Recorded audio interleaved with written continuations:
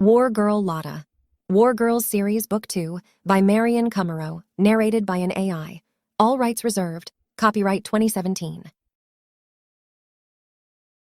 Chapter 1. Germany, September 1943. Lotte Clausen rushed down the stairs and into the kitchen only seconds after she woke up. Near the stove, Aunt Lydia and her 5 children stood in line, youngest to oldest like stair steps. Washed, combed, and adorable like never before. The moment Lotte flew inside, they opened their mouths in unison and sang happy birthday, their sweet little voices filling the room. Despite Lotte's disgruntlement about having to spend her birthday in some godforsaken village in Upper Bavaria, far away from her family in the capital, she was moved to tears. "Happy 17th birthday!" Aunt Lydia beamed and pressed Lotte against her belly, swollen with cousin number 6. Her children did the same, and Lotte could barely breathe from being hugged by so many warm bodies at the same time. "Open presents," Maria, the 2-year-old, demanded. "And blow out the candles on your cake," another cousin added. On a signal from Aunt Lydia, her cousins obediently stepped aside, and Lotte stared with awe at the cream gâteau, topped generously with whipped cream, fresh blackberries, and 2 lit candles in the shapes of a 1 and a 7. No doubt Lydia had made the candles herself. "Thank you so much."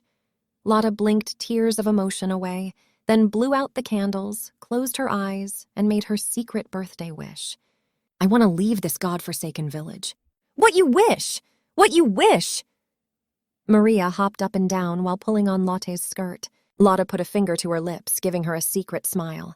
"You know I can't tell, or it won't come true." The children giggled as Lydia gestured toward the chair at the head of the table. "Aren't you going to sit down?" "Of course. Forgive me, Aunt. The cake looks wonderful." After taking her seat, she reached for her first present. It was from her mother, and as she opened it, she wished she could be with her family in Berlin. Before she could blink it away, a single tear rolled down her cheek as she remembered happier times before the war. Times when they'd all lived together. Mutter, Vater, her older siblings, Ursula, Anna, and Richard. Her father and her brother, who was 1 year older than Lotte, had both exchanged the family apartment for the trenches, and they hadn't heard from them in months. She added a second birthday wish to the first. "Please, let Vader and Richard come home safely." Carefully opening the adhesive tape with a knife Aunt Lydia handed her, Lotte unwrapped the box and smoothed the wrapping paper before handing it to her aunt. Forever frugal, Lydia would save it to be reused. A beautiful summer dress lay on the table. It was an off-white cotton adorned with bunches of bright red cherries with green leaves. The fitted bodice and capped sleeves looked so mature, Lotte couldn't wait to try it on. "It's a beautiful dress," Lydia said, stroking the fabric with her fingers while warning her children not to do the same. "Yes, it is. And look, the pleated skirt will make it swing. If only I had somewhere fun to wear it. Oh, it's going to look so pretty on me." "Open your other presents," her aunt said. Lotte nodded and reached for the package from her sisters, carefully unwrapping the paper. "Oh my goodness, look at them," she exclaimed, and held up a pair of brand-new plimsolls. They were light brown and sturdy with rubber soles.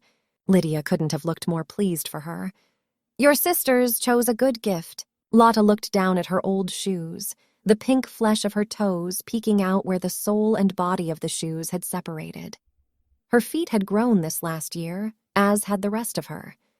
She pushed her worn shoes off and slid the new ones on, wiggling her toes inside as she laughed in delight. "They're perfect." Aunt Lydia smiled and handed her one more package. "This one is from me." Knowing the sacrifices her aunt had most likely made to gift this to her, she took the box reverently in her hands. "Thank you." Lotte opened the package and smiled at the bright yellow pinafore her aunt had sewn for her. "Oh, it's lovely," Lydia beamed. "I'm glad you like it. You can wear it while doing your chores so your new dress won't get dirty." Her cousins, ranging in age from 2 to 10, had grown tired of waiting and bounced in their chairs. "Open ours, Lotte, open our gifts." Lotte grinned and accepted the hand-painted pictures they held out to her. She oohed and awed over them until it was finally time for cake. Maria climbed into her lap, her thumb tucked into her mouth. "I liked your painting, Maria," Lotte said, giving the little girl a tight squeeze. Maria nodded, never removing the thumb from her mouth. Lotte laughed and then thanked each of the other children. "Your paintings are beautiful." Lydia handed her the first slice of cake, and Lotte took a bite, closing her eyes as the sweet treat melted in her mouth. "It's delicious." Soon everyone had their own piece of cake, and the only sound filling the kitchen was the chewing of 7 mouths. The children were excused from the table as soon as they'd finished, but Lotte hung back with her aunt. "Thank you for the pinafore and the cake. I haven't eaten anything so delicious in ages," Lydia sighed. "I was lucky. I managed to trade a chicken for honey. Our sugar rations weren't nearly enough for the cake." Since the farmhand had joined the Wehrmacht, and her husband had been drafted shortly thereafter, she ran the farm on her own, with nothing more than the help of her 10-year-old son and 2 of his friends. On top of that, she raised 5 children, carried another one, and had taken in her niece. At 30 years of age, Lydia had the calloused hands and the weathered face of an old woman. She wore her long, thick blonde hair braided into snails above her ears, making her look even more strict. "This war can't go on forever," Lotte said, putting on her new pinafore. While she loved the bright color and the consideration Lydia had put into the gift, she hated the way it reminded her that she had to stay with her aunt instead of her parents. She swirled around and glanced at her aunt. "It's about time someone chased those Nazis away." "Hush," her aunt scolded. "It's talk like that got you sent up here in the first place." Lotte made a face, but she held back what was in her mind. After a small pause, she asked, "Could I call my mother and sisters on the telephone, please?" "You'll have to wait until this evening, but since it's your birthday, you may." "Thank you." Even though she'd managed to keep her response calm and even, anger flooded Lotte's body. Instead of living in the exciting capital of Berlin, doing all kinds of exciting things, her mother had banished her to the country. For 2.5 years, she'd been stuck in the forlorn village of Kleindorf with a population of fewer than 100 souls, including the dogs. And whose fault was that? If it wasn't for those damned Nazis, I wouldn't have to beg for permission to make a telephone call. I would be living happily in Berlin with my family. Lotte trembled with the outburst of emotion, and tears of anger wetted her eyes. Lydia stopped clearing the table and glared at her. "Charlotte Alexandra Clausen, you keep quiet. One day your sharp tongue and rash behavior are going to get you into real trouble, and I don't want to be the one who has to tell your mother when that happens."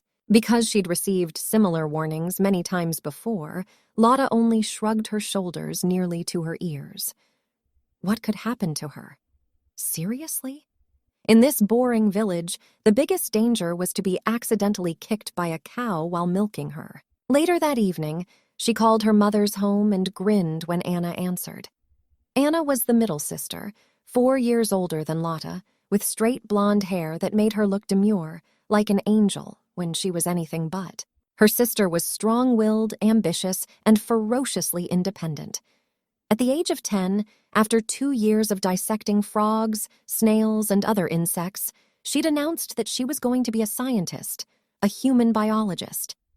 The choice had caused her parents much anxiety, since it was a totally inappropriate profession for a woman. After years of fighting against her parents' conservative mindset, as well as the Nazi ideal of the demure and obedient Hausfrau, Anna had relented and trained as a nurse. Lotte suspected this was just a temporary defeat. No doubt when the war was over, Anna would pursue her dream again. "Happy birthday, little sister," Anna congratulated, her voice sounding tinny over the line. "Thank you, and thank you so much for the plimsolls. They are amazing. They fit like a glove, smashing." A giggle pierced her ear. "Glad you like them. How's your life over there?" "Don't even ask." Lotte pouted into the phone, then she lowered her voice. "I can't talk right now, but if nothing happens soon, I might die of boredom." Anna laughed. "Come on, it can't be that bad. And you wouldn't want to be in Berlin right now with air raids every other night." "You have no idea." Lotte sighed into the phone and glanced at her feet. At least now she had nicely fitting plimsolls without holes, a definite plus for the next race against her cousins. "Do you want to talk to Ursula and Mutter?" Anna asked. She wanted to talk for hours with her sister, but knew her time was already growing short. "Yes, please." Happy birthday, Lotte. The oldest at 22, Ursula was blessed with the same blonde hair as the rest of the family, apart from Lotte. Lotte was a fiery redhead with golden strands from the sun. At least Ursula shared her curls. But while Lotte's mane was untamable on the best days and an outright mess on bad days, Ursula somehow managed to comb her hair into elegant waves. Thank you. It's so good to hear your voice. How's my baby sister? Ursula asked. Usually Lotte hated to be called baby, but today she missed her sisters so much she didn't rise to the bait. Considering the circumstances, I'm fine, Lotte answered in a grave voice. The circumstances are utter boredom, I suppose. Ursula chuckled into the phone, and Lotte couldn't help but laugh with her. Come on, sweetie, let me get mutter for you. Lotte waited, and a moment later her mother's voice came across the line. Charlotte, darling! Happy birthday, my sweet girl. The words were like a warm cloak wrapping itself around her shoulders. Thank you, Mutter. The dress is so beautiful. I hope it fits you. It fits perfectly. Lotte was wearing the new dress and moved her hips to make the skirt swing, although her mother couldn't see it. And I love the way it swings around my knees. It's smashing. It was her new favorite word. Smashing? Lotte saw the way her mother raised her eyebrow at her choice of words. Are you behaving and not giving Lydia grief? Of course, Mutter, but please, when can I return home? 2.5 years in the countryside felt like a lifetime, and Lotte had more dreams for her life than milking cows or harvesting crops. Oh, sweetheart, we've been over this so many times. You're too outspoken and headstrong. One negative comment about the current regime heard by the wrong person, and you could endanger not only yourself, but the entire family. I hate it here, Lotte whispered. Aunt Lydia was kind, and Lotte loved her cousins, but it wasn't the same as being with her own family. I wish you could be here too, but for now, Aunt Lydia's is the safest place for you. Fine, but only until the war is over, right? Lotte wondered what would happen if Hitler won the war. Would she have to live in this forlorn place for the rest of her days? God, no. Something had to give. We'll see. Can you please let me talk to Lydia for a moment? Of course. Feeling forlorn, Lotte called her aunt. Lydia was her mother's youngest sister, and more than a decade ago, she'd married the son of a farmer and moved with him to Kleindorf. Lotte handed her aunt the receiver and left the room. With watery eyes, she changed into the pinafore and went to the stable to milk the cows. The chores didn't care that it was her birthday.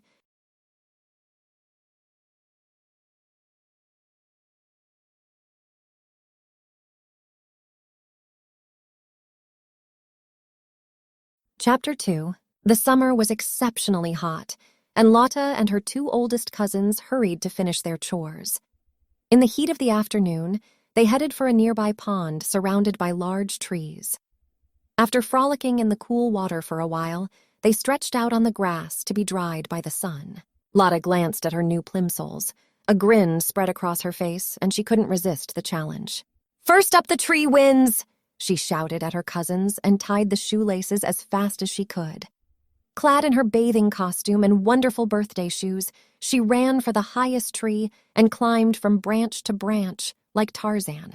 I beat you, Lotte announced in a sing-song voice as soon as she reached the top with a hammering heart. Jorg, her eldest cousin, shot her a dirty look. That's because you got those smashing new plimsolls. Otherwise... Excuses, nothing but excuses, Lotte teased and cheered for herself. I always win. I'm the fastest and best climber around. They climbed back to the ground and cooled their scratched hands and knees in the pond. Much too soon, the church bell chimed 6 times. We better go back, or we'll be in trouble with Mom, Jorg said. Despite his 10.5 years, he shouldered most of the heavy labor on the farm and oftentimes acted as if he were the man of the house. Yes, ignoring our chores won't give us bonus points. Lotte slipped into her pinafore, and they raced each other back to the farm. She grabbed the milk pail and the wooden stool as she entered the large structure, the cows already forming a queue. What's your name again? Was it Marybelle or Bess? She addressed the first cow in line, but the cow didn't seem to have an opinion one way or the other. Not even a moo indicated her preference. Lotte filled the pail and then poured the milk into the strainer near the barn door to cool and separate. The next day, she'd ladle the cream, and Aunt Lydia would churn it into butter. Since Uncle Peter and the farmhand had both been drafted years ago, no grown-up men resided on the farm, and all the children, except for the two youngest, had to chip in with the chores. Lotte's daily task was to take care of the animals, milking the cows, collecting the eggs from the hen house, feeding the hens and the sows. Sandra tended the vegetable and herbs garden while Jorg was in charge of the tractor, sowing, plowing, mowing, and whatever else needed to be done. Helmut cared for the vast orchard meadow. At least one thing is better in Kleindorf than in the capital, Lotte thought, as she licked the cream from her lips after taking a big sip of fresh, warm milk. In the few weeks she'd visited her family in January, she'd experienced firsthand how much better and more abundant the food was on Lydia's farm than what could be obtained with the ration cards in Berlin. Returning to her milking duties, she moved the stool and began to milk the next cow. She was so absorbed in her work that she hadn't seen anyone approach and jumped, almost knocking over the pail, when she suddenly heard footsteps. "Lotte?" a low voice asked. Lotte looked around but couldn't see anyone, her heart hammering hard against her ribs. "Yes, who are you? And where?" "It's me, Rachel." A skinny girl Lotte's age with dark brown hair and brown eyes appeared. "You gave me a fright." Lotte smiled at her neighbor, but her smile fell moments later when she noticed the terror in the girl's eyes and the dried tears on her cheeks. "Rachel, what's wrong? What's happened?" Rachel sank down onto the straw floor and sobbed. "They arrested my parents today, and Herr Keller has taken over our farm." Herr Keller was not only the mayor of the district town, Mindelheim, but also the chief of police and party leader. "What? Why would they arrest your parents?" Lotte blurted out. "They've done nothing wrong." Of course, she knew that anyone could be arrested for anything in the big cities, but here in Kleindorf, this had never happened before. People here minded their own business, worked on their farms, and stayed out of politics. Most of the time, anyway. Rachel's parents were Aunt Lydia's closest neighbors, their farm only about half a mile down the road. But since Rachel and her 3 younger siblings had been expelled from school for being Jewish, Lydia had warned her own children and Lotte to keep their distance. Rachel quietly sobbed on the ground, not offering any answer. And there really was no answer needed. Jews didn't have to do anything wrong. They were wrong simply by birth. Someone needs to tell that awful man to mind his own business. What gives him the right to go around stealing people's homes? Lotte railed against Herr Keller. The sobbing intensified, and Lotte switched her focus to the more immediate concern. "Do you know where they took your parents?" It took a few moments until Rachel was able to speak, but even then, her voice was strained with raw emotion. "I followed them at a safe distance and saw them pushed onto one of those big train wagons. You know the ones they use for cattle?" Lotte nodded, not speaking aloud what they both knew. People who got on the cattle cars were never seen or heard from again. Nobody knew where they took them, but it certainly wasn't a nice place. "Where are your brothers and sister? Did they take them too?" Lotte hugged the desperate girl, who might have been her classmate friend even in other times. Rachel shook her head. "We were just returning from collecting berries and mushrooms in the woods.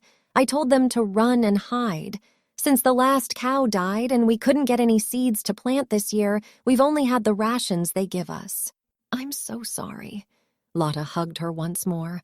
She knew that Jews received reduced rations and were always served last. "Lotte, we need a place to hide," Rachel said, wiping her face with the backs of her hands. "I'll ask Aunt Lydia."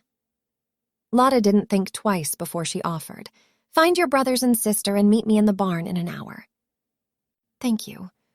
The relief in Rachel's big brown eyes was overwhelming. Lotte dashed to the house as fast as her feet would carry her. Aunt Lydia, where are you?" "In the kitchen," her aunt shouted back. "What's all the fuss?" Lotte stumbled inside, breathless from running too fast. "Rachel and her brothers and sister, they need a place to stay. Can they live here, please?" Lydia's lips thinned with every word Lotte spoke, her eyes growing wide in pure terror. "No. What are you thinking? It wasn't the answer Lotte expected, and she looked at her loving aunt like she was a stranger. But her parents have been arrested, and this awful Herr Keller has taken over their farm. He thinks just because they're Jewish he can steal their home, Lotte puffed out. When she'd finally told the entire story, her aunt shook her head with a stern expression on her face. We can't take them. They are fugitives from the law. They need to turn themselves in. But, Lydia put up a warning finger. No buts. Even if I wanted to offer them shelter, I couldn't. I have to think about my children, about you. What would happen if someone found them? She raised an eyebrow, searching for an answer. Lotte's stomach churned. I don't know. Well, let me tell you. I would be arrested for obstructing justice. Some party member would come and take over my farm, while you, Helmut, and Jorg would serve the new owners as farmhands, and the 3 little ones would be sent to an orphanage. There's more at stake than just Rachel and her siblings. As much as I regret this, blood is thicker than water, and I have to do what's best for my family. Lotte returned with a hanging head to the barn to give Rachel the bad news. But when she looked into 4 pairs of hopeful eyes, she couldn't. You can stay in the barn, but nobody can know you're here, not even my aunt. Rachel's face was strained with uncertainty. But Lotte... No buts. You'll stay here until we find another place for you. For the time being, you're safe here. Nobody comes in here but me. Rachel's fingers twisted, her anxiety clear in her every movement. Are you sure? Maybe we should turn ourselves in? It might not be so bad where they're taking us. Goosebumps rose on Lotte's arms as she remembered the stories she had heard. She gave her friend a very serious look. I wouldn't want to find out.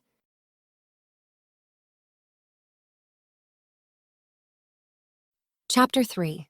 The next morning, Lotte got up before everyone else and slipped into the pantry, where she took a few crusts of bread, some cheese, and a chunk of sausage. Hiding everything in her pinafore, she passed by the vegetable garden, picking a few things here and there, adding them to the other provisions. Then she slipped into the barn. Nobody showed up. They're probably still asleep, poor little things. As much as she wanted to wait and talk to Rachel and the other 3 children, she had to continue her normal routine. Any change would only alert Aunt Lydia that something was amiss. She fetched her milking stool and left the offerings where she was sure Rachel would see them, including a note that she would see her at nightfall. As soon as she finished her morning chores, Lotte changed into her new dress and asked her aunt if she could visit a friend in Mindelheim. Since it was a Saturday and the corn and silage harvest hadn't begun yet, her aunt agreed, under the condition that Lotte would be back in time for the evening chores. Lotte hopped on her bicycle and fiercely pedaled the 6 miles into town. On the last mile, the road rose steeply, and by the time she reached the market square, her cheeks were burning with heat and sweat had dampened her dress. Breathing heavily, she came to a stop in front of Irmhild's house. Irmhild must have seen her coming because she dashed out of the front door even before Lotte had parked her bicycle. Her long, light brown braids framed her face on either side. Lotte, I had hoped you'd come by. Happy belated birthday. She gave her friend a hug and grimaced. You're all sweaty. I don't understand why you can't push your bicycle up the hill like everyone else. Because it's faster and more fun to pedal. Lotte wiped her forehead with the back of her hand. The look on Irmhild's face was evidence of her opinion about the fun part. Speaking of fun, want to get some ice cream and go down by the river? My treat for your birthday. Ice cream? Lotte giggled and linked arms with her friend. Who would say no to such an offer? Certainly not me. Irmhild had been in Lotte's class until she left school earlier this year to start working at the town hall. Since Mindelheim was the district town, it handled everything from birth certificates and identification papers to ration cards, weddings, taxes, and state pensions. Even property titles and death certificates passed through its doors. 5 minutes later, the friends arrived at the market square.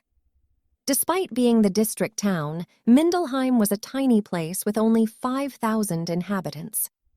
Irmhild bought 2 cones of ice cream for them, and they ate the rare treat while crossing the cobblestone square with the big fountain in the center. Passing the town hall, the grocery shop, the hardware store, and the church, they reached the dirt path down to the river. When they arrived, They both shucked their shoes and socks and sat on the riverbank, dangling their feet in the cool water. "Do you know when school starts this autumn?" Lotte asked. "No." Irmhild shook her head, making her braids swing like bell ropes. "Herr Keller, the mayor, said maybe it never will. Most of the boys have been drafted during the summer break, and there's no need for higher education for the girls." Lotte sighed.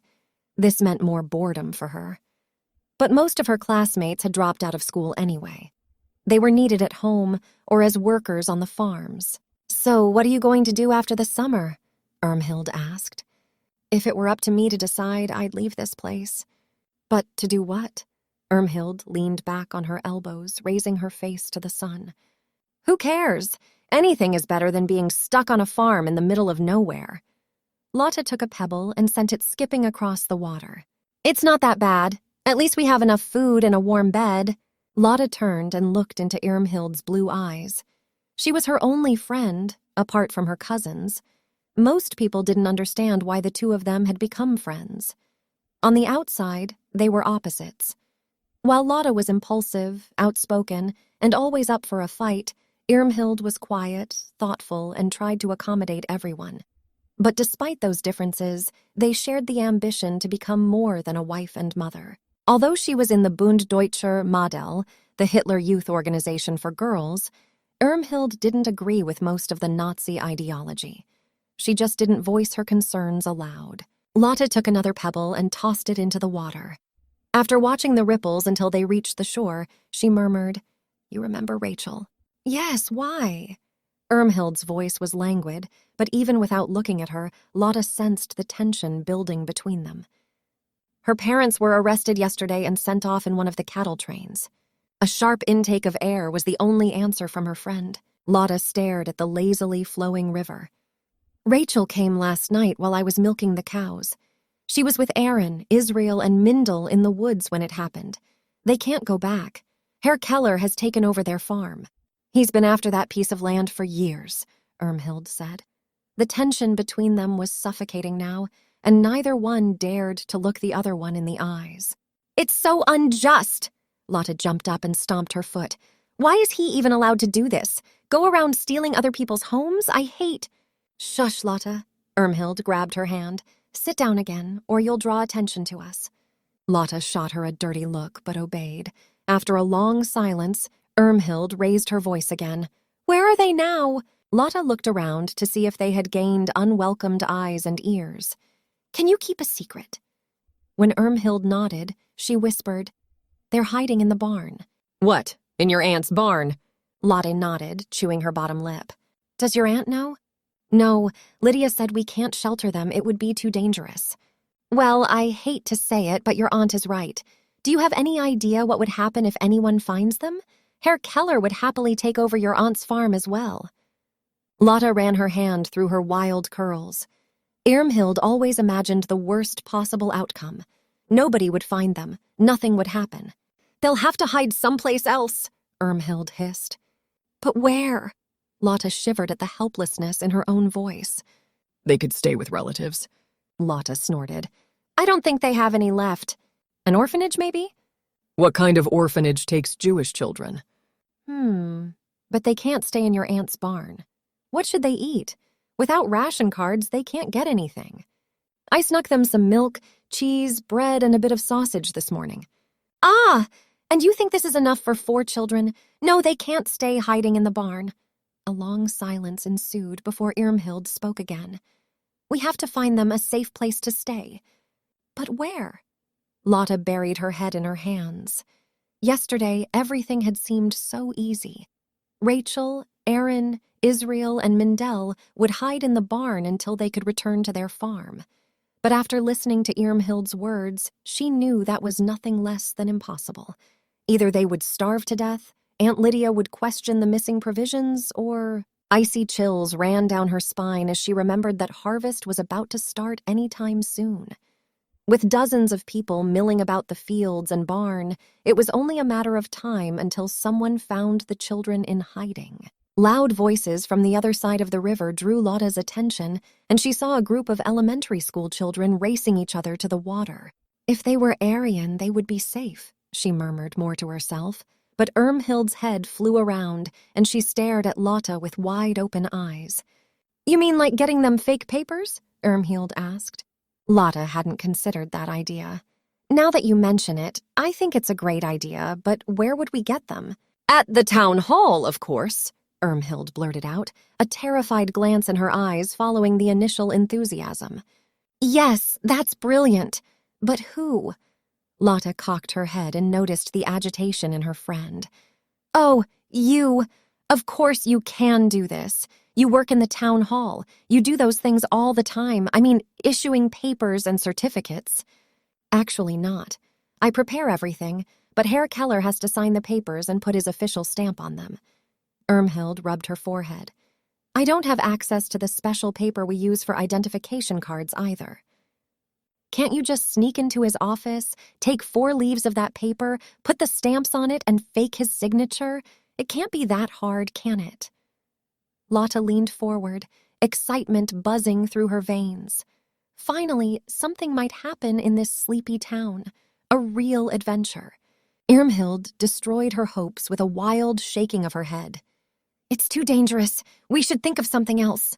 But after tossing ideas at each other for several more minutes, Lotte said, There's no way around it. You have to make new Aryan papers for them. It's their only chance. But if Herr Keller ever notices, goosebumps sprang up on Irmhild's arms and she didn't finish her sentence. He won't. Not if you're careful. And it's for a good cause. Don't you want Rachel and the others to be safe? Endless minutes passed by as Irmhild thought it all over. Just when Lotte feared she would go crazy with anticipation, her friend sighed. All right, I'll do it, but you can't ever tell anyone. And you have to give them the papers. I can't be seen anywhere near Kleindorf. Now we're real spies. Isn't that exciting? Lotte asked, giddy with enthusiasm. What is exciting? A deep voice asked.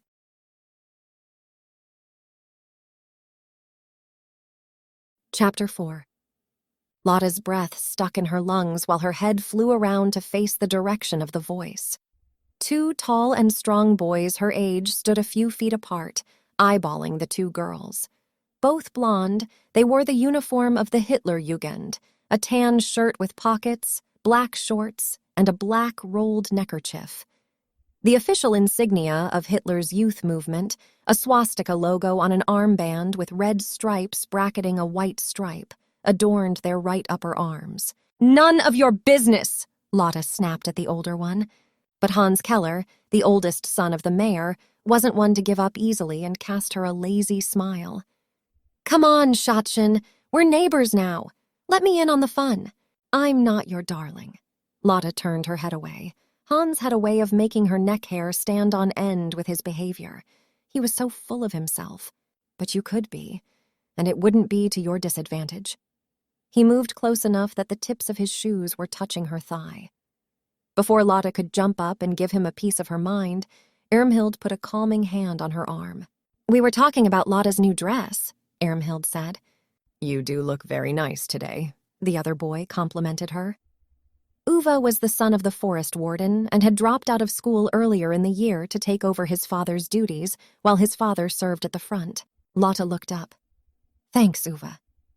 During the last 6 months, Uwe had grown from a boy into a man. While he was a few inches shorter than Hans, his shoulders had broadened and the muscles on his upper arms stretched the uniform shirt. No doubt those muscles were a tribute to the hard work of felling trees and chopping wood. For some reason, looking at Uwe made her feel lightheaded, and she quickly glanced to the side, where Hans stood and leered at her. She noticed the metal pin on Hans's shirt pocket. So he moved up in the ranks. I'll bet being the son of the chief of police and mayor helped in becoming the leader of the local Hitlerjugend. What if we give Lotte and her new dress an opportunity to be admired? Hans asked, a cocky eyebrow raised. There's a dance tonight in Kaufbeuren and we could all go there. No, I can't. Lotte fisted her hand in her skirt. As much as she would love to attend a dance event, the idea of going with Hans caused the bile to rise in her throat. Irmhild came to her aid. I'm sorry, but my mother would never allow it either. Hans gave an exaggerated sigh and flopped on the ground beside Lotte. So we could go down to the pond for a swim? Do you not understand the word no? Irmhild and I want to be left alone, Lotte said, sitting as upright as she could. Uwe gave a dry chuckle and Hans's smile fell. There's no need to be rude. I wasn't trying to be rude, but we were having a conversation and you interrupted it. Lotte swallowed. Inside, she wasn't half as confident as her words conveyed. It's your loss, Schatchen. One day you'll accept that you and I are destined for each other. Hans adopted a charming smile and blew her a kiss. Lotte instinctively hunched her shoulders. Watch me and wait! Hans watched her for another moment and then jumped to his feet again. If that's what you want. Next time, then. Let's go, Uwe. See you around, Uwe said, and the two of them sauntered off. You shouldn't be so rude to Hans. It's not wise to have him and his father as enemies, Irmhild said once the boys were out of earshot. He gives me the creeps. Lotte threw back her red mane. I want to attract men like you do, Irmhild said, curling her mousy braid around her finger. Me? Except for Hans, no boy has ever showed any interest in me, and I can well do without him. Come on, Irmhild rolled her eyes. Don't tell me you didn't notice that Uwe fancies you. I didn't. The heat rising to her cheeks and the strange fluttering in her stomach told Lotte a different story. She and Uwe had been classmates before he dropped out of school, but today he had looked like an adult, nothing like the boy she knew. I tell you, it's true, and judging by the way you're blushing, you like him too. Irmhild broke out into giggles, teasing her friend. All right, Uwe's cute, but he's friends with Hans and he's part of the Hitler Jugend. They don't really have much of a choice. Every boy has to join up. Look at me, I'm part of the Bund Deutscher Mädel, and yet we two are still... Irmhild lowered her voice to a conspiratorial whisper, doing these things.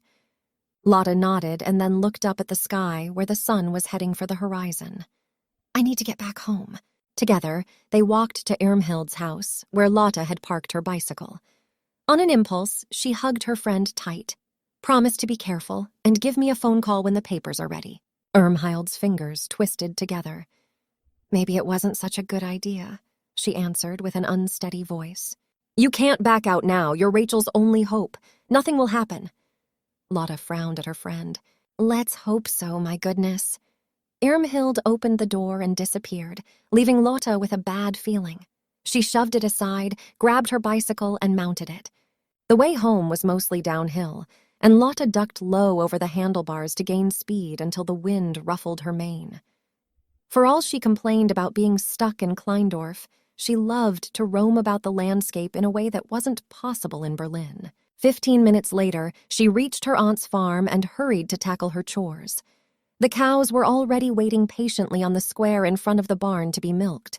Lotte set aside some of the milk, several eggs, and vegetables before she slipped inside the barn to search for the 4 children. She found them in the loft of the barn. Rachel still had puffy eyes, and the other children's faces were smeared with dirty tears.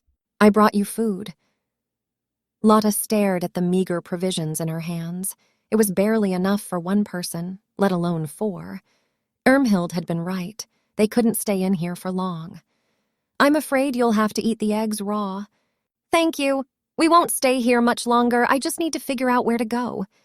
Rachel took the food and carefully set it down on a straw bale. Lotte seized Rachel's arm and pulled her out of earshot of the other children. You remember Irmhild? She's working at the town hall and is making new papers for all of you. Rachel's eyes all but popped out of her face. Goodness, no, she can't do that. It is a crime, and if anyone finds out... We thought about it, and it's the only way to keep you safe, Lotte insisted. Lotte, no, you have to stop her. What you're planning is much too dangerous, Rachel whispered with horror in her voice. Don't worry, Irmhild will be very careful. We won't get caught. Lotte grinned. It felt good to be a heroine. Rachel shook her head. I can't accept both of you risking your lives for us. No, please call her tonight and tell her to stop. The risk is too great. Pa, what can happen to us? It'll work just fine, you wait and see. But as Lotte walked to the main house, a bad feeling settled in her stomach. Her mother and her sisters had warned her once and again that every tiny act of opposition to the Nazi Party could get her imprisoned, or worse. She shrugged and skipped to her room. Adults are always afraid of one thing or the other.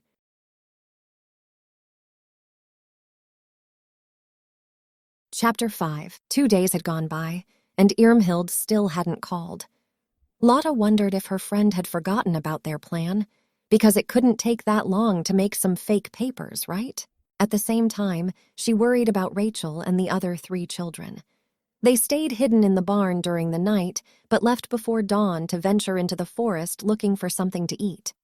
Mushrooms, blackberries, wild garlic, hazelnuts, whatever edible things they could find to supplement the few provisions Lotte could sneak them. By the afternoon, Lotte was dying from the uncertainty of not knowing what was happening. She picked up the telephone in the living room and called Irmhild. "Town hall," her friend's voice came across the line. "Irmhild, it's me." "Lotte, you shouldn't be calling me at work." Her voice turned into a hiss. Lotte shuffled her feet. "I know, and I'm sorry, but I was getting worried." "Hold on a second," Irmhild said, her muffled voice indicating she was talking to someone else. After several minutes, she heard the sound of a door closing, and Irmhild's voice came back on the line. "It's more complicated than we thought. What we need is locked up, and I have to wait until someone comes in needing those same papers and the seal." "I take it by your voice that hasn't happened yet?" Lotte asked. "No, I wish I could tell you different. I'll let you know as soon as I can. I have to go now." Irmhild hung up the phone, and Lotte did the same, closing her eyes in dismay. This undertaking had turned out to be a lot more worrisome than she'd imagined. She walked into the kitchen and poured herself a glass of water from the tap. Aunt Lydia waddled into the house, puffing air. "I wish this baby would come already. I'm moving like a beached whale." Lotte bit her lip to suppress a giggle and then eyed her aunt's belly suspiciously.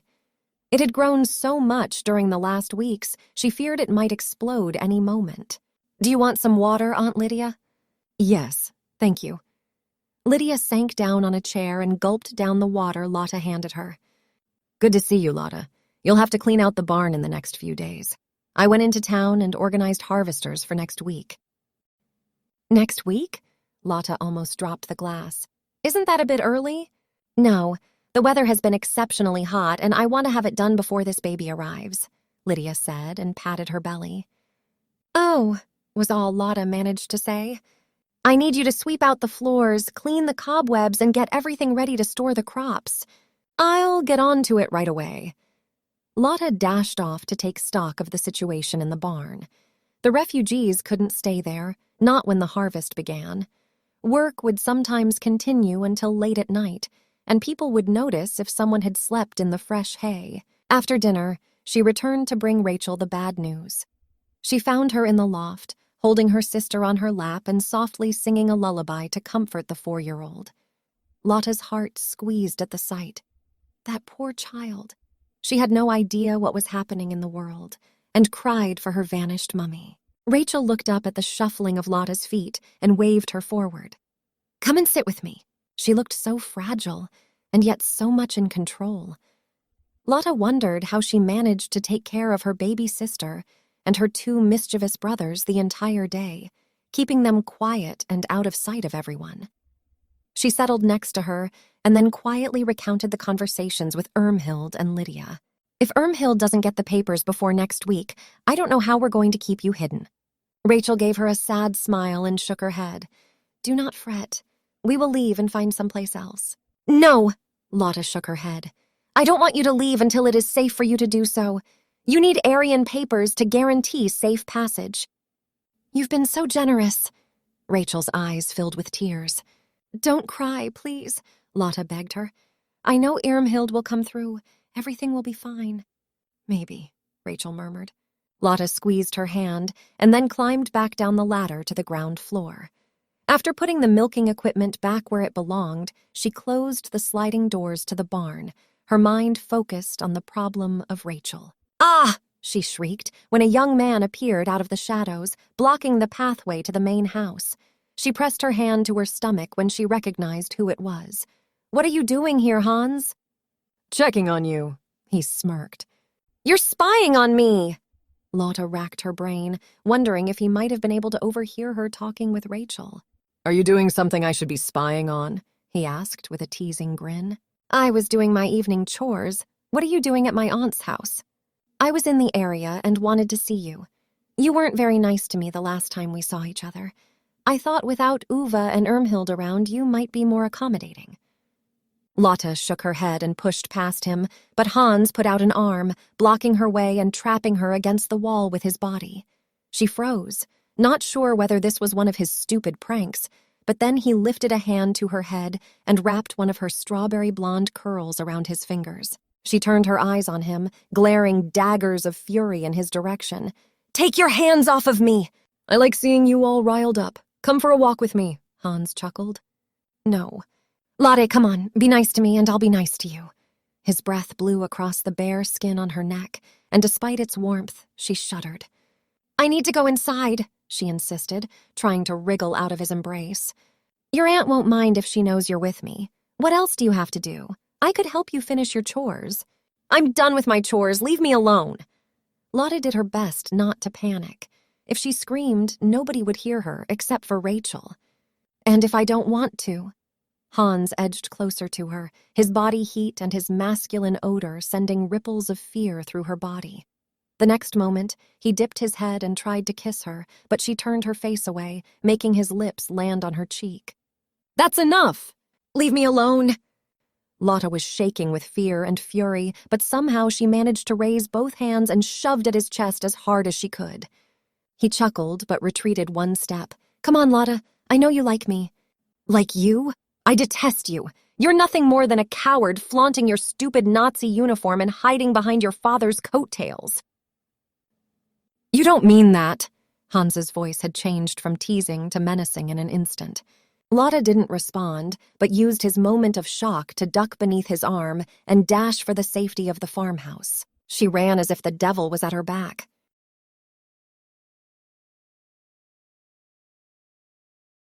Chapter 6. 3 days later, Lotte parked her bicycle at the back of the town hall, which was already closed to the public, and rapped her knuckles on the door 3 times. Irmhild had called in the morning to tell her that she'd finally been able to steal the proper forms and had already sealed them. The door opened a crack, and Lotte slid inside, her heart hammering with excitement. She'd barely been able to wait for this moment. Inside, it was eerily quiet, as the few employees had left for the day. Irmhild motioned to follow her to the basement. Why are we going downstairs? Lotte asked, her footsteps clicking on the stone floor.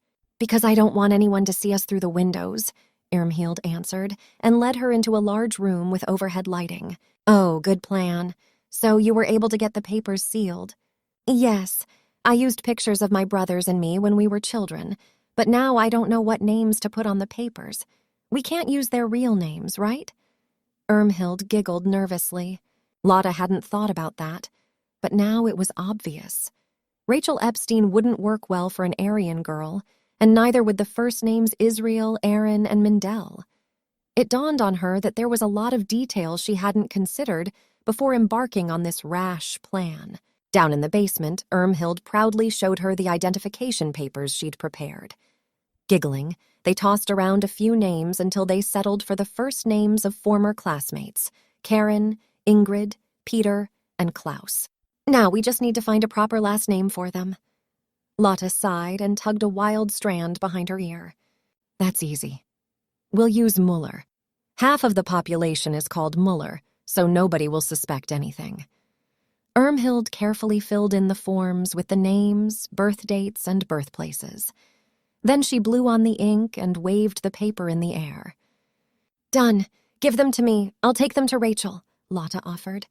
No, wait. Irmhild held the papers out of Lotte's reach. The most important thing is still missing. What? The new identifications looked surprisingly like the one Lotte carried in her bag. The mayor's signature. We have to forge it. Lotte's jaw dropped. You can do that, right? No, but maybe if we practice, one of us can fake it. Irmhild produced a paper with Herr Keller's signature. Lotte took a pen and blank paper and looked at the mayor's signature for a moment. Herr Keller was not only the mayor, but also the chief of police, party leader, and Hans's father. Ugh! A queasy feeling settled in her stomach as she remembered her encounter with Hans the other night. Her first attempt at forging the signature was a dismal failure. as was Irmhild's. This is not going well. Lotte looked at the signature again and tried for a heavier hand. After a dozen or more tries, she finally got the hang of it, and she held up the real signature and her fake one for Irmhild's inspection. What do you think? That's it! You did it! Irmhild clapped her hands with excitement. Fine. Let's get these identifications signed. I need to get back to the farm before my aunt starts looking for me. When she was done, she admired her forgery work and grinned. We're pretty good at this secret stuff. Even Irmhild seemed to have stopped worrying for a moment. She smiled. You're right. That's some fine work we've done here, and for a good cause. If my sisters could see this, I'll bet they would finally take me seriously. Lotte already dreamed of fame and fortune, but Irmhild grabbed her shoulder. Lotte, you can't tell anyone about this. No one, ever. Lotte waved her concern off. I know, but imagine after the war is over. We'll be celebrated as heroines, everyone will admire us. We'll get invited to all the best parties. Her imagination was working overtime, and she got up, tossed back her wild curls, and adopted a pin-up girl pose. Can't you just see the posters? Lotte Clausen and Irmhild Steinmetz, female heroes of the war. Irmhild giggled at her silliness and joined in, adopting a similar pose and blowing a kiss to her adoring fans. I'll bet all of the boys coming back from the war would want to date us. We could go to exciting places, and everyone would want our autographs, just like film stars. Lotte spun around in a circle, giggling in delight. Then she grabbed Irmhild's hands, and the two of them danced around the room. This was fun. Irmhild nodded, and after several more minutes of pure silliness, the two girls picked up their mess and prepared to exit the building.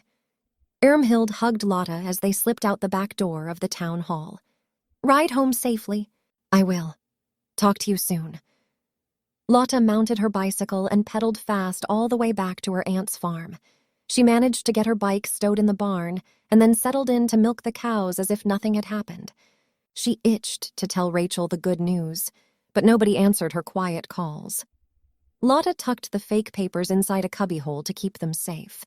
Then she sauntered to the main house, smiling from ear to ear with the thrilling images of herself and Irmhild being celebrated as war heroes still fresh in her mind.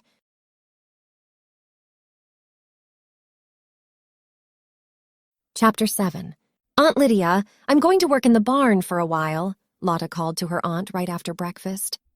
It wasn't normal for her to spend so much time in the barn, but with the harvest only days away, she knew no one would question her. Fine, I'm heading into town and taking your cousins with me. We'll be back this afternoon. See you later. Lotte took off for the barn, hoping the Epstein children hadn't left yet. She opened the door, pulled it shut behind her, and then smiled when she heard the sounds of Rachel's quiet voice coming from the loft. Lotte retrieved the papers from their hiding spot and climbed the ladder. Guess what I have? She waved the papers in front of the children. Rachel looked at her hand. Papers? Yes, 4 brand new identification papers for the Muller children. Lotte handed over the precious things, beaming with pride. Thank you so much. Lotte, you don't know how much this means to us. Rachel's eyes filled with tears, but she rubbed them away and then hugged Lotte. One after another, Israel, Aaron, and Mindel came forward and did the same. Mindel was only 4 and didn't understand, but the faces of the 7- and 10-year-old boys showed that they knew way too much about the cruelties going on in this world. You're safe now. Lotte beamed at them and prepared to leave, but the scared look in Rachel's eyes held her back. What's wrong? Nothing. It's just, where should we go now? We can't return to my parents' farm with the Keller family living there, and around here everyone knows us. Even with these fake papers, we won't be safe. I hadn't thought about that. Lotte ran a hand through her long hair. Again, her disappointment with herself grew. Maybe Mutter and Aunt Lydia were right, and she needed to think first instead of acting rashly. I'll ask Irmhild. We'll think of something. Don't worry, everything will work out just fine. But Lotte was much less confident than she pretended. What if things didn't work out? Would the possession of fake papers make everything worse for the Epstein children? Had she done them a disservice? As much as she ached to rush into Mindelheim to talk with Irmhild, she couldn't leave the farm alone while Aunt Lydia was gone. And she couldn't call Irmhild at work either. No, this would have to wait until tomorrow morning. When Aunt Lydia finally returned from town, it was already time for dinner. This late in the summer, the sun settled too early to pedal into town and back with daylight. Since Lotte knew that her aunt didn't approve of Lotte riding her bicycle after nightfall, she decided not to ask and to visit Irmhild first thing in the morning. Everyone settled around the kitchen table to eat cooked potatoes with butter and generous portions of home-baked bread. Aunt Lydia poured a glass of milk for each one of them before sitting down, a frown causing deep wrinkles in her forehead. The cows haven't been producing as much milk lately. Lotte, did you notice anything out of order? Lotte almost dropped the potato she'd just spiked with her fork. Excuse me, Aunt Lydia. The frown grew even deeper. When I went into town this morning, the leader of the Farmers Association insinuated I was selling produce on the black market because I sold them considerably less milk and eggs last week than usual. Lotte swallowed hard. All farmers were obligatory members of the Reichsnarstand, the Ministry of Agriculture. In towns like Mindelheim, the leader of the Kreisbauernschaft, the regional organization of the Reichsnarstand, was almost as powerful as the party leader. Now that you mention it, it has been so hot, and the grass on the meadows is getting brown and sparse.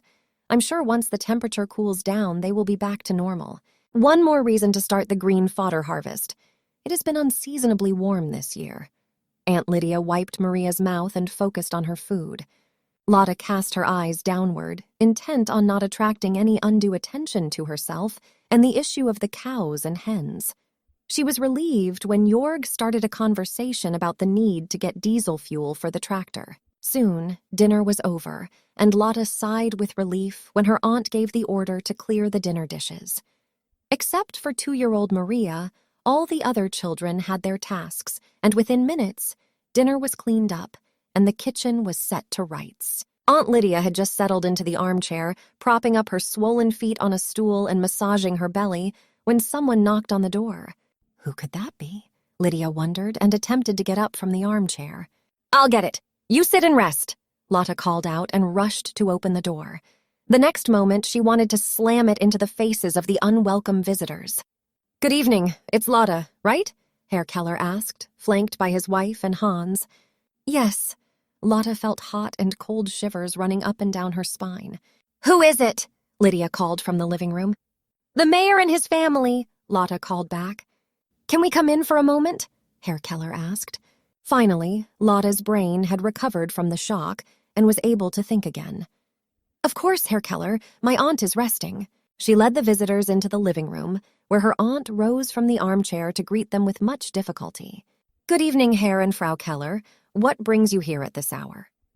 Lydia beamed at them, and Lotte couldn't tell if the expression was genuine or fake. A social call, Frau Schubert. We are your new neighbors and thought we would stop in to say hello. Herr Keller removed his hat and looked around the room. Please forgive me for not having visited with you earlier, but with preparing for the harvest next week and this baby due in less than a month. Lydia pointed to her belly. I've been too tied up here. No need to worry. Herr Keller smiled and took long, determined steps from one end of the living room to the other. As if he's measuring the length, Lotte thought. We do understand the important role our farmers have in nourishing our people. People like you are the pillars of the Reich. In fact, my family and I have big plans for the farm we now own.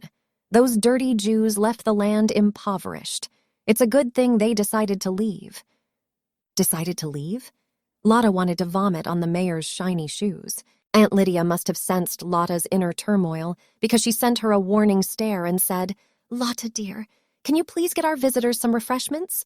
Of course, Aunt Lydia. Lotte bit her lip at all the other things she wanted to say. Her aunt was not a person to be trifled with. Herr Keller sat down on the sofa, legs spread apart as if he owned the place, while his wife crouched beside him. Lotte overheard him and Lydia exchanging courtesies. Frau Keller was the proverbial Nazi wife, quiet and speaking only when spoken to. When Lotte entered the living room again, a tray with 3 glasses of cold lemon balm tea in her hands, Herr Keller had changed the topic to Hitler's recent successes and the imminent victorious end to the war. The capitulation of Italy was a shock, but considering how unreliable as allies they were in the first place, it's actually a blessing in disguise. The glorious Wehrmacht will forge forward until our blessed Führer's Reich is bigger than that of Alexander the Great. Aunt Lydia smiled and nodded but didn't add anything to the rant. Herr Keller continued, "From North Sea to the Mediterranean, from the Atlantic Ocean to the Pacific Ocean, it will be one grand German Reich. Heil Hitler!" Herr Keller jumped to his feet, his hand stretching forward in the obligatory Hitlergruß. Everyone else in the room followed suit, and only Lotte skipped it because she had both hands full with the tray. The picture was ridiculous. Herr Keller, his wife, and son stood facing Lotte with their immaculate posture. In comparison, her aunt and cousins looked like peasants scattered on a chessboard, half-heartedly raising their right arms into the air. Lotte focused on handing out the refreshments, or she would have laughed out loud. She couldn't stay here and listen to this another second. "Aunt Lydia, may I be excused? I forgot I still need to water the garden." "Of course, Lotte." Lydia turned back to the mayor and his wife. "It's been such a blessing to have my niece with me. She helps with the chores and the little ones. I wouldn't have to help if people like you hadn't sent all the grown men to war. I wouldn't even have to be here. I would be back home with my family." Lotte stuck out her tongue while she slipped out the door and headed for the garden and the well. The sound of the door opening and shutting again made her turn around, and her heart sank. "Go back inside, Hans," she said, and hurried to the small shed, retrieving the watering can. But when she turned to leave, she found the doorway blocked by his large frame. She sighed. "I need to get the garden watered, and you're in my way." Hans grinned. "Give me a kiss, and I'll let you pass." Lotte hid her revulsion at the suggestion and picked up a shovel. "Let me pass, or I'll hit you with this." "Oh, yeah?" He laughed, pulling the shovel from her hands. Now what are you going to do? Anger mixed with fear, and Lotte's eyes darted between Hans's strong body and the door. There was no way she could slip through. Goosebumps rose on her arms when she realized she was trapped. Hans was still smiling when he moved forward, but nevertheless, he scared the hell out of her. With only a few feet between her back and the wall, she didn't have many options either. "Hans, move out of the way." "I don't think I will." He put his hands on her shoulders, and she stiffened, helpless to prevent being pulled against him. Don't play difficult to get. He breathed into her ear. "You've been teasing me the entire school year." Lotte shook her head in confusion. Despite attending the same class, she hadn't exchanged more than a few words with him in 2 years. That's better. Hans lowered his head and kissed her. Lotte was too surprised to turn her face away in time, and his hands captured her head like a vice. She pressed her lips together and pushed her hands against his chest, but several long moments passed before he moved back. Now, that was nice, wasn't it? He said, licking his lips. Lotte's vision filled with red, and she slapped him across the face as hard as she could. He looked shocked and rubbed his cheek before spitting on the ground. You're going to regret that. "Oh, yes. What are you going to do? I promise I'll slap you even harder if you lay hands on me ever again." Hans dropped his hands and lowered his voice. "I won't have to do anything. My father is the mayor and the chief of police. He could take your aunt's farm away from her if he wanted to. One word from me is all it would take." Even as he finished his threat, he took another step towards her, and Lotte's entire being filled with horror. But Hans didn't try to touch her again. "Think about your aunt next time you plan to deny me what I want." The threat in his voice lingered long after he had left the shed and returned to the house. As soon as Hans was out of sight, Lotte crumpled to the ground, wrapping her arms around her middle.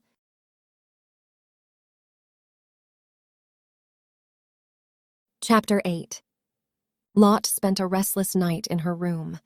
Hans had given her quite a fright when he stole a kiss from her, but that was nothing compared to the terror seeping into her bones when she thought of his father and what he was capable of. Would Herr Keller really take Aunt Lydia's farm away?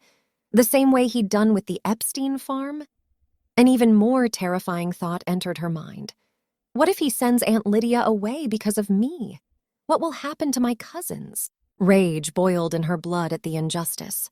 Hans was the one in the wrong. He had taken liberties he had no right to take. After a long night of little sleep, she grabbed her bicycle and pedaled to Mindelheim to visit with Irmhild. Lotte caught her getting ready to leave the house. "What are you doing here this early?" Irmhild asked, and braided her long hair skillfully into a crown around her head. "Hans, he trapped me in the shed and stole a kiss." "Hans is vile." Irmhild wrinkled her nose as she tucked a few daisies into her braids. "Handsome, but he doesn't know how to treat girls." "He threatened to have his dad take my aunt's farm," Lotte cried, tears flowing down her cheeks. Irmhild hugged her tight. "I'm afraid that isn't an idle threat. Hans is bad enough. There are rumors about how he treats girls. He's not a nice boy. Tell me about it." Lotte used her fingers to dry her tears. "But his father—" Irmhild paused, giving her a serious look. "His father is even worse. He's my boss, and I've witnessed the many times he hasn't shown an ounce of compassion at all. He might as well climb over dead bodies." "So what? Hans can kiss me whenever he wishes? Is that the glorious Nazi life?" Rage rose in Lotte's veins again. "Of course he doesn't have the right to kiss you against your will, but, well, hear me out for a minute, will you?" Lotte nodded, her face still an enraged mask. "I mean, if all Hans wants are a couple of kisses, and it will keep your aunt from getting into trouble—" She lifted a shoulder. "Well, maybe letting him kiss you is the lesser of the two evils." "I can't believe you just said that." Lotte paced Irmhild's small room. "Besides, I can't have Nazis like Hans wandering around the farm. They'd find Lotte froze in place, as the original reason she'd needed to see her friend popped into her mind. "Enough about me. We have a bigger problem." "We do?" "Yes. I gave Rachel the papers and she was overjoyed, but now where does she go?" "What do you mean? She goes someplace safe." Irmhild had barely finished her sentence when her face fell. "Oh, goodness, we haven't thought about that." "I know. I feel stupid, but they can't just walk out of the barn. Everyone around here knows them." "They could go to Munich," Irmhild suggested. Munich was the biggest city in Bavaria and only a 2-hour train ride away. "And do what?" "I don't know. Surely Rachel can think of something." Irmhild put on her shoes and picked up her handbag. "I have to run some errands for my mom. Come with me?" "Munich is being bombed by the enemy. People are leaving the city, not going there." Lotte linked arms with Irmhild, and they left the house. "You're right. What if we find them an abandoned house to stay in?" Irmhild suggested. "There are quite a few around." "And how are they supposed to eat?" Lotte questioned. "Well, they could apply for ration cards, just like everyone else." "Again, they would have to go someplace where they weren't recognized, but where? And how do they get there?" Irmhild shook her head. "Well, they can't take the train. They'd need to have travel permits, and that means coming into my office, and my supervisor will recognize them for sure. He'll also know that their papers are fake, and then we'll all be in trouble." The two girls grew quiet, the enormity of Rachel's situation weighing heavily on them. "I've got it. You remember that convent near Kaufbeuren? It's just 20 miles away. They could go there." Lotte raised a brow. "The convent? Do you know someone there?" "Not me, but Uwe does. His aunt is a nun there." Lotte gave her a hesitant look. "He's a friend of Hans. Can we trust him?" "He's nothing like Hans, and we won't tell him the truth anyway. Besides, he fancies you. Ask him nicely, and I'm sure he'll help us to contact his aunt." Lotte thought for a moment and then nodded. "Uwe sounds like our best option."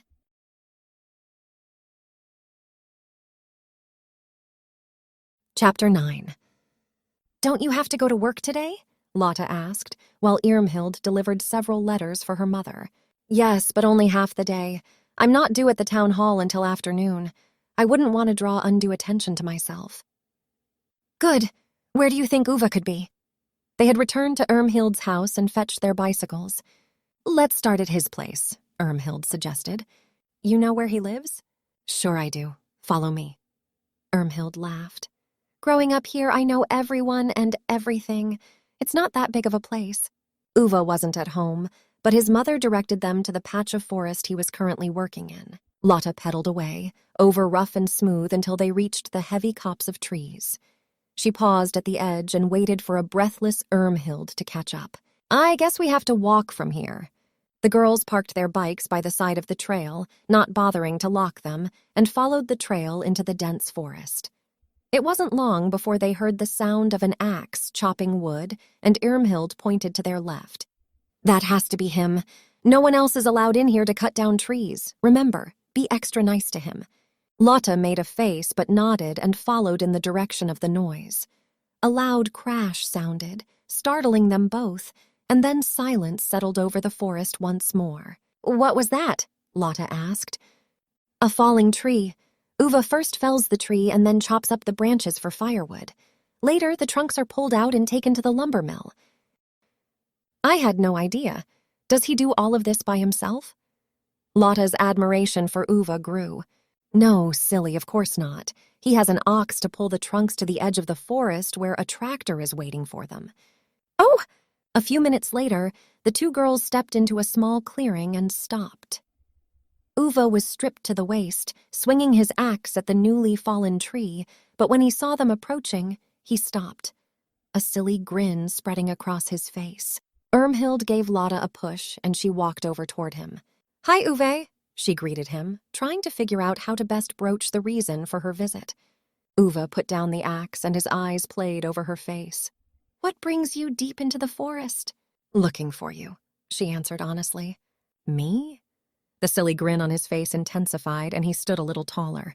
That was when Lotte noticed he wasn't wearing a shirt. His stomach and chest were nothing but muscles and showed a healthy tan. She couldn't tear her eyes away from his bulging biceps and followed his arms down to the strong hands that held the axe in place. The tingles she felt in her body were a novel and confusing experience, as she'd never felt this kind of attraction to a man before. And she'd never seen Uwe as anything but a nice boy who happened to attend the same school. Until now, Uwe seemed to be equally infatuated, his eyes wandering up and down her body until the sound of Irmhild clearing her throat broke the spell. "So you found me." "We did. So, how have you been?" She couldn't have said anything sillier, but for some strange reason her mind was blank. The smile slid off his handsome face, and he made a violent gesture with his hand. "I've been drafted!" Lotte gasped, her hands flying to her mouth. "I'm sorry," Irmhild said, looking equally shaken. "Yes? Well, so am I. I have to report next month, the day after I turn 17. His face took on a desperate expression. "Damn war. I thought being the forest warden would save me, but evidently it hasn't." "But hasn't the Hitlerjugend trained you to be a soldier already?" Lotte asked. "Pa! Everyone has to join the Hitlerjugend, but that doesn't mean I want to fight and kill." He sank down on the trunk, dropping the axe to the ground. "So why hasn't Hans been drafted? He's already turned 18. Lotte threw a hand over her mouth, but it was already too late, and the words had been uttered. "That's what makes this all the more maddening. Hans should have been drafted a year ago, but his father is the chief of police and the boss of the party. I doubt he'll ever join the lowly soldiers' ranks." "That's not fair."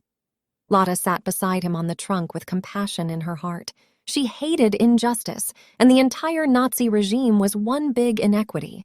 "Life is never fair," Uwe sneered before raising his impossibly blue eyes to Lotte. "So, tell me why you came all the way out here to find me." Again, Lotte's mind blanked. "Well, Lotte asked me if I knew anyone who was a nun, and I remembered you have an aunt who is one." Irmhild came to her rescue. "You want to talk to a nun? Whatever for?" "I'd rather not say. Does your aunt live close?" Lotte looked down at her hands. "Yes, you could get there on that bicycle I always see you riding. She lives in a convent about 20 miles from here." A worried look flashed across his handsome face. "You're not thinking of becoming a nun, are you?" "Maybe. But I have some questions and didn't know who to ask." She hated lying to him, but she still wasn't sure whether she could trust him or not. Uwe gave her a critical look and then grinned. "Fine, I'll take you to see my aunt, but I'm not buying that you want to become a nun, not even for a minute." He rolled his neck and nodded to the tree he'd been cutting branches from. "I should get back to work. When do you want to go?" "Could we go tomorrow?" "Sure. We'll have to go early. It's a long ride. Is 6 o'clock at the fountain all right?" "I'll be there." Lotte wanted to hug him, but simply smiled at him instead. "Thank you so much."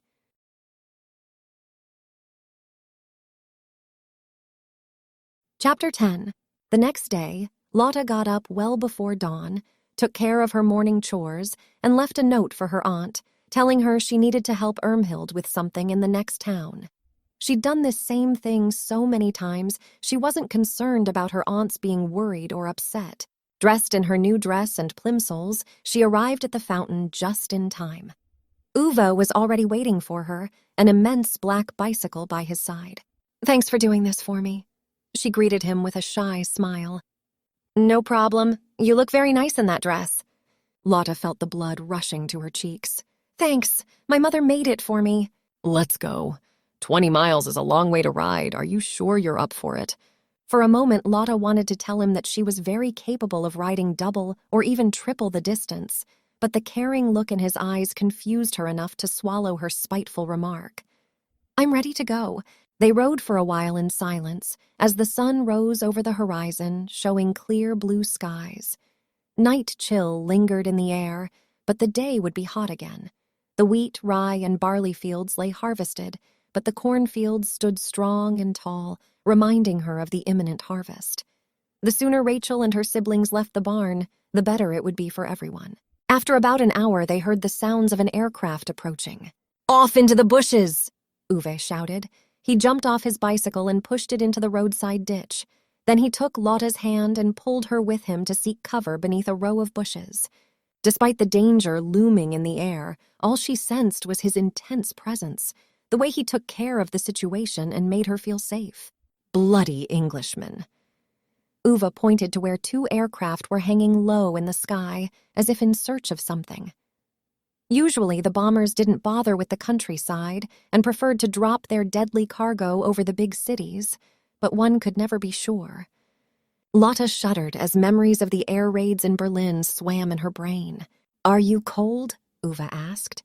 "No, it's just—" She didn't know how to finish her sentence. "Just what?" His voice became softer than she'd ever heard it before. "Those aircraft reminded me of the raid when I was in Berlin." She shuddered again. "My sister saved me. I was too scared to run.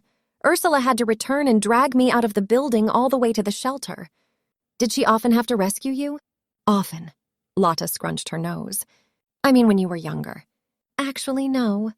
Lotte smiled, caught up in her memories. "Ursula has never done anything wrong in her life. She always behaved the way she was expected to and never got herself into trouble." Doesn't sound like you're related. Uwe grinned. Lotte laughed at his remark. Attending the same school, he had witnessed firsthand her lack of obedience. She'd frequently been the recipient of thwacks from their teacher. "No, as children she rarely covered up for me. I guess she thought I deserved my punishment for stepping out of line." "You never told me why you're living with your aunt." "That's a long story." Lotte sighed. She still didn't trust him enough to tell him that she'd been expelled from the Bund Deutscher Modell for speaking against the Nazis, nor that her sharp tongue and rash actions had drawn unwanted attention. "Let's just say my parents thought it would be safer for me out here in the sticks." Uwe squinted his eyes at her, but didn't press the point. Long after the planes had vanished from their sight, he finally declared it safe to get on their bicycles again. Twice more, they were forced to hide in the bushes or trees along the side of the road to avoid detection. That plane was flying a lot closer to the ground, Uwe said as they got back on the bikes for the 3rd time. "Are we almost there?" she asked. A few more miles. He gave her a teasing wink. Tired already? "Not a chance." She grinned and pedaled hard until her heart was thundering in her chest. But every time she attempted to pass him, he shook his head, grinned, and went just fast enough to keep her at bay.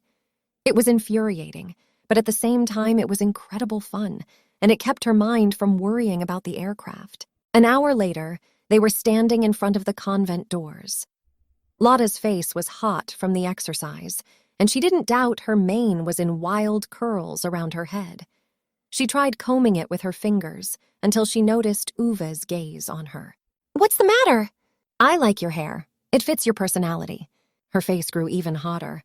"Ah, thanks." His blue eyes fixed on hers, and she squirmed under his scrutiny. "Care to tell me why you really want to speak to my aunt?" Uwe asked. Lotte frowned at him. Irmhild had impressed on her that she couldn't tell a soul. Ever. As much as she hated lying to Uva, it was for the best.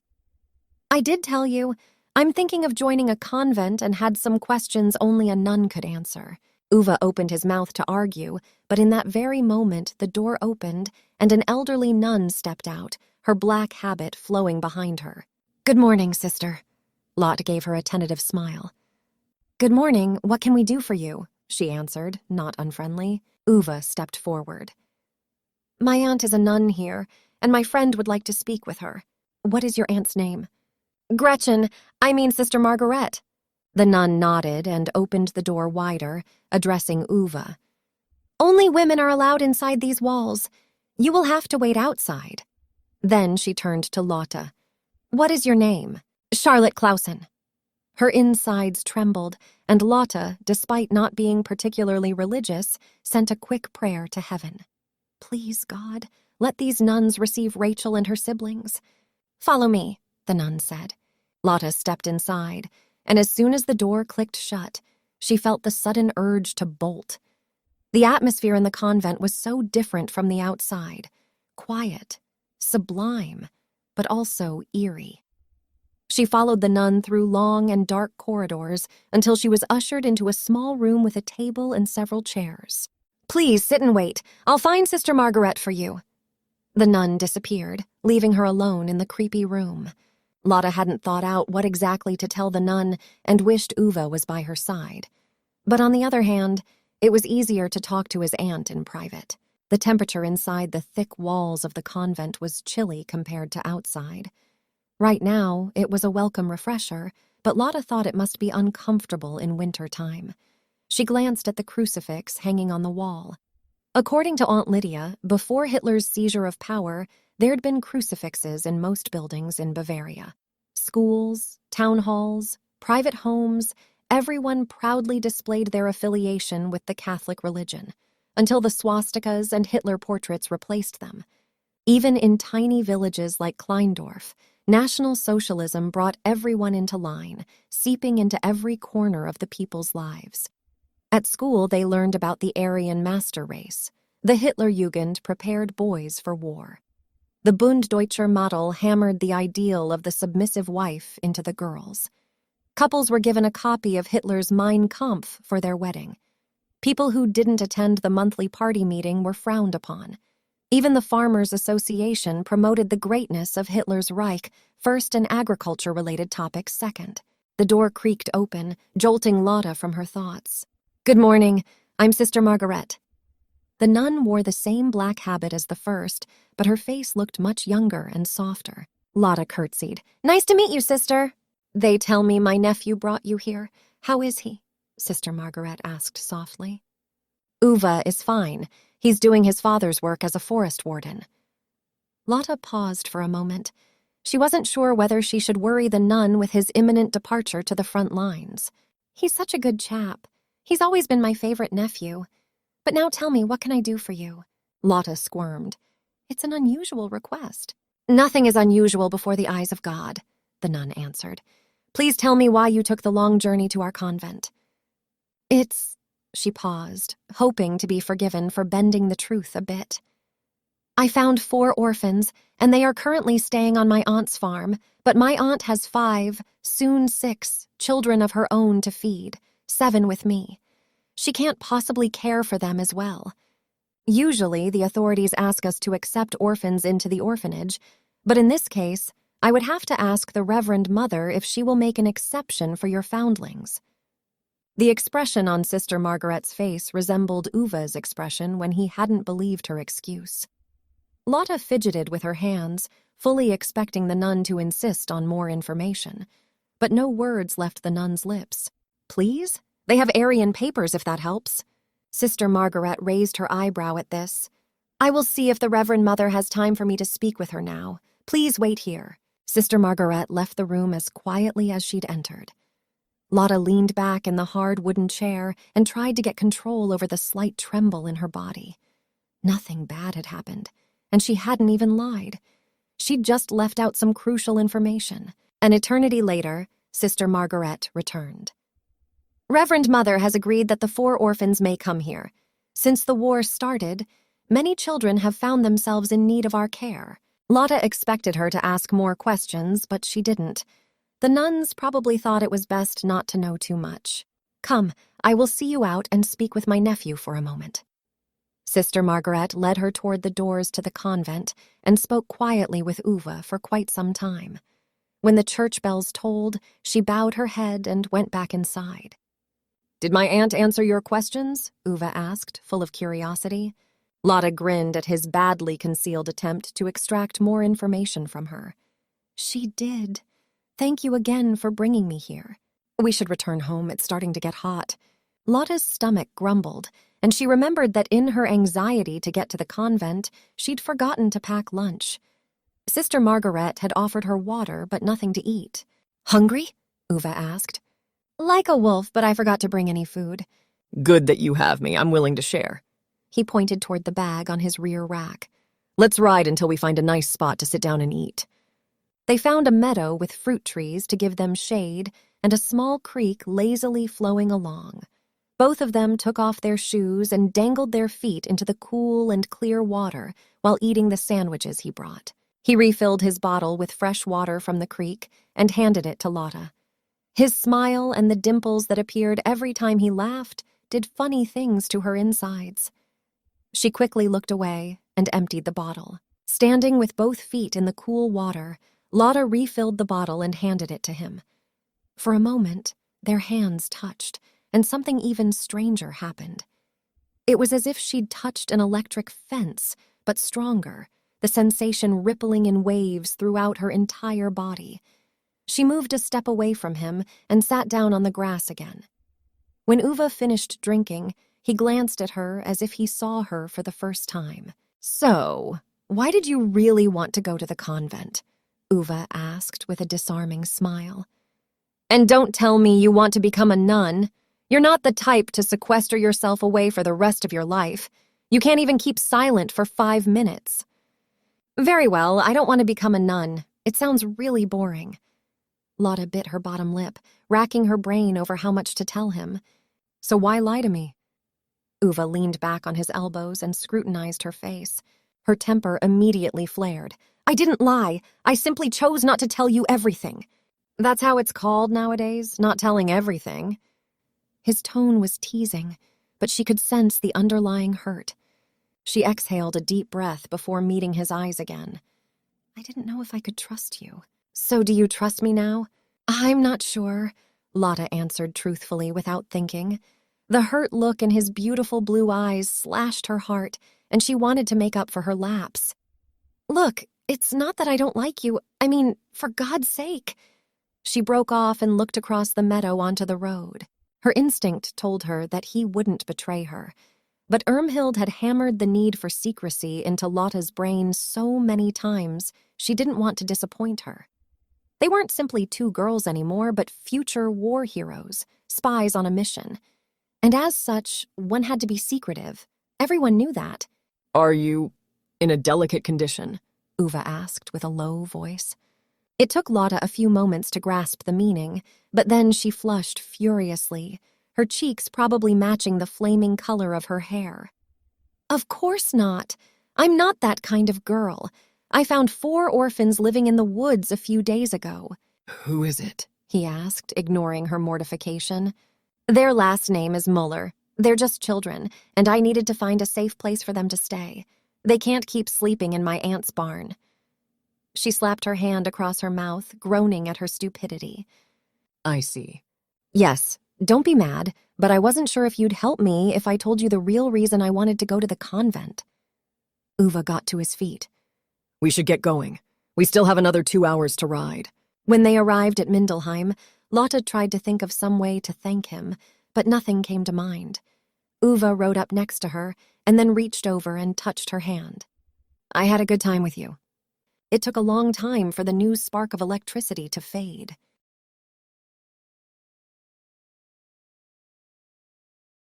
Chapter 11. Lotte arrived home just in time to complete her evening chores, except for milking the cows, with no time to look for Rachel. She was bursting with the need to spread the good news and had to bite her tongue many times during dinner to not tell Aunt Lydia. She'd already told Uwe too much, despite her good intentions to keep her lips sealed. This wouldn't happen again, she promised herself. After dinner, she stayed in the kitchen to help clear the dishes, every single fiber in her body aching to dash to the barn. Seconds dragged into minutes, and when everything was finally cleared up, she took to her heels. In the barn, Rachel and her siblings were anxiously waiting for her in the loft. "Lotte, I was worried about you. What did Irmhild say?" Rachel asked. "I have wonderful news." Lotte cast a triumphant smile and rose to her full height of 5'7". "There's a Catholic convent that will accept the 4 of you in their orphanage."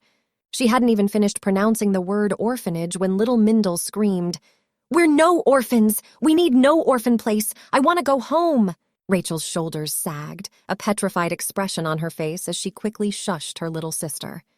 "Sweetie, don't cry. Remember we're playing hide and seek? Nobody can know we're here." Mindel did her best to dry her tears, but continued to sob in a low voice while her 2 older brothers exchanged glances, clearly indicating they didn't buy into the hide-and-seek game. They had the bodies of elementary school lads, but their eyes showed the knowing look of adults. Lotte's heart squeezed. Will we get food from the nuns? Aaron asked. "There will be plenty of food," Lotte reassured him, but she barely managed not to break into tears herself. The past few years had been brutal on everyone, but just how much more had these children suffered? Mockery, ostracism, hunger. And now the loss of their parents and their home. She took Rachel aside so the others couldn't hear. "The sooner you leave, the better. Wait until all the lights in the main house are turned off, and then go."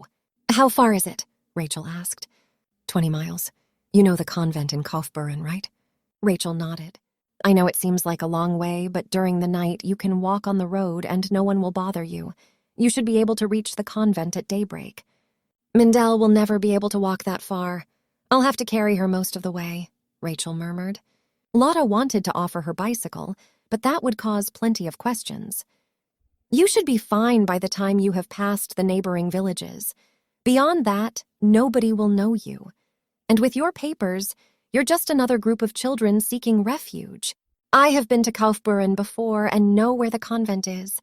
I can't thank you enough, Lotte." Rachel hugged her, tears of gratitude in her eyes. "Thank you so much. I'm glad I could help. Please be safe and live a happy life. Maybe you can send me a postcard once the war is over." Lotte released herself from the embrace and climbed down the ladder to milk the cows. It was already dark by the time she finished milking the last one, and exhaustion pulled at her. She strained the milk and then sent a final look and well wishes back into the barn. "Go with God's speed." Then she returned to the house, carefully navigating in the darkness. She rounded the hedge, her eyes fixed on the lit windows, when someone stepped out of the shadows and into her path. "Ah!" she screamed in fright. "Who's there?" A moment later, she recognized Hans blocking her way. Her heart sank to her knees. Goodness, I hope he's not here to demand another kiss. Gathering up all her courage, she said, "Hans, you scared me." Did I? Hans sneered at her and took a step forward, whispering into her ear, "I told you that you would regret not being nice to me." When he stepped aside, she noticed 2 more men standing behind him, and even more beyond. "Uwe, is that you? What are you doing here?" Her voice almost broke with fear. The way Uwe stood, looking as if he wished to be anywhere but here, caused her breath to catch in her throat. Her eyes darted to the big person taking a step toward her, and she recognized Hans's father. His menacing stance made one thing clear. This wasn't a social call. Her eyes returned to Uwe, silently begging him for help, but he looked away. "Traitor! Miserable piece of scum!" "Fräulein Clausen, I was informed that suspicious things are happening on this farm, and I'm here to get to the nub of the matter." Lotte trembled with fury and fear, but before she could say anything, Herr Keller shoved her aside and started walking up the same path she'd just come down, several of his minions joining him as they searched the barn. Hans and Uwe followed. Lotte wanted to run into the house and hide her head under a pillow, but to what avail? Maybe she could talk the mayor into letting the Epstein children go. Some 10 minutes later, Herr Keller and the other men exited the barn, dragging the 4 children between them. Loud cries filled the air, but after one of the men slapped Rachel and threatened to shoot them there and then, the screams quieted down to small whimpers. There was nothing Lotte could do but watch in horror as the 4 children were dragged away, talk of deportation and filthy Jews filling the air. Uwe appeared by her side, giving her an apologetic glance. But apart from that small gesture, he did nothing but stand by and watch. Filthy coward! When Hans returned with a disgusting grin, Lotte couldn't keep her rage at bay for one moment longer. You bastard! It's all your fault! Sending innocent children away! She raised her fists, drumming them against his chest. He caught her hands with a dirty chuckle and held them high over her head. Lotte struggled. You filthy wimp! You aren't even man enough to go off to war. Everyone in our class got drafted, but not you. What did your hideous father do? Pull some special strings to keep Mummy's darling at home? A hard slap to her face ended Lotte's rant. She rubbed her cheek and stared in shock at Hans's father, who'd probably heard her entire tirade.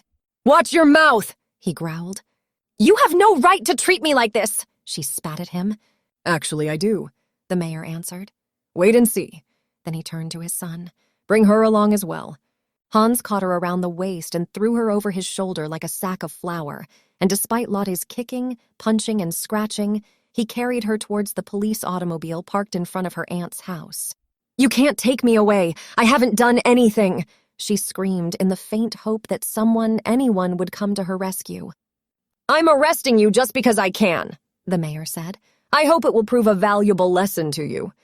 Valuable lesson? Damn Nazi vermin. For once, she managed to keep her mouth shut, struggling in earnest to free herself from Hans's grip. But the more she struggled, the tighter he held her, his grip growing stronger until she could barely breathe. I warned you, Schätzchen, Hans whispered in her ear before shoving her into the back seat. Lotte thought she caught a glimpse of a shadow in one of the upstairs windows, but she couldn't be sure. Even if Aunt Lydia had seen her, what could she do? Lotte was too angry to cry, but she knew the tears would come later.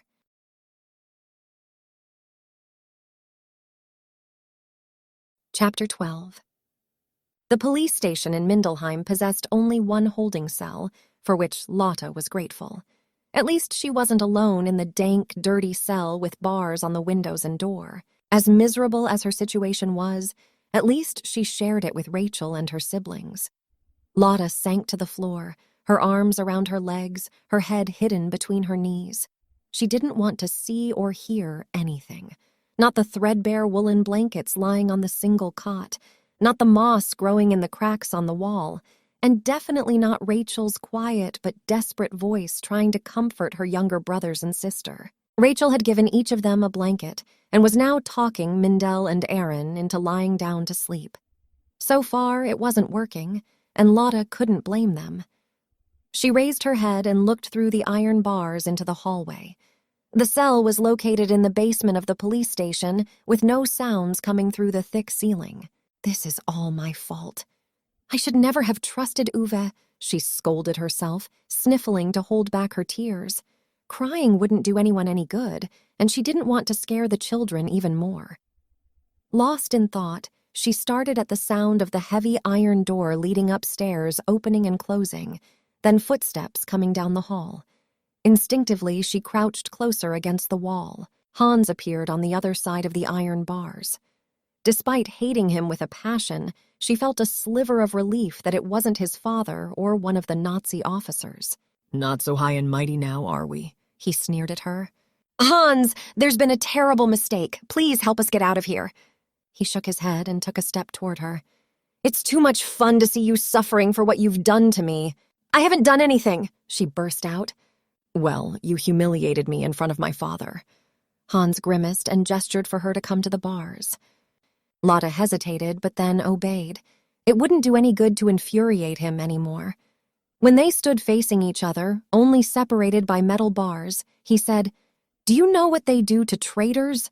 All of those awful rumors the teachers told us not to believe, well, they're true. You're going to get a chance to experience them firsthand, unless Lotte wrapped her arms around her midriff, trying to keep the images away that were storming her mind. Medical experiments gone awry, hangings, torture, and human beings treated worse than animals. A violent shudder shook her body, and she had to grab the metal bars with both hands to steady herself. She closed her eyes to fight the bile rising in her throat. After several deep inhalations, she opened her eyes again to see that Hans had unlocked the cell door and slipped in beside her. Hans, It doesn't have to be like this, you know? he pushed her against the stone wall and caged her in, putting his palms against the wall on either side of her head and moving his body in so close that she touched his chest with each breath she took. Lotte thinned her lips to stop from screaming and tried to move away from him, but he buried a hand in her hair and held her in place. "Let me go," Lotte begged. You want your freedom? "I can make it happen. You just have to be nice to me." Hans looked over his shoulder where Rachel stood, protecting her younger siblings from witnessing the scene. You come over here, he demanded. Rachel shuffled across the small cell. Hans reached out and grabbed her breast when she was close enough, causing Rachel to cry out in alarm and revulsion. Lotte pushed against him. "Let go of her! You have no right to molest her!" Hans laughed and squeezed Rachel's breast again before ripping her dress down the front. "Let's see what goods you have to offer. Maybe I can convince my father to go easier on you as well." When Rachel tried to back up, he said in a low voice, "Stand still. Or maybe you'd rather I amuse myself with one of them." He nodded towards her siblings, who were huddled together in the corner, trying not to make any noise as tears streamed down their faces. Red-hot rage coiled in Lotte's veins, and she attacked him with all her strength. He let go of Rachel and turned his attention to her. His half-amused expression vanished when she spat in his face. Hans raised his hand and slapped her across the face so hard she fell to the floor. Lotte clasped her cheek, tasting blood as it trickled from the corner of her mouth.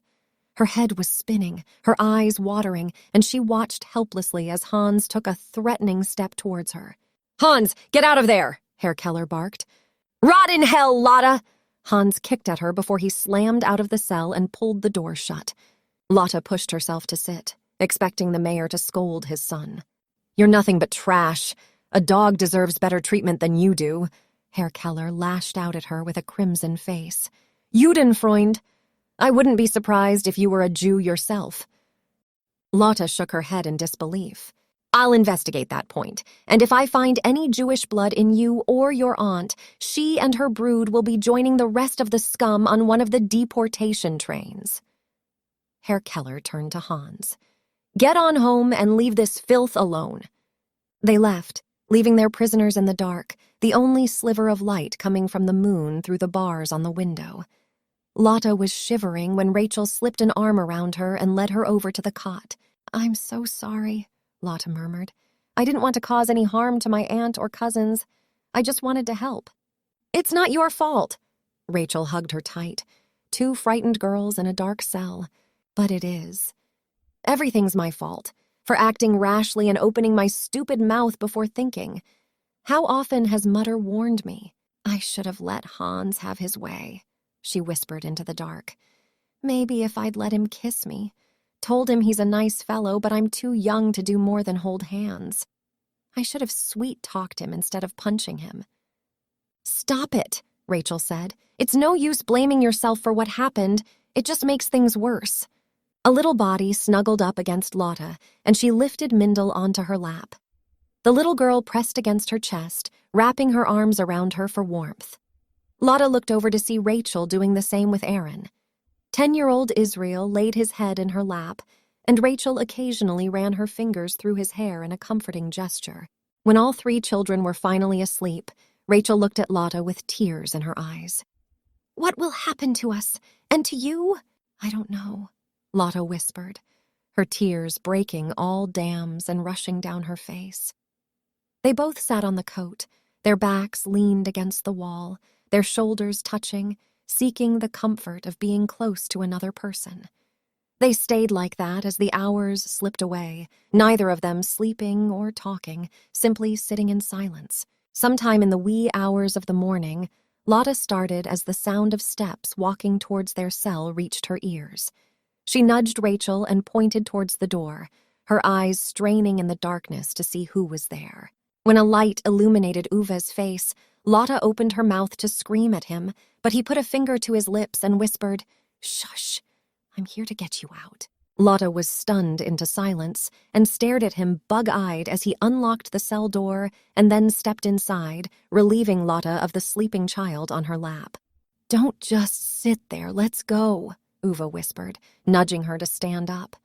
The touch of his fingers on her upper arm sent life back into her body and shame.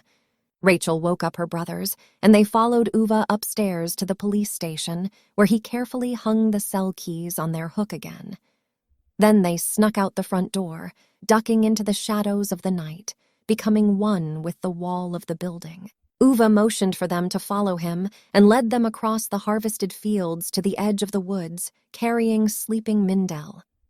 Except for the shuffling of feet, they made no sound, barely daring to breathe. Once they reached the road leading to Kaufbeuren, he stopped and set Mindel down. Only half awake, she clung to Rachel's leg. Uwe pointed south. "Go, all of you, as fast as you can, and don't stop until you've reached the convent." "Uwe," Rachel said, but he shook his head and stepped back. "You have to hot-foot it." Lotte's face burned with shame for how wrong she'd pegged him and for how thoroughly she'd messed up. If it weren't for her rash, self-righteous behavior, Hans would never have started his personal vendetta against her and caught the Jewish children in the process. It was about time she put the needs of others before hers. "Uwe, I can never thank you enough for what you did, but I cannot go to the convent. The mayor will be looking for me, and since I don't have fake papers like the others do, I would only endanger them." Uwe looked at her for a moment and then nodded in agreement. "Fine." Lotte hugged Rachel, Aaron, Israel, and Mindel one last time. "Good luck. Be safe. Thank you for everything. If God allows, we'll meet again after the war," Rachel said, tears falling from her eyes. "Goodbye."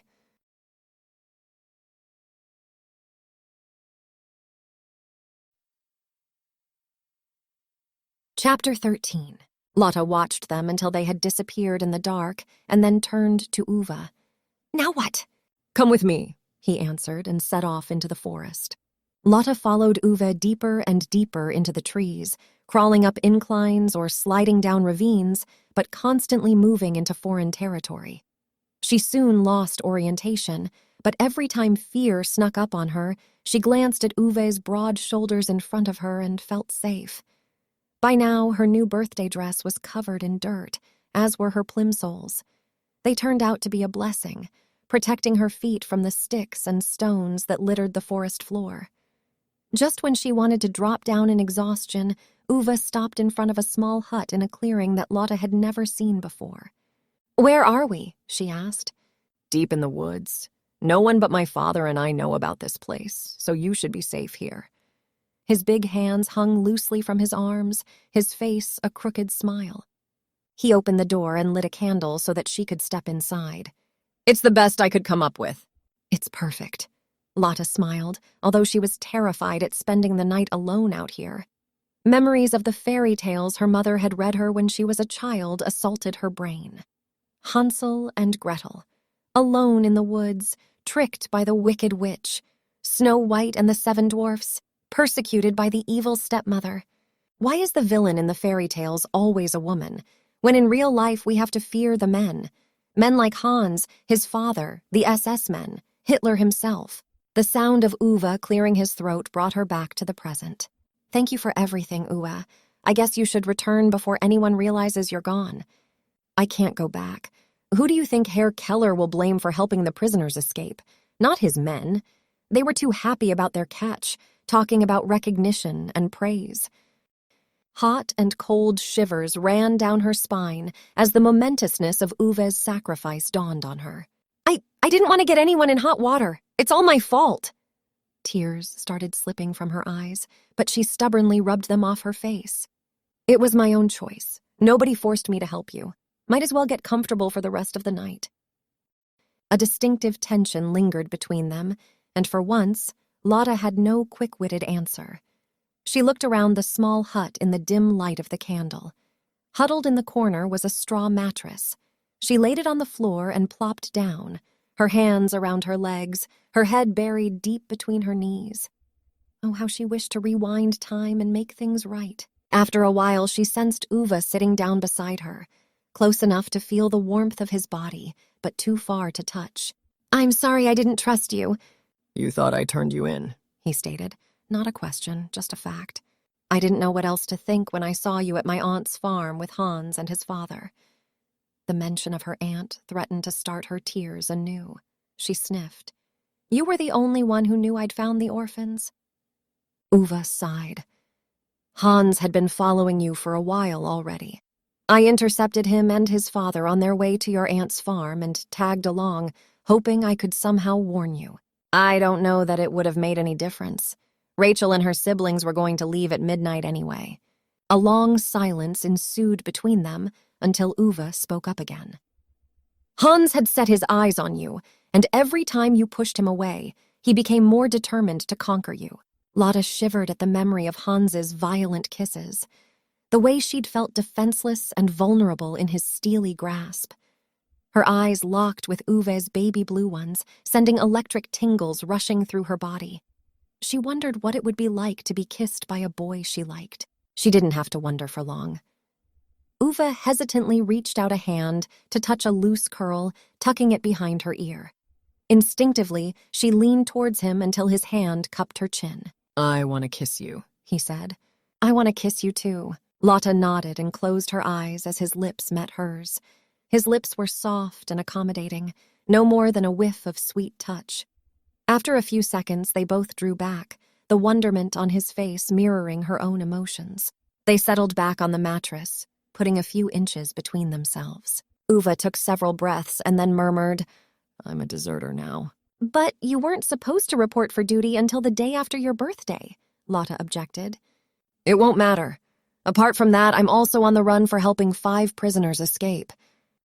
Lotte reached out a hand to put it over his. "They were going to send Rachel and her siblings on a deportation train in the morning. I know. I overheard the mayor talking to Hans. I couldn't let that happen." He took a long breath. "My 2 older brothers died at the front. We have no news from my father, but whenever one of them was on furlough, their eyes would tell the truth. They never explicitly told me, but I put 2 and 2 together. After the Wehrmacht has occupied a town, the SS is sent in." Uwe's voice creaked. "Having witnessed firsthand the cruelties Hans's father and his SS friends have committed, it wasn't difficult to imagine. I used to like the Nazis and thought Hitler was doing good things for Germany, that the war was a necessary evil, but now I hate the atrocious things they do." Lotte opened her mouth, but he anticipated her question and shook his head. Don't ask, because I won't tell you. "The SS like to boast about the inhumane things they do. It makes me sick." She nodded, and silence filled the small hut once again.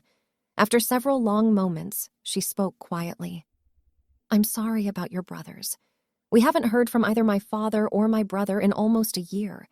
Nobody seems to know where they are, or if they are even still alive. For all I know, they might be prisoners of war in Russia." Is that where they were sent? The Russian front? Uwe asked, and wrapped an arm around her shoulders when she started to sob. "Shush, try to get some sleep. We'll figure things out in the morning. Close your eyes and rest." Lotte believed she would never be able to sleep in her life again, but the security of his arm around her shoulders and his voice providing comfort soothed her into an exhausted slumber. Already dreaming, she sensed how he laid her down on the mattress and snuggled up beside her.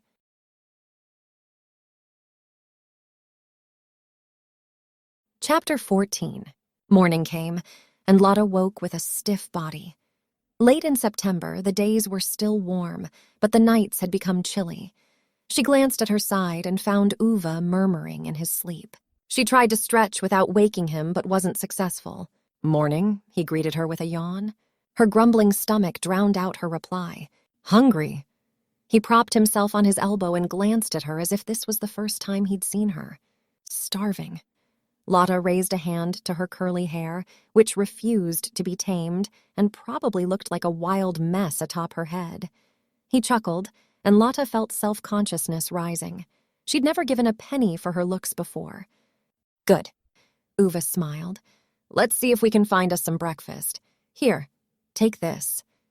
He handed her a bucket and took another one for himself. He led her to a nearby creek where they quenched their thirst and took a quick once-over, refreshing themselves. Then they carried the buckets of water back to the hut and went in search of edible plants. In autumn, the forest blossomed with berries, mushrooms, nuts, and edible plants. For a few more weeks, they would find enough food to survive. Shush, Uwe whispered. He froze. In the clearing ahead of them, several rabbits hopped around. Uwe produced a slingshot from his pocket and crouched down, one hand searching for a stone while his eyes stayed glued to the rabbits. Whoosh! The stone flew through the air, and one of the rabbits fell to its side while the others scattered in panic. Gee, you're a good shot, Lotte said in awe. A proud smile spread across Uwe's face. Once learned, never forgotten. That's our dinner for tonight. Now we just need to find some dry wood. We'll need to be careful with the smoke, though. You know how to cook this critter? I've only ever cooked chickens, she answered truthfully. Well, let's hope it works the same, he chuckled. I can gut and skin it, but the cooking is above my pay grade. Lotte watched him gutting the still warm animal and making short work of skinning it. When finished, he picked up the skin and the rabbit, and they returned to the hut, where he started a fire in the pit. Everything he did looked so easy, so normal. Meanwhile, she searched for something they could use as a pot, but apart from the 2 metal buckets, there wasn't anything of use. I guess we'd better grill our dinner. Yeah, let's have a barbecue. Lotte giggled and went in search of some sticks.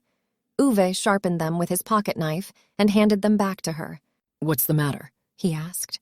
A slingshot? A pocket knife? What else do you have hidden in those pockets of yours? Well, that's one good thing we learned with the Hitlerjugend. Always be prepared. He chuckled and watched her as she threaded the rabbit onto the sticks, and then rammed the sticks into the earth, leaving the animal hanging over the fire. Then they settled on the ground, side by side, watching their dinner roast, turning it every so often. I'm worried. I've never been on my own, Lotte said into the silence. Me too. And I feel guilty for leaving my mom alone. She must be out of her mind. Aunt Lydia will be crazy with sorrow as well. She must suspect something awful has happened, because I believe I saw her standing at the window when I was shoved into the police car. Lotte stood up to turn the rabbit. I never wanted to endanger her or my cousins. What about your mother? Uwe asked. Oh, goodness. She had completely forgotten about her family. It wouldn't take long before Aunt Lydia called Mutter and told her that Lotte was missing. She took a deep breath, swallowing the lump in her throat. Mutter will be frantic. Tell me about your family, Uwe said as he stared into the fire. A piece of her heart chipped off as she thought about them all. You met my mother when she was here earlier this year, right? Uwe nodded. I'm the youngest. Baby, they like to call me. She made a face, and he chuckled in response. Vader and Richard are missing somewhere in Russia. My 2 sisters live in Berlin. Anna is a nurse.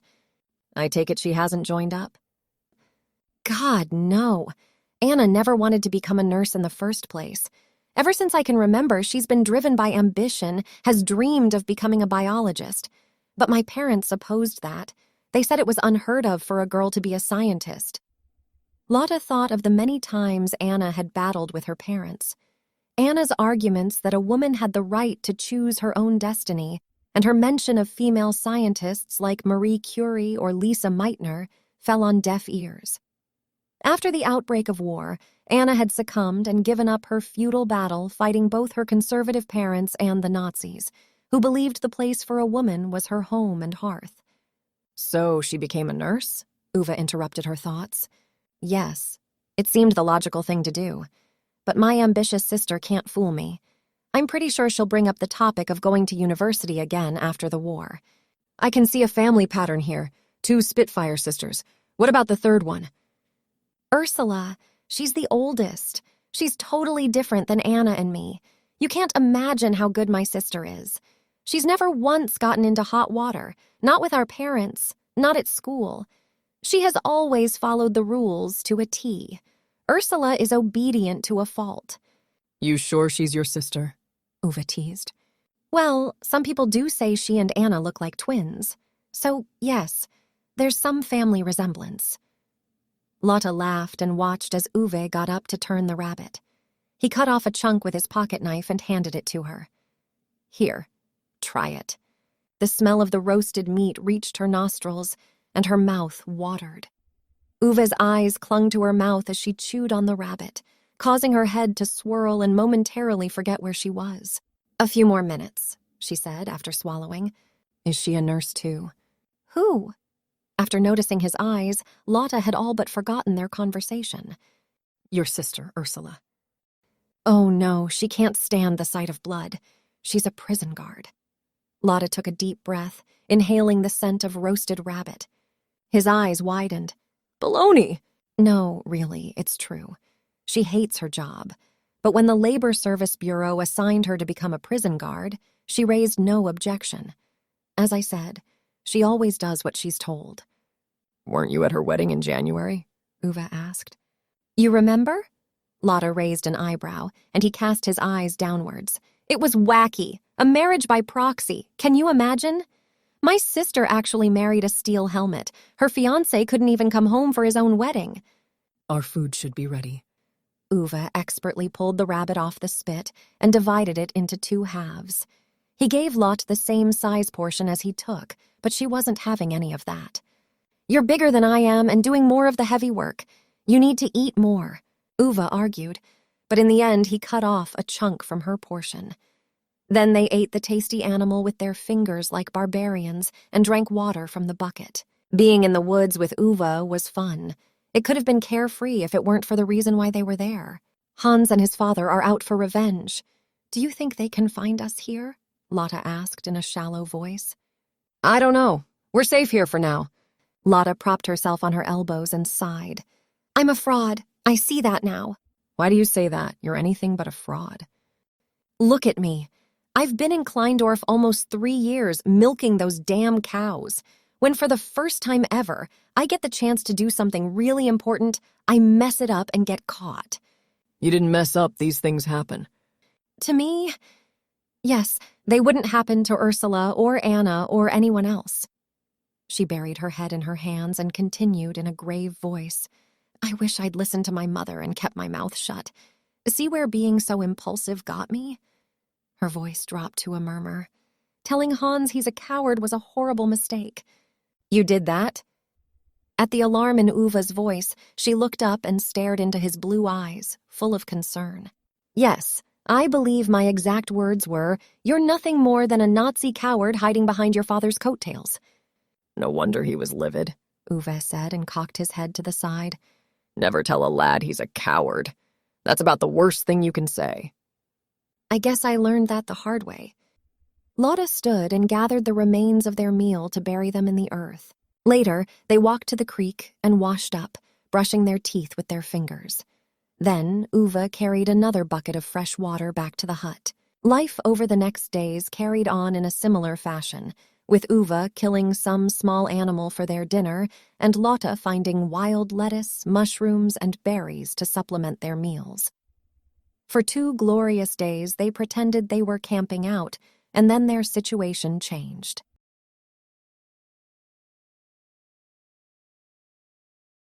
Chapter 15. One day after lunch, they were lazing in front of the hut when voices wafted from the thick forest. Uwe raised his head in alarm and motioned for Lotte to crawl inside the hut. They huddled in the corner, scarcely hidden by the straw mattress, and waited. Lotte's mind conjured up sounds of footsteps and images of SS men bursting through the door. After sitting almost an hour in complete silence, they dared venture outside again. They perked up their ears, but no sounds except for the wind could be heard. Whoever it was, he's gone, Uwe said, and looked up into the sky where the sun was already hanging low. I was so scared, Lotte admitted, as she watched the goosebumps on her arms disappear. Uwe took a step towards her and wrapped his strong arms around her. The warmth of his body dispersed her fear and made the images of SS men in black uniforms fade away. Instead, she became extremely aware of the pressure of his arms against her body and his masculine smell. Heat rose in her chest, sending her heart thumping faster. She tipped up her face. For a moment, their eyes locked, and then his lips were on hers in a tender touch. Instinctively, she opened her lips and felt his tongue explore her mouth with an unrivaled urgency. The pressure of his arms intensified as he pulled her flush against him, oblivious to anything except their feelings for each other. Then he skimmed his hands down her back, and Lotte sighed in pleasure. She gripped his shoulders, holding on to them like a drowning woman to a lifeline. This kiss, unlike their previous one, showed no signs of hesitancy or nerves. It was sweet first love between two people who had come face to face with their human frailty. "That was close," Lotte murmured against his cheek as his lips skimmed over her jaw. "Yes." He brought his lips back to hers once more, and after a lingering kiss, he hugged her close, burying his face in the crook of her shoulder. God, I wish this war was over. Me too. She sat down on the grass, patting the space beside her. Uwe joined her, and she cuddled into his arm, letting the fear, worry, and tension seep out of her body. "What did you want to be before the war?" she asked him quietly. He didn't hesitate. "A forest warden, like my father. I love the stillness, the distinctive smell of the air, the twilight under the trees, the sounds of the animals. I even love the sweat running down my back when I'm chopping up trees." Lotte giggled and ran her fingertips down his back. "Like this." "You slay me, but no, that's even better." Uwe kissed the tip of her nose. "How about you? What did you want to be before the war?" "I have no idea, but I can tell you what I don't want. I refuse to blindly follow orders, to keep my mouth shut when I see injustice, to obey rules that don't make sense." Uwe grinned, but the expression carried a hint of sadness. "I'll bet you were a troublesome youngster." "Possibly. My favorite time of the year was summer break." "No teachers telling you what to do?" he surmised. "Exactly. My brother, sisters, and I would take a trip to the lake with my parents. Richard and I would spend the day swimming, running around, climbing trees, while my sisters gushed about boys I thought were truly awful." Lotte sighed at the memory of happier times before the war.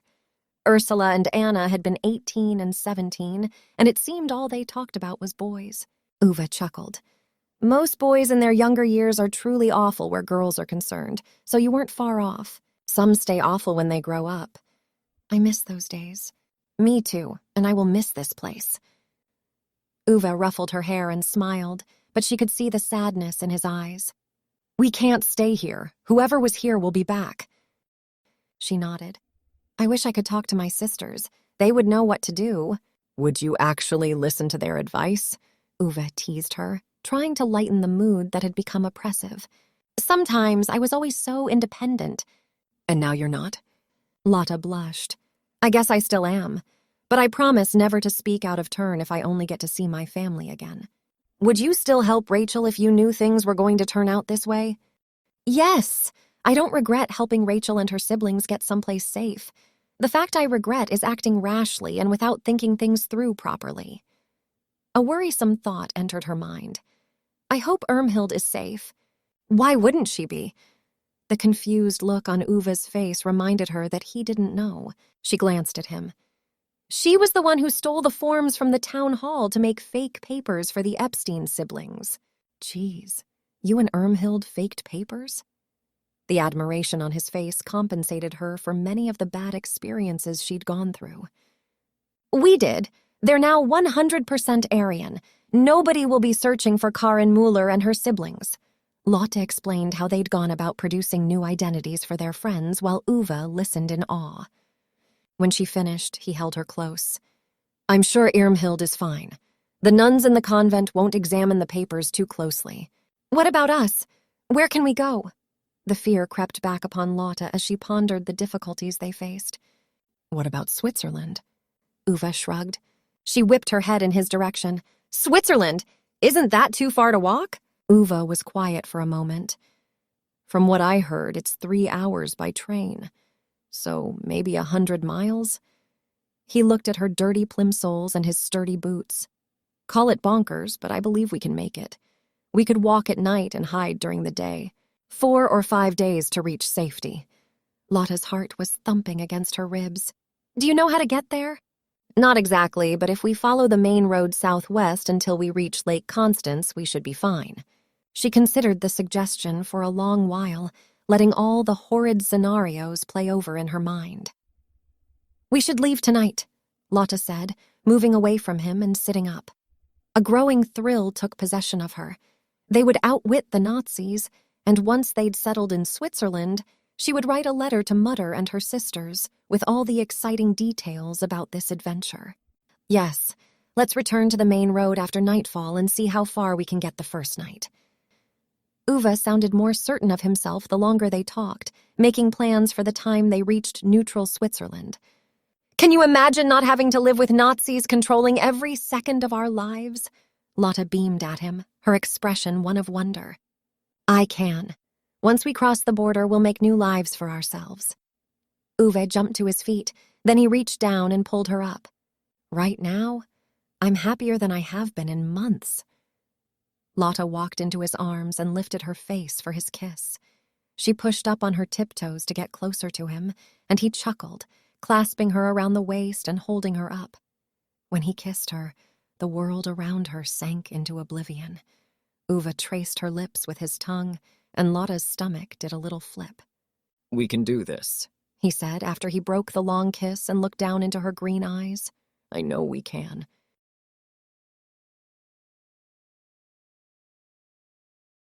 Chapter 16. They spent the next hour gathering provisions they could easily carry with them before lying down inside the hut.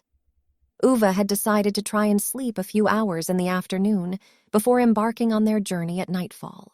But the thrill of this new adventure kept Lotte wide awake, and judging by Uwe's breathing, he felt the same. She propped herself on her elbows to study his handsome face. His deep blue eyes were closed, while the curved lips lay slightly opened in a smile, revealing a row of white teeth. After being away from civilization for several days, the beginning of a beard was sprouting on the soft skin of his cheeks. She couldn't resist and traced a finger along his jawline. He opened his eyes and his breathing sped up. Lotte hesitated, not sure what to do next, but she needn't have worried because Uwe grabbed her tight, rolled them over, and kissed her with a passion she'd never experienced before. Before things went too far, she broke the kiss and snuggled up into his embrace, letting his strength and confidence block out all thoughts of the looming evil. She dreamed of a bright future with Uwe in Switzerland. We should find something to eat before we leave, he interrupted her daydreams. Good idea, Lotte agreed, even though she was reluctant to leave his warm embrace. But they had a long journey ahead of them. They walked to the creek. The clear water gurgled like a happy giggle, causing tiny rapids as it flowed across the stones in the stream bed. Lotte had just finished drinking and washing up when she heard it. The baying of dogs. She turned to look at Uwe to ask if he'd heard it too. Shit, we have to run! He took off to her left, and she dashed after him. Branches and bushes scratched at her bare legs, but she didn't stop or cry out. Her heart thundered in her throat as she ran as fast as she could. Uwe darted between the trees with an ease she found hard to follow. She did her best not to lose him, ignoring the scratches on her legs, the stitches in the side, and the shortage of oxygen, and kept running. She knew when the men searching for them found the hut, as a loud cry went up and the sound of others crashing through the forest increased. Don't stop. Keep running. In front of her, Uwe darted to his right, his feet splashing as he crossed a shallow stream. Lotte followed him, her new shoes becoming soaked in the cold water, but she couldn't care less about her clothing or her looks. No doubt the men hunting them were devoted followers of Herr Keller and the party, and she had no doubt whatsoever about her fate should she be caught. Shit! Go back! Uwe shouted a second later, grabbing her arm and spinning her around to dash back across the stream. Lotte got a brief glimpse of men coming towards them, and then she heard the sound of the dogs being turned loose. I can't outrun a bloody dog. They made it across the stream, but before they could go in a different direction, 2 SS men stepped from the thicket, their guns raised point blank at them. The dogs splashed across the stream, and Lotte looked over her shoulder to see the vicious German shepherds standing a mere 3 feet away from her, intent on tearing her and Uwe apart if they ran again. Lotte's blood froze in her veins, and even if she wanted to, she would have been unable to move. The SS men approached, and one of them grabbed the dog's collars, holding them at bay while the other one barked commands at Lotte and Uwe. Hände hoch! She raised her hands and could see from the corner of her eye Uwe doing the same. The dogs leashed again. Another SS officer appeared, glancing at the 2 frightened adolescents. He's the deserter. He nodded his chin in Uwe's direction. Give him what he deserves. The next seconds passed as if in slow motion, and Lotte's scream sent the birds in the trees scattering in all directions. Her glance darted from the SS officer pulling the trigger on his gun to Uwe's terrified face a split second before the bullet hit him between the eyes. No! Lotte screamed and launched herself towards Uwe, but was captured mid-air by the third man while Uwe dropped to the ground, blood blooming across his forehead. A masterly shot, congratulated the SS man holding the dogs. Indeed, the first one answered. It's good to get some practice on a live target. Killers! Bastards, let me down! She screamed, kicking, scratching, and biting her captor. Why don't we shoot that one too? Let her loose and I'll see if I can take her down with a single bullet. Lotte stopped kicking as the urge to vomit built inside her throat. After witnessing the cold-blooded murder, she almost yearned to share Uwe's fate. No, sorry to disappoint you, but Chief Keller wants her alive. Lotte wasn't sure whether that was a good or a bad thing, but either way, she didn't have a say. Her captor silenced her struggle with a well-targeted blow to her temple and then tossed a half-benumbed Lotte over his shoulder. He carried her for what seemed an eternity until they reached a dirt road where a truck was waiting. The SS man dumped her on the ground next to the truck. Her entire body aching from the bad treatment, she opened her eyes and thought she'd died and gone to hell. Hans was grinning down at her, pure evil in his eyes. She scrambled backward but came up against the tires of the vehicle. Hello, Lotte. I hoped we'd meet again. Hans reached down and hauled her up, shoving her into the back of the vehicle before yelling something to one of the SS men who cuffed her hands behind her back. You bastard! They killed Uwe! He was your friend! Uwe was a fool! Hans shoved her backward, causing her to fall onto her bound hands, leaving her unable to defend herself. Panic spread throughout every cell of her body as she observed how he licked his lips. And you are too. Why else would you choose him over me? Lotte tried to kick him as he reached his hands beneath the hem of her dress, but he caught her legs with his right hand and pressed them down while he shoved his left hand between her thighs, groping her crotch painfully. Too petrified to look away, she began to cry for a different reason now, scared beyond comprehension at the look on Hans's face.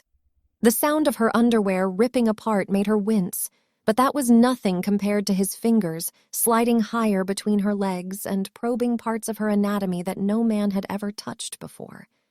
She couldn't control her sobbing and trembled at the prospect of what else he might do next. You're nothing but a whore. I bet Uwe enjoyed getting between these filthy thighs. Don't worry, I'll make sure you don't remember anything but me down there. After several more humiliating and painful minutes, she heard the impatient voice of one of the SS men. What are we waiting for? We don't have all day. Coming! Hans called out and pinched her soft flesh in a painful grip before removing his hand. Something for you to remember me by until I see you later.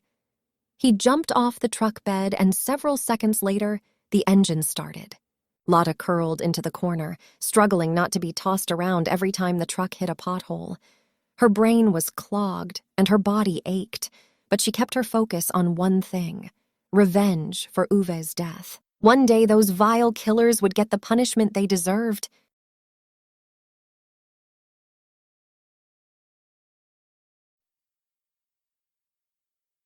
Chapter 17. The truck stopped, and the SS officers hauled her into a building she didn't recognize. Inside, they shoved her into an interrogation room. Let the Gestapo have their fun with her, one of them said as he handcuffed her to the chair. Gestapo? All the blood drained from her face, and she would have fallen off the chair if it weren't for the cuffs. Moments later, the door opened, and 2 Gestapo officers entered. One of them was in his 40s, while the other one wasn't much older than 20.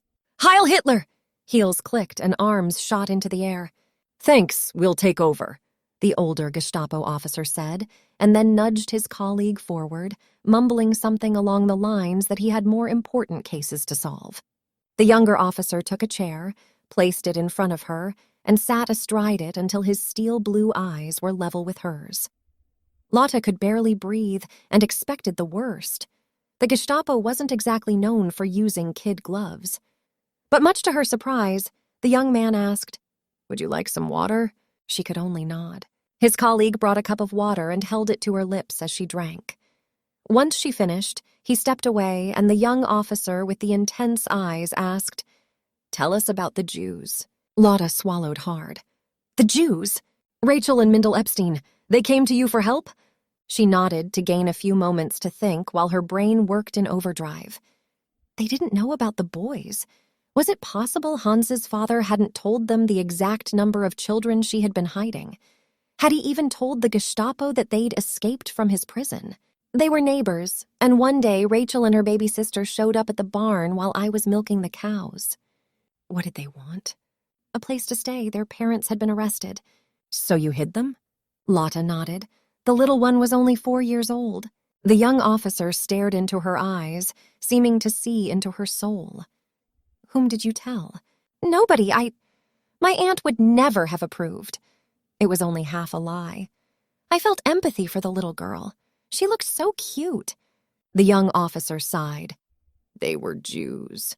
They are a blight upon Germany, undermining the Führer's quest to create a pure master race. We can't have sympathy even for the cutest-looking child. It's a crime against a bright and strong future of our fatherland." She licked her dry lips, trying to look repentant. Even the Jews who appear to be the best citizens are in disguise. They are only here to bring doom to our country. They have already started the war, and even a single Jew who remains within our borders could bring the entire nation down. Lotte listened, everything within her revolting at what he said. Rachel and her family had never caused anyone to suffer. She wanted to argue with the Gestapo officer, tell him how stupid this was, but she bit her tongue. The image of Uwe falling to the ground entered her mind, the tiny hole in his forehead, a drop of red. Her sharp tongue had caused his death. "I'm so sorry," she murmured, tears filling her eyes. The officer's expression softened, taking her by surprise. "He thinks I'm sorry for helping Rachel. I'm sorry I ever helped them. I had no idea. The last thing I want is to cause harm to our country. War is tough and requires us all to make hard decisions. The greater scheme of things is not easy to understand, especially if you're just a female." Her entire being rebelled, but she managed to cast down her glance and nod. Remembering Irmhild's advice to sweet-talk Hans, she smiled at the young man. "You're right. I'm only a schoolgirl, and I had no idea my actions could have such an impact on the fatherland." She batted her eyelashes at him. That had an instant effect, and he actually smiled, clearly smitten with her good looks. After some more questions back and forth, he glanced at the older officer, who nodded and pointed his chin at the door. Apparently, they had more important things to do than question her. The young man stood and undid her cuffs. "I'll let you go this time with only a warning." "Thank you so much, officer. I promise to be a good German and not be swayed by any more Jews." Lotte's heart bloomed with relief.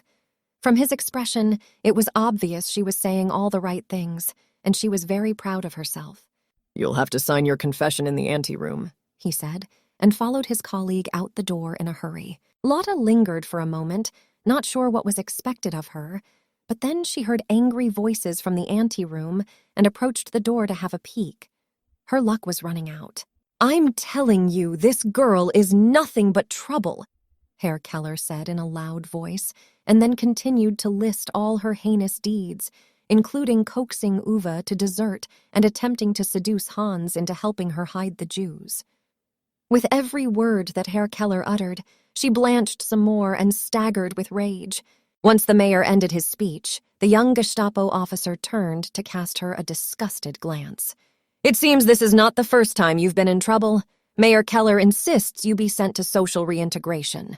Her mouth fell open. But you said, again, I've been informed of your previous behavior. My decision is final. You'll be sent to the women's work camp in Ravensbrück. Heil Hitler. The Gestapo officer saluted. Heil Hitler, Lotte murmured, near to tears. Then they left her alone in the interrogation room.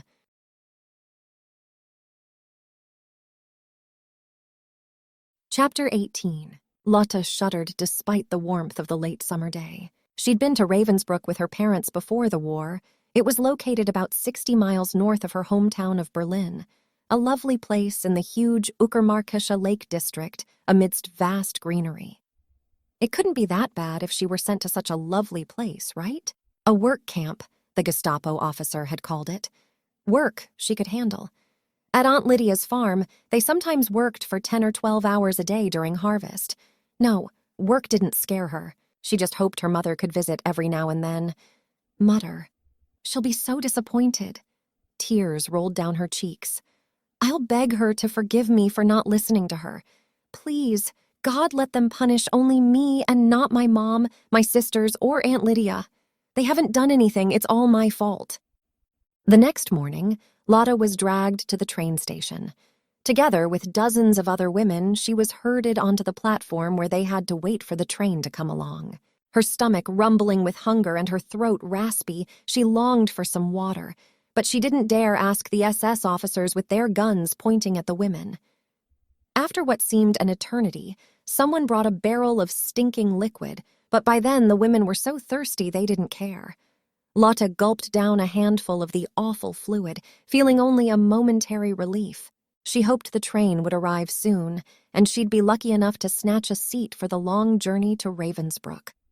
The last time she'd traveled with her mother to Berlin, it had taken them almost 2 days, including the several interruptions when everyone had to leave the train because of approaching enemy bombers. When the train arrived, her jaw fell to the floor.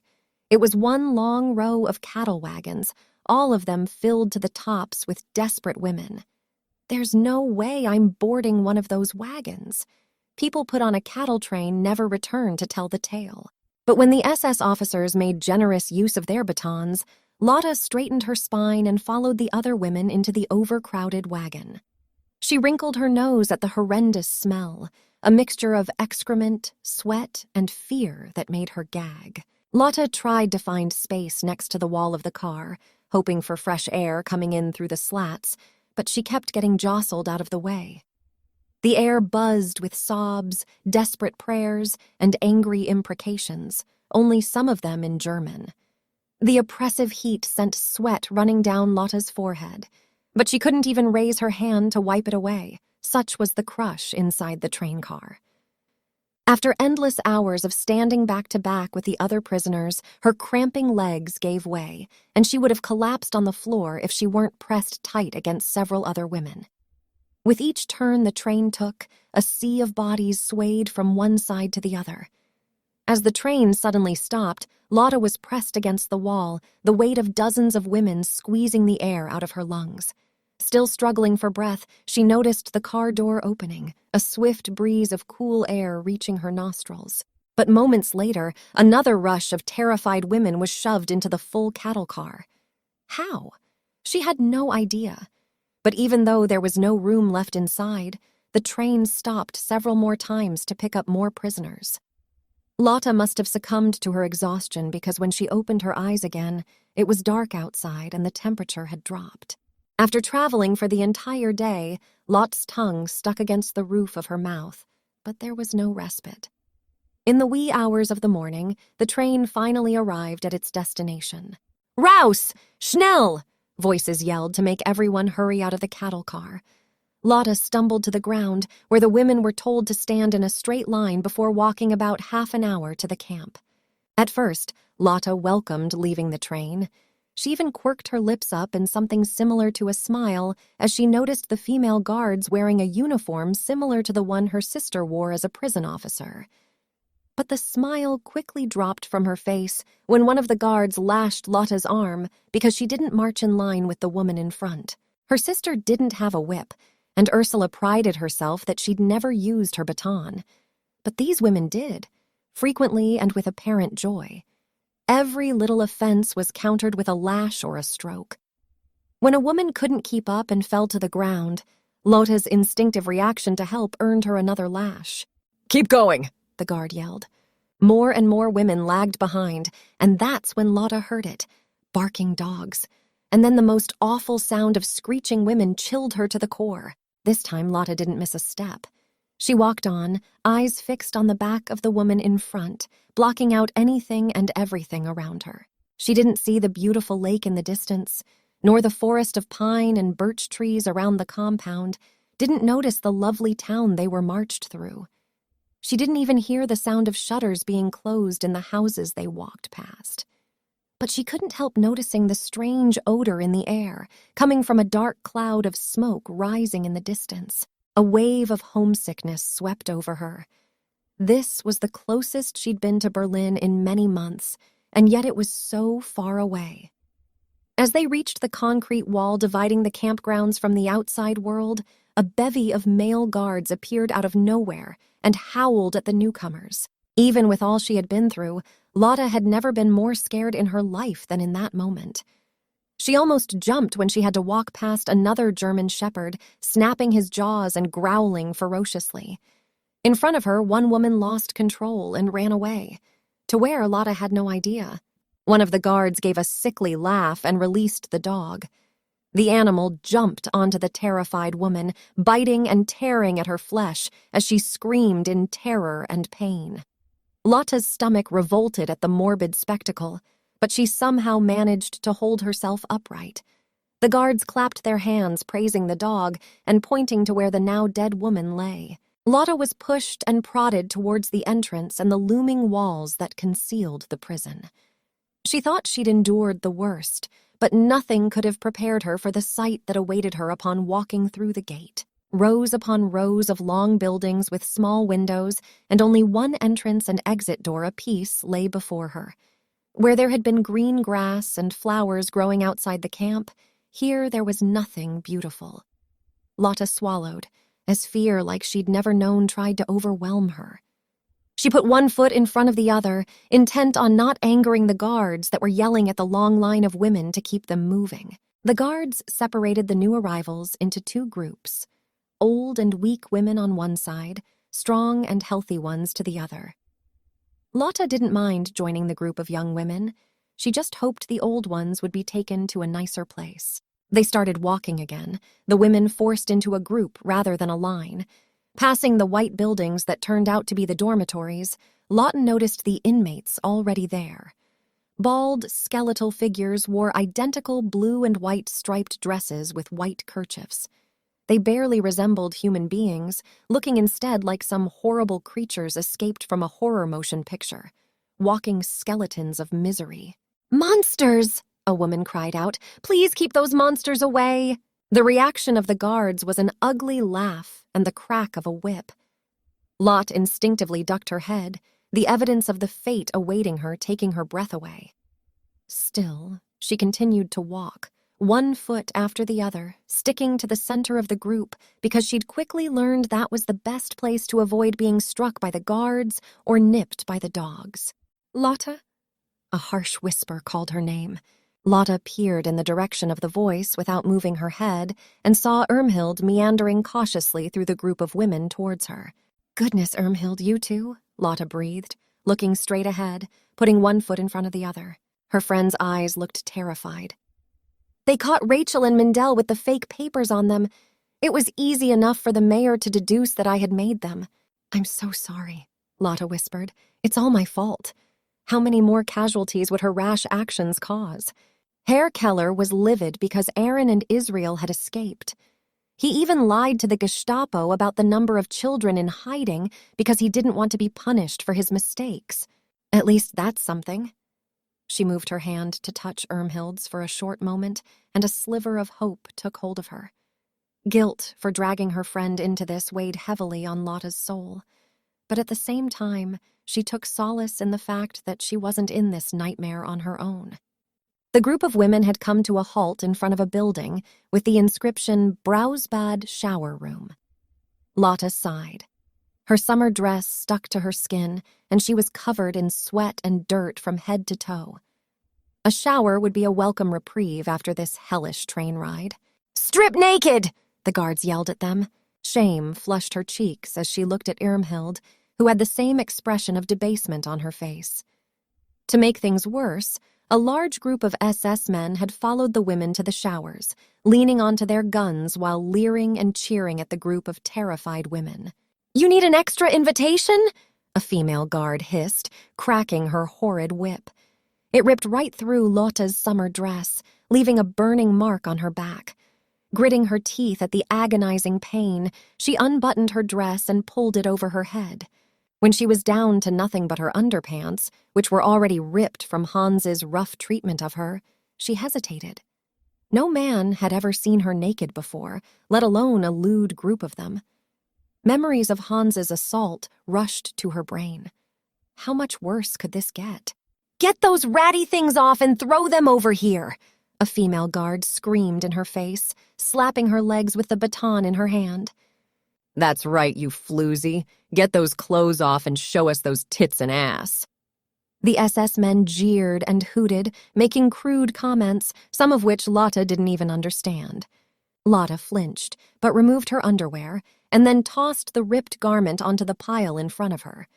The guard lifted it up with her baton and showed it to the cheering men. "Looks like this one had a little fun before her arrest." "Come here, and we can all have some fun," another uniformed man hooted with delight. Lotte turned crimson at the implication and had to bite her tongue to hold back her protest. It was the most debasing and terrifying situation she'd ever experienced in her life. In fact, since she'd been caught in the forest with Uva, her life had been a succession of steadily deteriorating experiences. Will this ever end? Thankfully, she was ordered to pick up her shoes and enter the shower building, away from the leering SS men. But inside, the next horror awaited her. Separated into two groups, the women of the first group were forced into the barber chair. Clip, clip went the shears, stripping the women of their femininity, leaving them with bald skulls devoid of eyebrows and no trace of hair between their legs. Lotte closed her eyes, but she couldn't block out the sobs of formerly beautiful women reduced to frumps. She curled a strand of her hair around her finger. While she'd always disliked the way her curls couldn't be tamed, she most definitely didn't want to lose them. When it was her turn to mount the barber's chair, she was relieved when the man was done using the shears on her, but the reprieve lasted only for a split second. Moments later, her feet were strapped in stirrups, and he held up a duck-beak-shaped metallic instrument. Without any warning, he shoved it inside her, violently pushing the two sides apart, without consideration for her tender flesh. Lotte could no longer contain her tears and sobbed as his rubber-clad finger followed the instrument inside, where he poked and probed and tormented. She didn't notice when he retrieved his finger, forced her mouth open, and jolted her teeth with the same finger that had just been inside her down there. A nurse standing nearby dutifully jotted down his comments on a clipboard. Despite the explanation of testing the newcomers for venereal disease, Lotte didn't have to be the sister of a nurse to know this wasn't true. Since neither the instrument nor his rubber gloves were cleaned or changed between patients, this procedure was clearly intended to humiliate and debase. Like a zombie, she climbed from the chair and shuffled into the next room to take an icy shower. At least she managed to quench part of her thirst by catching the water with her mouth. Jittering, she picked up her shoes and carried them to the assembly space where the roll call took place. After standing naked in line for hours, she was given an ugly blue and white striped dress made of rough drill with a white kerchief to wear. Despite the scratchy material, it was a respite to be dressed again. Lotte dared a glance at Irmhild and inched closer to her friend. Both of them received a green triangle of cloth and their prisoner number to be worn on her clothing at all times. She didn't need to ask what the consequences would be for disobeying. The green patch indicated they were common criminals. Whether that was a good thing or not, Lotte had no idea. When they were ordered to march to the barracks, Lotte reached for Irmhild's hand, seeking a bit of comfort in this hostile world.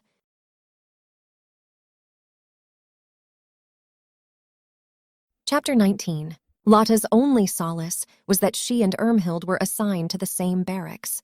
The Aufseherin, as the guards were called, yelled into the barracks, and an emaciated woman with a dead look in her eyes hurried to the entrance. "Get these prisoners accommodated and have them attend roll call in 10 minutes," the Aufseherin shouted.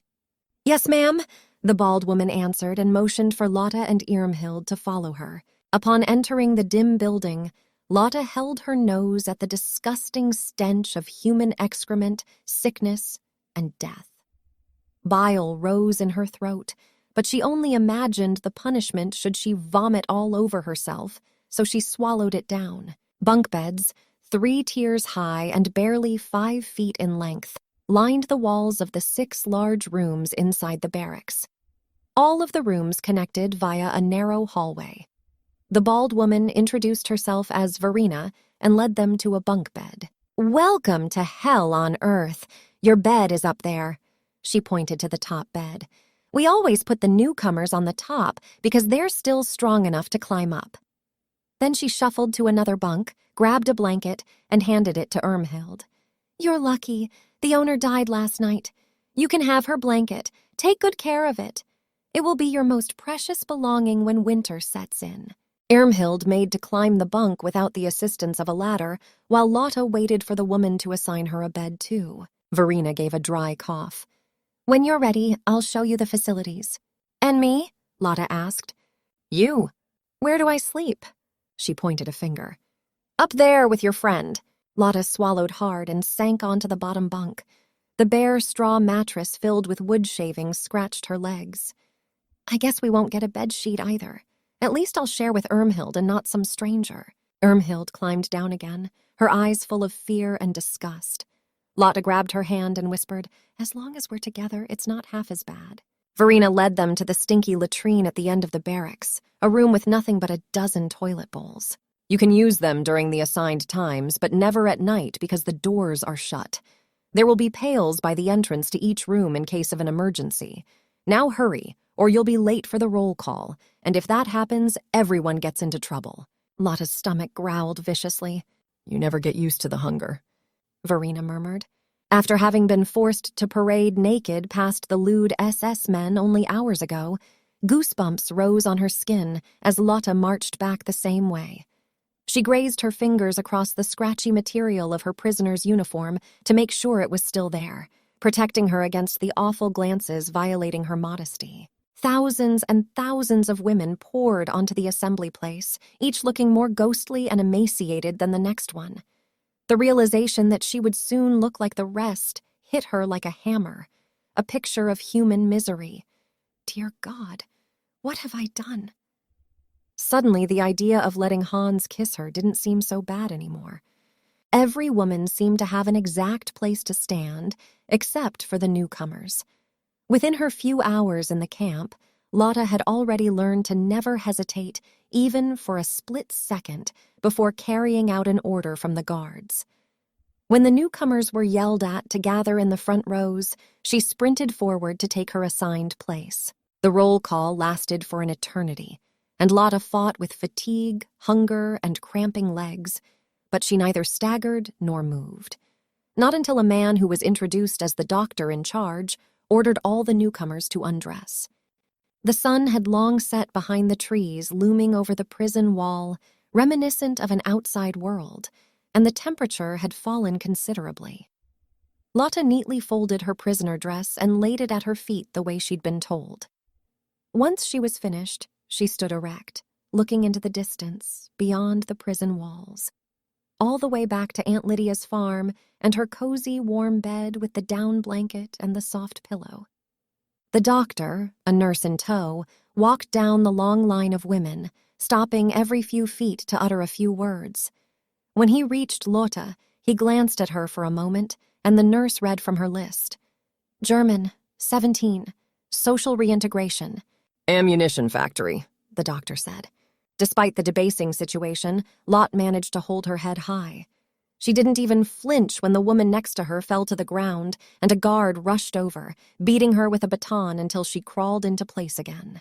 Untauglich, Block 7, the doctor said, and the nurse dutifully jotted it down. Unfit? What does that mean? Lotte thought. After hours of debilitating roll call, they were ordered to dress again and report in the morning to their line of work. Just as Lotte was sure her knees would buckle, it was finally time for dinner. She hadn't expected whole milk, cheese, and bacon that were the norm at Aunt Lydia's, but what she received was far worse than she could ever have imagined. 50 grams of bread and a watery soup with half a potato for each woman. The only abundant thing was smelly water to drink, nothing that came close to soothing the hunger gnawing at her gut. Back in their barracks, she learned that Irmhild had been assigned the same work. Ammunition factory? Lucky you, Verena said. They treat the prisoners comparatively well, and as long as you're fit to work, you have a chance to survive the daily selections. Unfit, the doctor had said. Block 7. What does Block 7 mean? Lotte blurted out. It's the barracks for those who are too weak or sick to work. Once there, you never return, Verena answered with a hard voice. How long have you been here? Lotte whispered. A painful expression crossed Verena's face. Years. I've been in other camps before, but this one is by far the worst. With the woman's words ringing in her head, Lotte climbed up to her bunk. There, she held Irmhild tight before both of them fell into a coma-like sleep.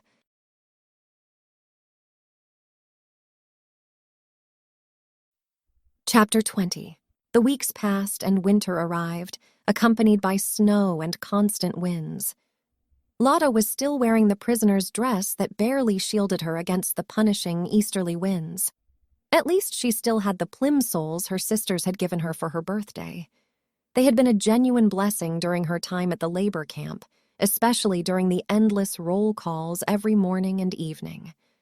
Lotte pitied the women who wore sandals or went barefoot, with rags wrapped around their feet as their only protection. Once again, she stood by Irmhild's side, doing her best not to stagger or faint.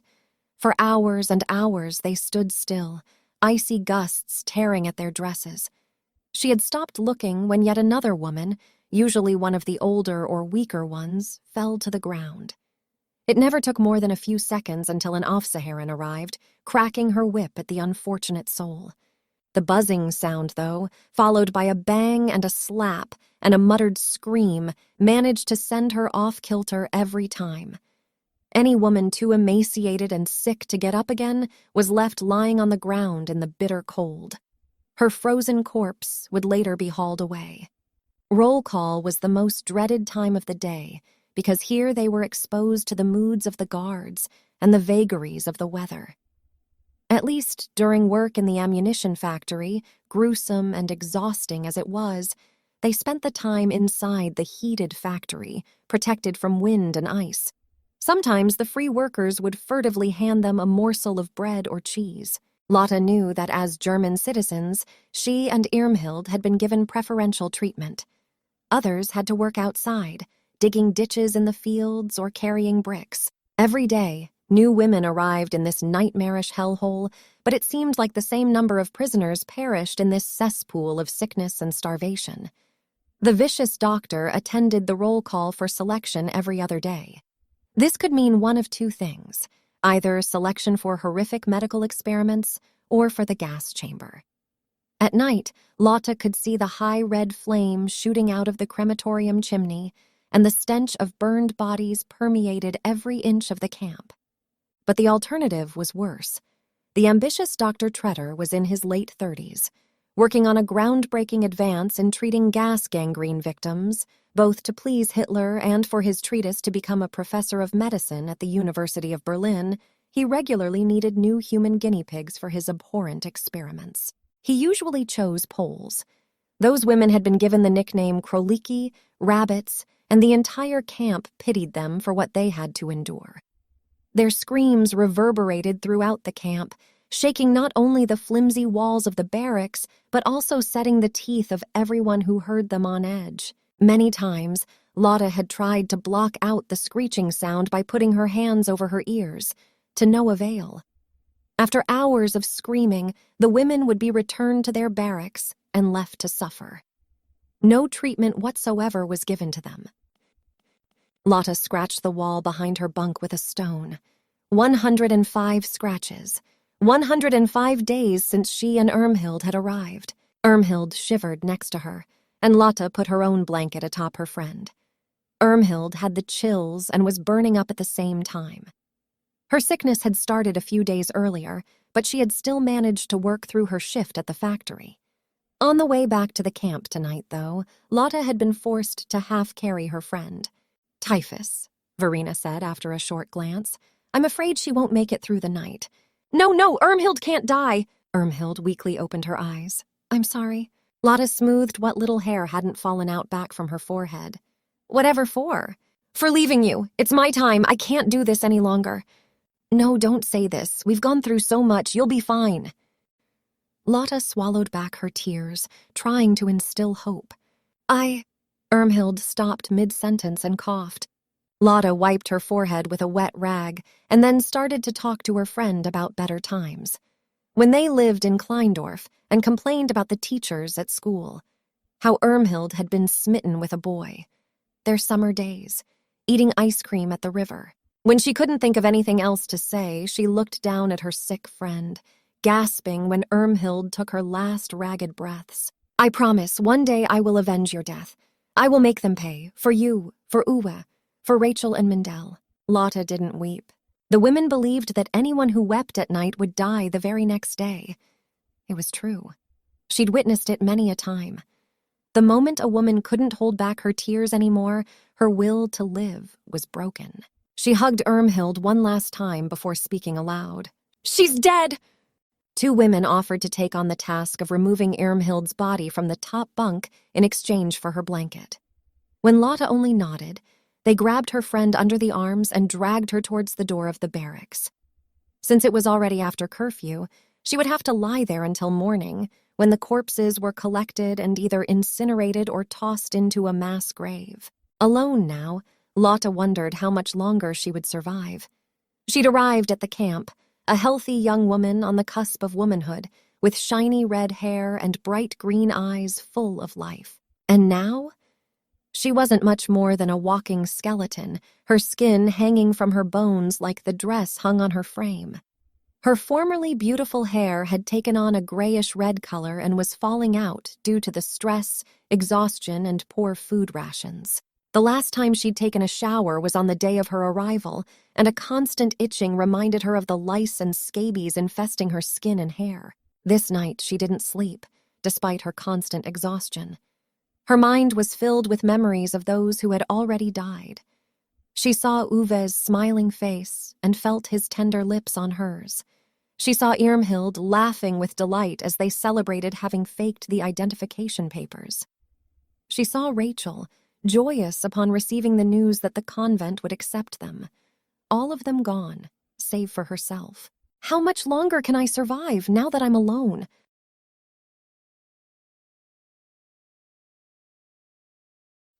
Chapter 21. The next morning, Lotte had to endure roll call without Irmhild by her side.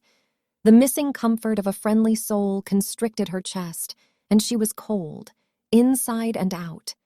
It felt as if the very flame of her own spirit had been doused with Irmhild's death. White snowflakes danced to the ground, covering the camp with a soft blanket.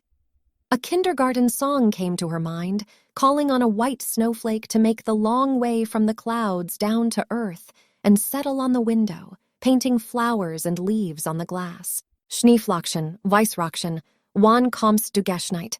Du wohnst in den Wolken, dein Weg ist so weit. Komm, setz dich ans Fenster.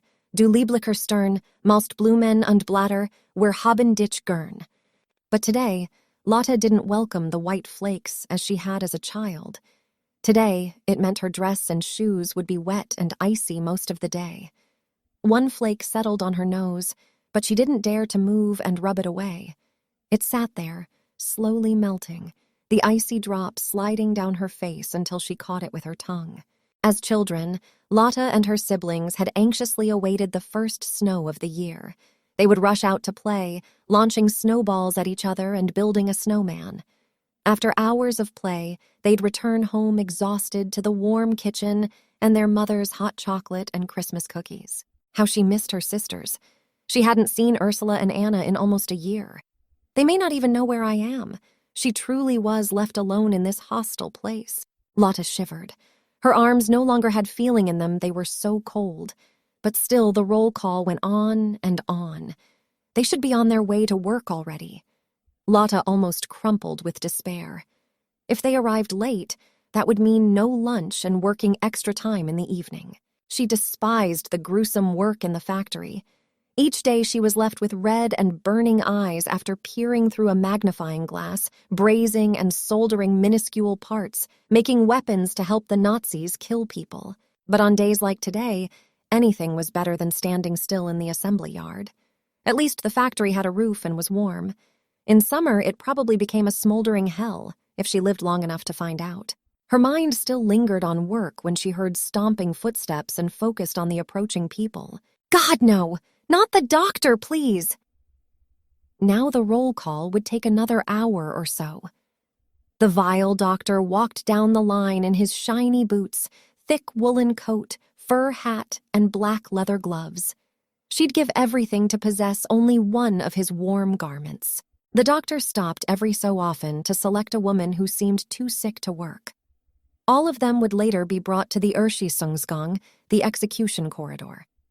Once they were shot, the doctor declared them dead and signed the death certificate. Even in the concentration camp, everything was written down and preserved on endless lists. Then the dentist went to work to gouge out any gold teeth. Lotte clenched her jaw at the thought. Bloody bastards. At least you won't find gold in my mouth. But even without gold teeth, the Nazis would profit from her corpse. Bones were made into soap, hair woven to wool, and the ashes were used as fertilizer for the fields. The doctor and a nurse approached Lotte's line. The nurse was wearing the usual uniform of the camp nurses, topped with a heavy woolen coat, fur hat, and leather gloves similar to the doctor's. Lotte couldn't see her face, but her posture had something familiar about it. As the two of them approached, Lotte looked straight ahead, rose to her full height, and bit her lip and the inside of her cheek to make the blood rush to her face. It was a trick she'd learned from Verena to escape selection. A pale face could mean your death. Another thing Verena had impressed upon her was to never make eye contact. Ever. The doctor came to a stop in front of her, and she knew he was looking her up and down, searching for signs of weakness. Lotte summoned the scraps of inner strength she still possessed and defied every adversity. The icy gusts, the snow, her fatigue, and her fear. She stood like a statue, her eyes boring into the doctor's chest, until he moved to the next woman in line and said something. "Yes, doctor," the nurse said, and Lotte's head snapped up. "Anna!" Lotte stared straight into her sister's beautiful blue eyes. Long months of being subjected to cruel punishments for the tiniest offenses kept her mouth shut and her limbs still, despite the urge to scream and wrap her hands around her sister's neck. "No, strangling is too kind." Anna's face showed no trace of recognition. She looked at Lotte as if she were just another prisoner. Another unfortunate soul, dehumanized, exploited, and tortured in every possible way. "I'm such a miserable being. My own sister doesn't recognize me." For a second, a tear started to form in her eye, but Lotte stubbornly willed it to go away. She'd endured worse. She wouldn't cry over her traitorous sister and risk dying the next day. Out of the corner of her eye, she noticed Anna saying something to the doctor, and he nodded. Anna turned on her heel and said aloud, "Dr. Tretter needs a volunteer for his medical experiments." Lotte shivered once and then steeled herself from giving in to the bitter cold. How could Anna stoop so low as to help the Nazis with this most abominable work? Nobody moved, and the yard became silent enough to hear the snow fall. Tap, tap, tap. Lotte recoiled in fear, her ability to stand hanging on a thin thread. A woman behind her fell, and moments later, Lotte heard the whip cracking in the air. Then a scream. Then nothing. Meanwhile, Anna had taken 2 more steps and stood directly in front of her, staring into her eyes. "You, number 589452. Don't you want to volunteer? For a chance to live?" Lotte nodded automatically, the oxygen leaving her lungs. Her own sister had just condemned her to a fate worse than eternal purgatory. Yes, everyone around her seemed to deflate in relief that they hadn't been chosen. "Follow me," Anna commanded, and walked away. Lotte obeyed, following her sister to the medical barracks and awaiting the worst.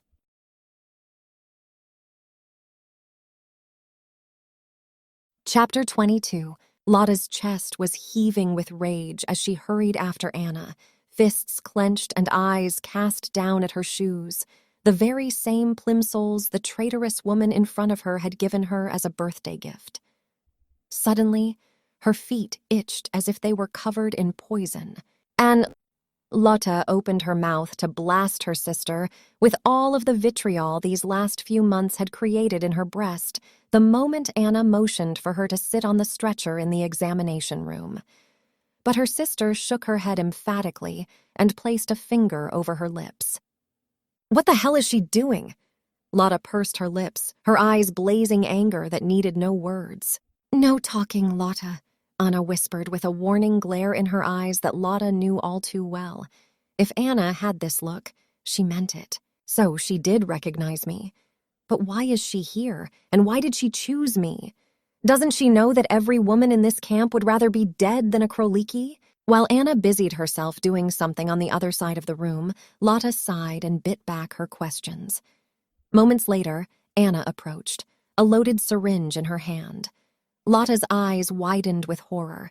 In her former life outside the camp, she hadn't been afraid of syringes, unlike her sister Ursula, but now she cringed away. She wasn't sure she knew this Anna person anymore. Was she here to give her a merciful death by means of a lethal injection? Anna grabbed her arm, swabbed it with alcohol, and then injected the liquid into her muscle. A burning sensation spread through her arm. "This is a typhus vaccine. Pretend to be sick. Do you understand?" Anna whispered. "What? Do I understand? No, I don't. You just condemned me to death." Lotte looked at Anna with incomprehension.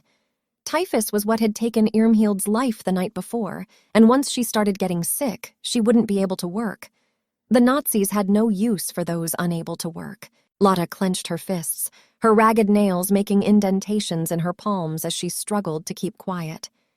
Anna put the syringe away and then walked towards the door, meeting Lotte's eyes before opening it and mouthing, "Trust me." "Trust you?"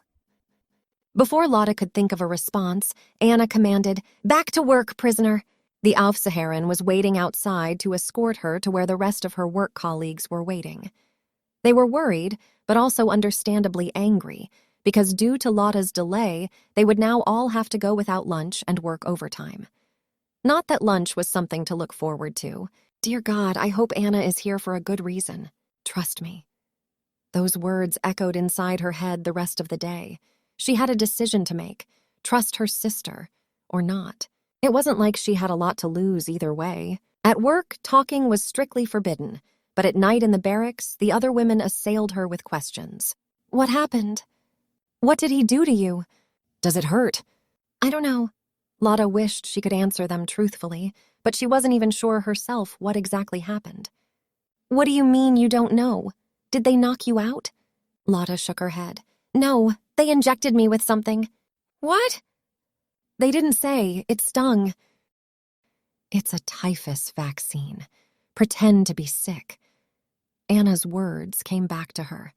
She looked at the women, allowing a very real fear to surface. "I don't know what it was, but it makes me feel weak, burning up from the inside." That much was true.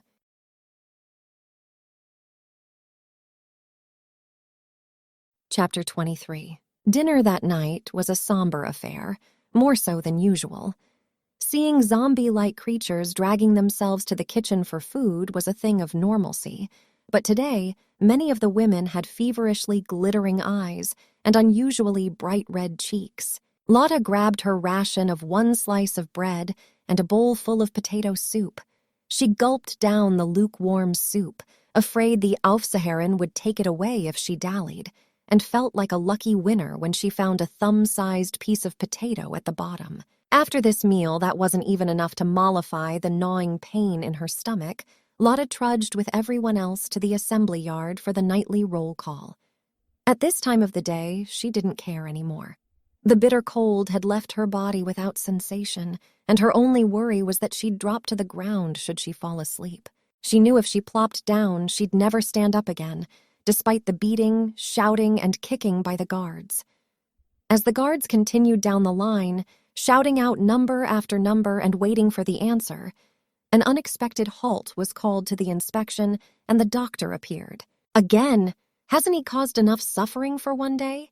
All prisoners report to the medical barracks, one of the guards yelled. Single file, no talking. Cries of alarm filled the air, but were quickly quieted by the guards. Lotte cringed even as Anna's words once again flowed through her brain. Trust me, did this have anything to do with the typhus vaccine she'd given her?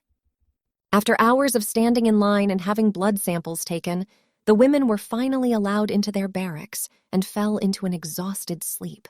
The next morning, during roll call, Lotte's number was called, along with many, many others.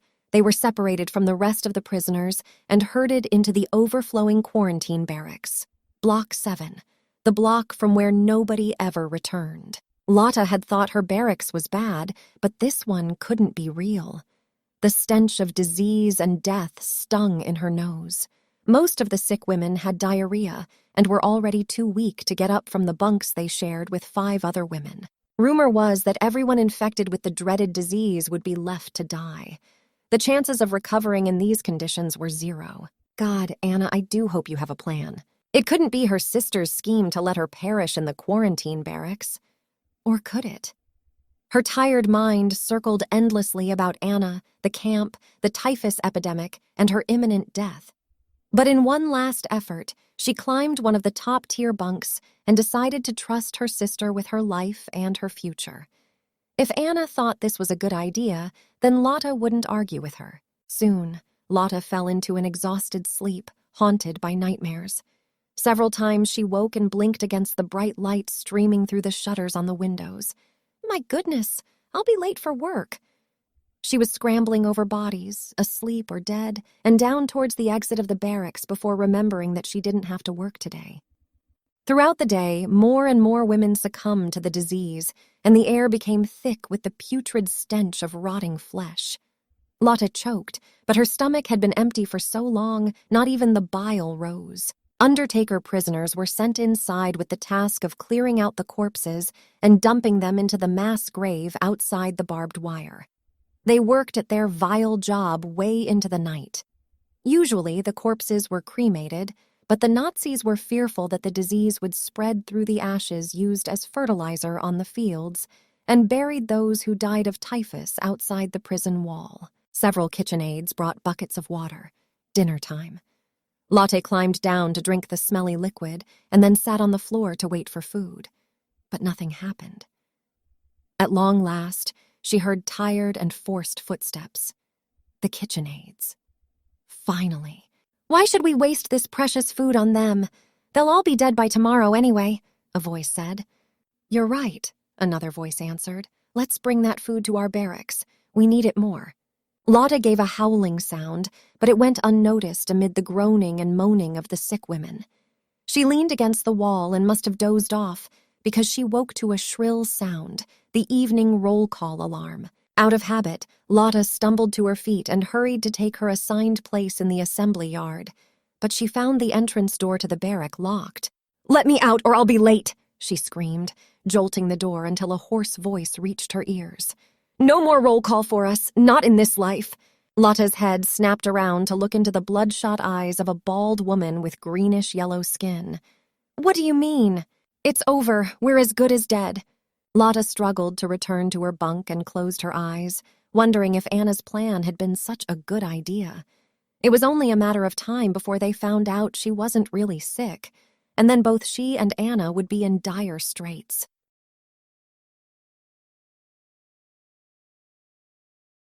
Chapter 24. Lotte was shivering in the cold when the wake-up alarm echoed across the camp at 4 a.m.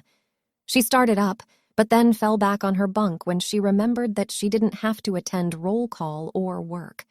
She hoped there would at least be food. About half an hour later, the doors opened, signaling the arrival of someone with their morning rations.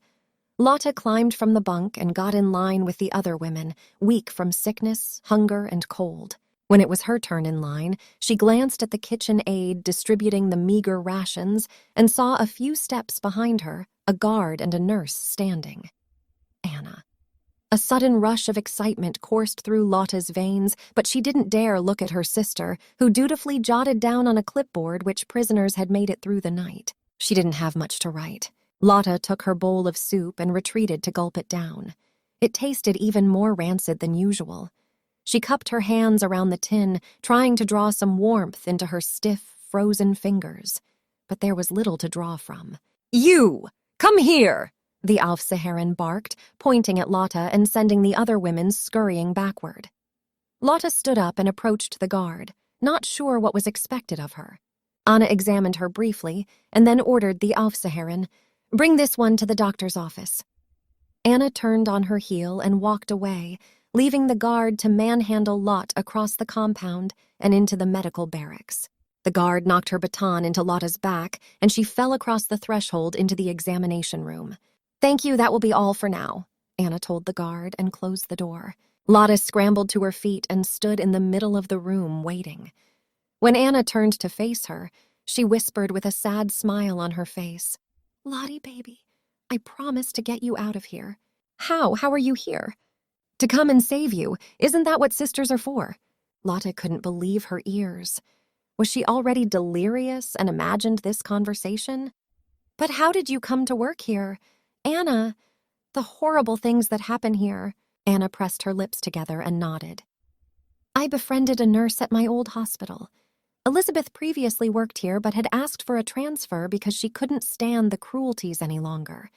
Since they were still looking for her replacement and with her recommendation, I got her old job. Ursula and I came up with a plan to get you out of here. The typhus epidemic was the opportunity I've been waiting for. This disease terrifies the Nazis because it spreads so quickly and there's no known remedy. The sick are quarantined rather than exterminated out of fear of contagion." "I don't understand," Lotte mumbled. Her brain was so malnourished it couldn't follow the meaning of her sister's words. "Since you're already in quarantine, the only thing I need is the doctor's signature on your death certificate.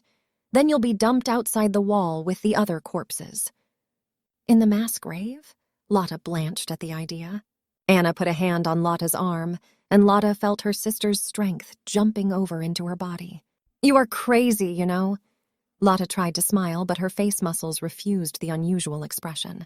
"I'm sorry, sweetie, but the only way to leave this camp is with your feet first," Anna said. The thought sent chills into her bones, and Lotte wondered whether she could pull it off without screaming in terror. But what alternative did she have? She took a deep breath and then nodded. "I'll do it. I don't want to die here." "I don't want you to die here either. It will work, I promise." Anna smiled tenderly and hugged her. With all the energy left inside her, Lotte hugged her sister back. "I knew it," said a male voice.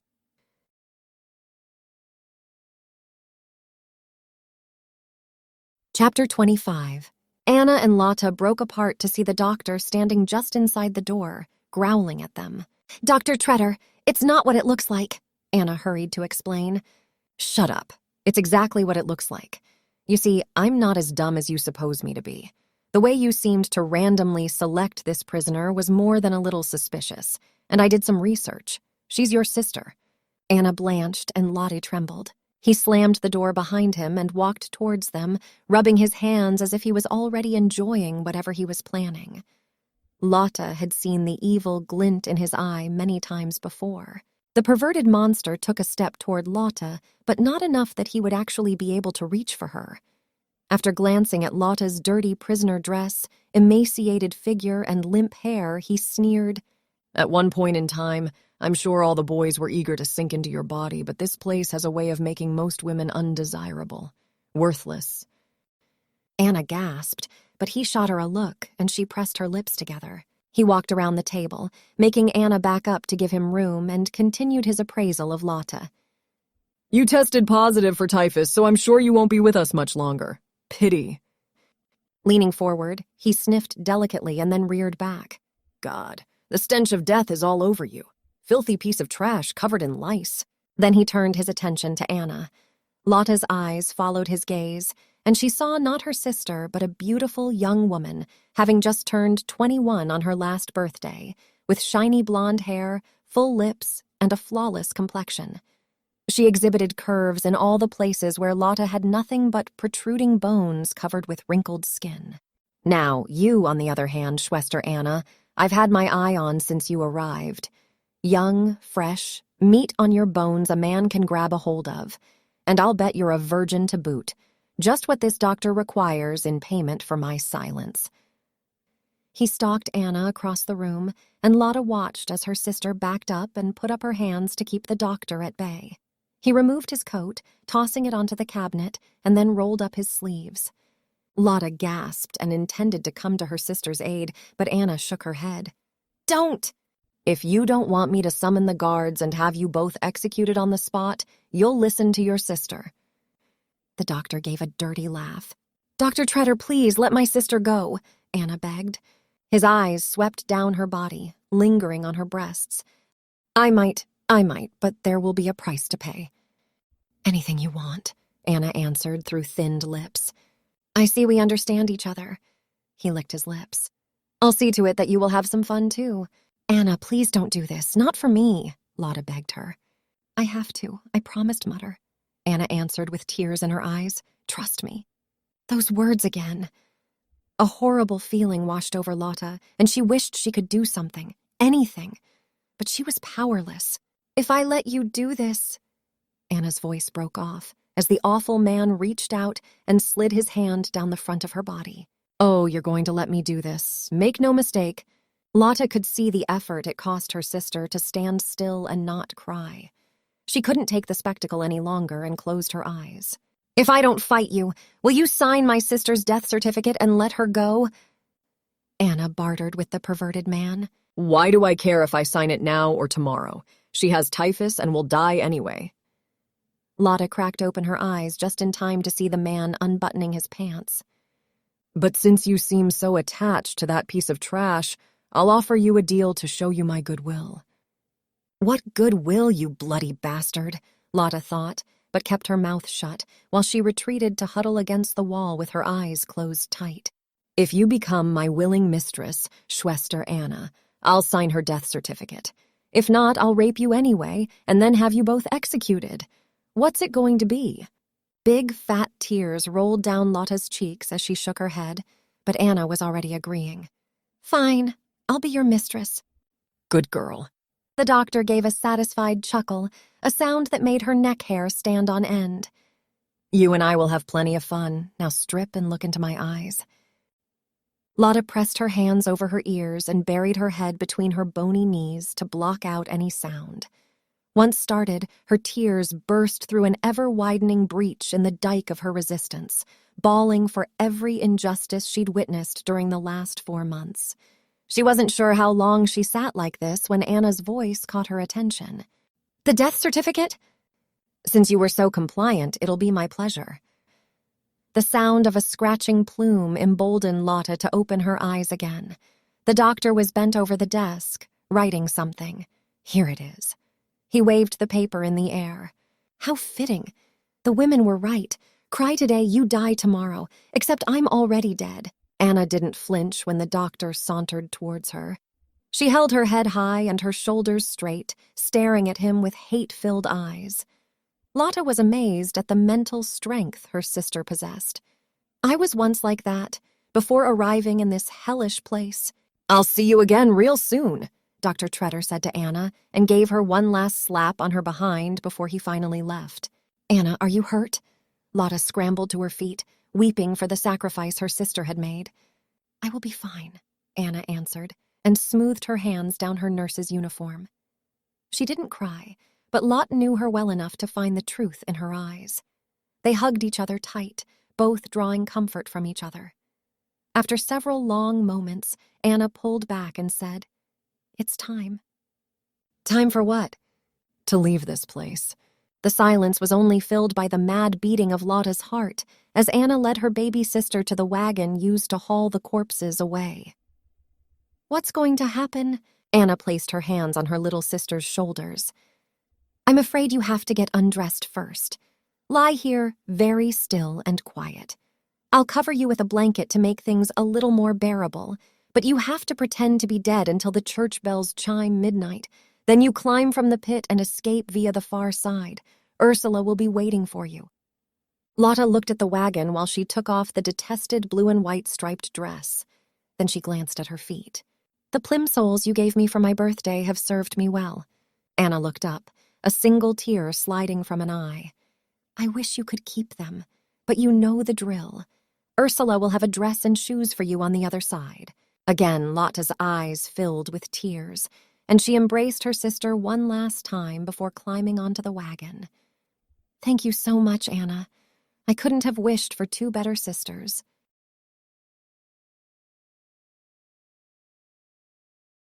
Chapter 26. Lotte lost track of time as the wagon rattled and bumped over the ground. She clenched her teeth, digging her nails into her palms to keep from struggling as she was dumped into the pit. She heard the undertakers say a quick prayer over the dead bodies of their fellow prisoners, and the sound of the wagon being wheeled back inside the camp. Lotte lay there, a dead body draped across her legs, another splayed on her back.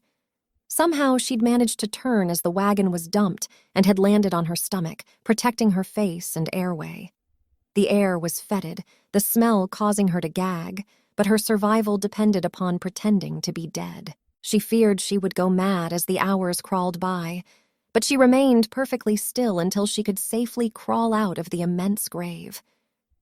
After 11 o'clock, when all the prisoners had returned from their forced labor, the guards no longer patrolled the outside of the camp. She knew that was why Anna had arranged for her to flee the burial pit at midnight. Like a ghost, rising from the dead at the witching hour. Lotte gave a dry laugh and counted the chimes of the church bell, one short one for every quarter of the hour, one longer one for every hour. 1, 2, 3, 9, 10. 2 more hours and she would make her move. She lay among the dead, feeling as if she belonged, so weak and sick was she. But the hope of seeing Ursula and Mutter again instilled an inner strength she didn't know she still possessed. Lotte closed her eyes, allowing the vision of her mother and sisters to fill her mind. This would keep her awake, because if she fell asleep, she'd miss the stroke of midnight and her second chance at life. 11, 12, it was time.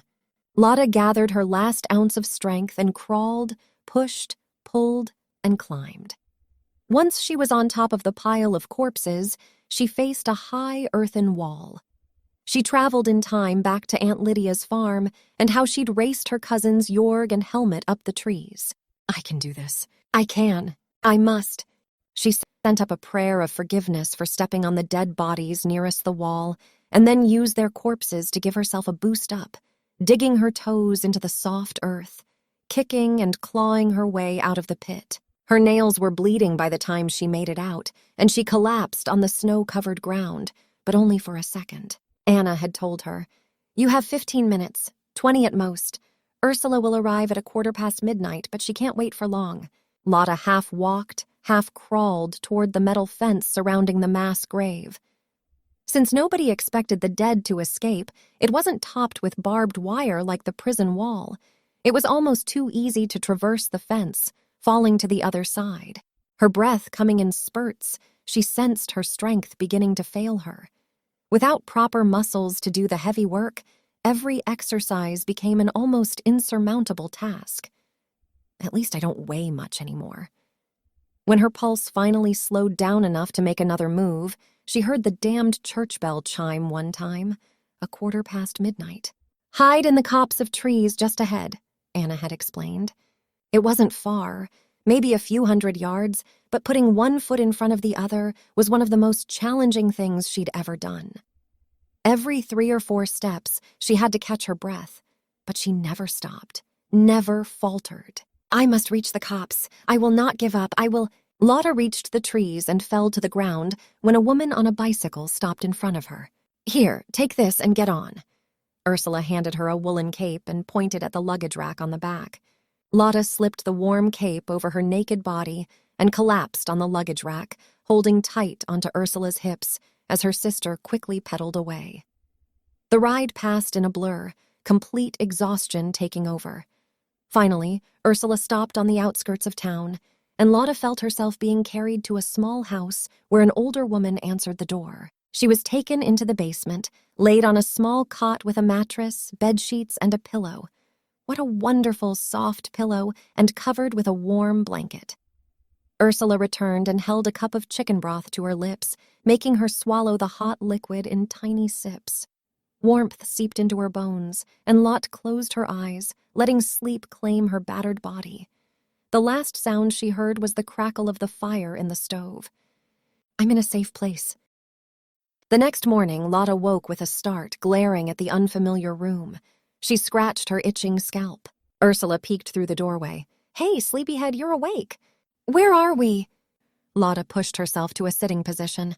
At a friend's house. Are you hungry? Lotte nodded and then burst into tears. I am. Can I wash up someplace? It's been so long. Of course you can. Come on, I'll help you. Ursula helped her off the cot and led her to the bathroom, equipped with a tall tub and a sink with running water. Ursula filled the tub, laid a bar of soap on the edge, and then helped Lotte take her nightgown off. Lotte glanced at the soft, white material. She didn't remember having put it on. All she remembered was the woolen cape Ursula had handed her before she mounted the bicycle. It didn't matter. Her modesty had long since fled, and she allowed Ursula to help her sink into the hot water. You have no idea how good this feels, Lotte murmured as she leaned back against the tub and then closed her eyes as the hot water began to work wonders on her sore body. No, I probably don't, and I don't want to trade places with you for 1 second. Ursula chuckled, but the sound was full of sympathy. Lean up and I'll wash your hair for you. Remember I used to do this when you were in kindergarten? It's all falling out. Lotte glanced at a tuft of short hair swimming on the surface. Don't worry, it will grow back. You just need to eat the right food and get enough rest. It will come back, more beautiful than before.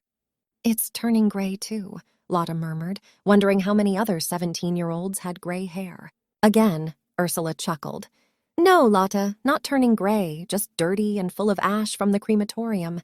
It will wash out, you'll see. Ursula gently washed her head, using a special soap designed to kill lice, and then gave her the privacy to wash her body unobserved for the first time in almost 4 months. After a few minutes, Ursula returned, bringing some of her own clothes with her. She helped Lotte from the tub and handed her a clean towel with which to dry herself. Lotte made quick work of that task and then stepped into the underwear Ursula handed her. She'd not worn any since arriving at the camp, and recovering that little bit of privacy was overwhelming. Her tears threatened to flow again. Since when had she become such a crybaby? Lotte pulled herself together and allowed her sister to help her get dressed. Despite her being a good 3 inches taller than Ursula, her sister's dress bagged on her.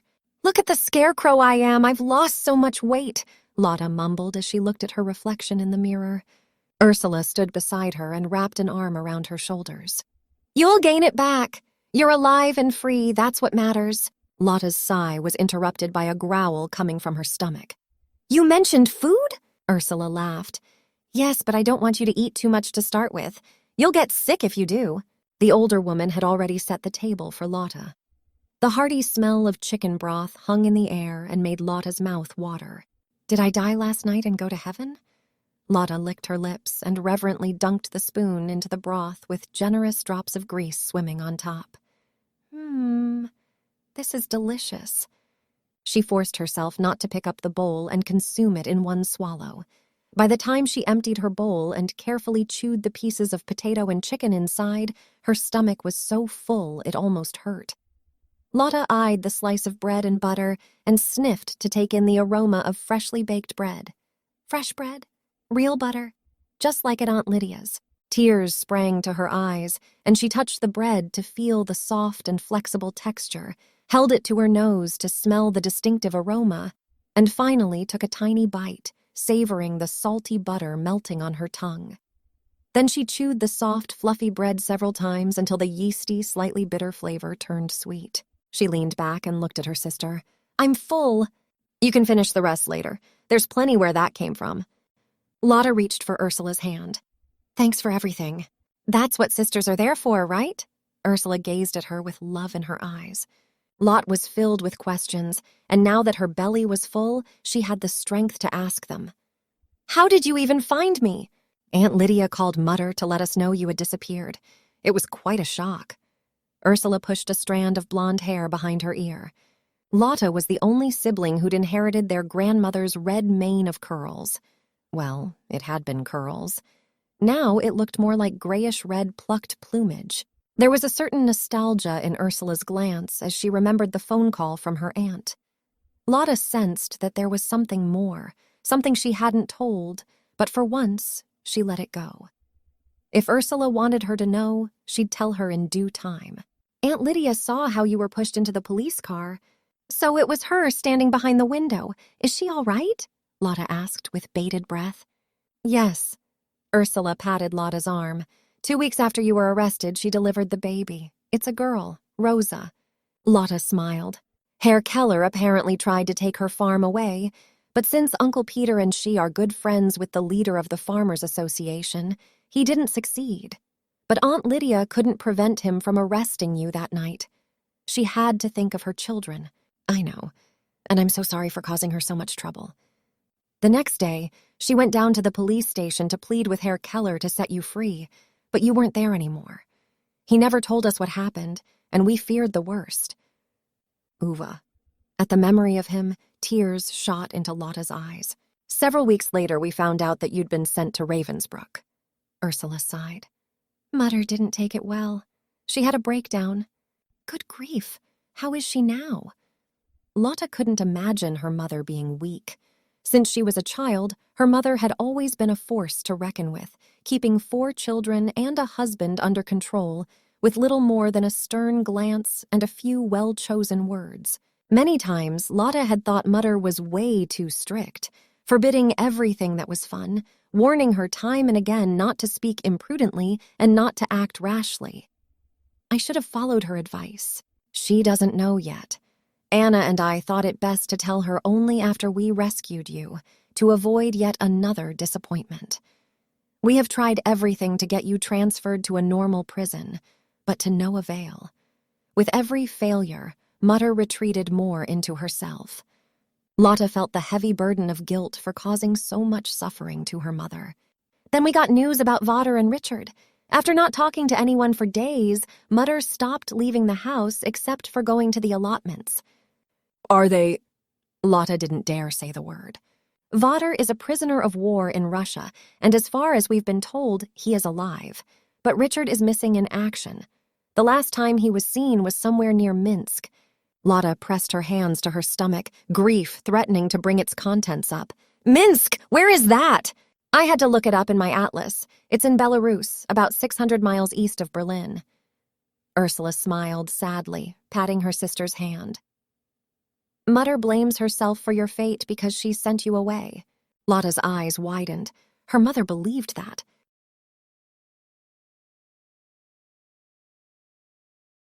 Chapter 27.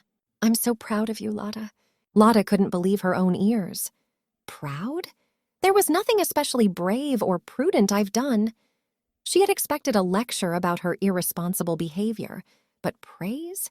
Coming from Ursula, who'd never broken a rule in her life? Don't say that. We found out about the Jews in hiding and the fake papers. Ursula's blue eyes rested on her with the kind of pride only an older sister could show. I don't regret having helped them, but I do wish I had planned things better. Lotte took a sip from the glass of cold, whole milk in front of her and then licked around her mouth like a cat so as not to waste a single drop. Yes, you should have. But that doesn't matter now. What matters is that you did the right thing, and you're here to tell the tale. Ursula ruffled her cropped hair. Who are you, and what did you do to my sister, imposter? Lotte teased. The Ursula she knew would never condone an illegal action, morally justified or not. Hiding Jews and faking papers definitely fell into that category. A lot has happened in the past few months, and I have changed, Ursula laughed. I am watching in awe. How could you even be so bold as to try and rescue me? Isn't that against the law, helping a prisoner escape? Lotte wanted to run a hand through her hair, but stopped midway. She'd given up that habit months ago to keep her hands free of lice and filth. Well, let's say I had an epiphany and decided that some laws should be broken. Lotte stared at her sister, disbelief in her eyes. Yes, I joined an underground network hiding Jews and helping them escape to safe zones. You do what? Lotte shook her head. Had the entire world turned upside down while she vegetated in the camp? Ursula, you have to be careful. Her sister smirked. Look who's talking. Don't worry, we're very cautious. Always. Does Mother know? Ursula's smile turned sly. Let's just say she's a tacit accomplice by pretending not to notice that we take provisions from the pantry and use the shed in our allotment garden to hide people for a few days at a time. Gee whiz, I'm in hell several months, and when I return to Earth, it's not a globe anymore. You work as a subversive and Mother looks the other way. What else don't I know? A lot. So many things have happened in the past 4 months. Ursula sighed. 4 months. It feels more like 4 lifetimes. Lotte's voice trailed off, her eyes looking at the wall, not sure whether her sister expected her to give an account of the conditions in the camp. It was so awful, dehumanizing, reduced to a number, an object to exploit and torture. I can't bear to talk about it now. You don't have to, sweetie, not now. You need to forget and let your body heal. We have enough other sources to tell us what's happening in the camp. Anna, for example. Anna! Lotte screamed and jumped up, sending her chair crashing to the ground. How could she have forgotten about Anna? What about Anna? Ursula's hand flew to her throat. Lotte wrung her hands and started to weep as she remembered the look in Anna's eyes after the doctor had. She sniffed and looked at Ursula. Anna sacrificed the doctor. He found out we were sisters and he raped her. You were there? Ursula asked, horrified. Lotte nodded and lowered her voice to a whisper. He forced her to become his mistress in exchange for his silence. Ursula thinned her lips and sat up a little straighter. She knew about the risks involved. We have to help her, Lotte cried, guilt over her sister's sacrifice heavy on her mind. No, Anna will have to deal with it on her own. We can't risk any rash actions that might endanger not only you and her, but everyone involved in your rescue. Ursula picked up the chair and placed it beside the table again. There were more people involved? Yes, many more. That's why we can't do anything for Anna right now. Lotte thought it was cruel and callous to let Anna fend for herself, but Ursula was probably right. She inhaled deeply several times. What happens now? I have something for you. Ursula gave her a soft smile. Come with me. Lotte followed her back into the basement and plopped on the bed while Ursula disappeared to fetch something. She was tired but sated. For the first time in months, the gnawing in her insides had disappeared. She raised a hand and carefully touched her straw-like hair. It felt surprisingly soft. She ran the hand along her entire head and then looked at her fingertips. Clean. Only then did she notice the absence of another constant companion during the last months, the itching and biting. She really had been born again. Ursula returned and handed Lotte an Ausweis. She turned it over and gasped at the healthy young woman with curly red hair looking at her. That's me. It was a brand new identification card in the name of Alexandra Wagner, born on February 28th, 1926. She caressed the paper with her thumb. Unlike so many others who had perished, she'd been given a second chance at life. Where did you get that photograph? Lotte asked her sister. Ursula's face darkened. At my wedding almost 1 year ago. How can I ever thank you for everything you did for me? Lotte was touched to her very soul. Thank me by recovering fast and staying the compassionate, outspoken, and justice-loving young woman you are. Ursula gave her a bear hug, and Lotte noticed with some jealousy her sister's full bosom as well as her rounded hips and belly. Her own breasts had been reduced to hanging flaps of skin. What about Andreas? Lotte asked. She couldn't see her sister's face in their embrace, but she felt the slumping of her shoulders. He's gone. Gone? He hasn't returned from the front since your wedding? Lotte's mind didn't work as swiftly as it had done before her incarceration. He's dead. Killed in action. I'm so sorry. Lotte held her sister tighter. He died last May. I should have told you earlier, but I couldn't bring myself to say the words. I guess I somehow believed he would come back if I didn't acknowledge his death. Ursula released her and stood from the bed. You should rest. When you're hungry, come upstairs. The blackout curtains will always be closed, so nobody will see you.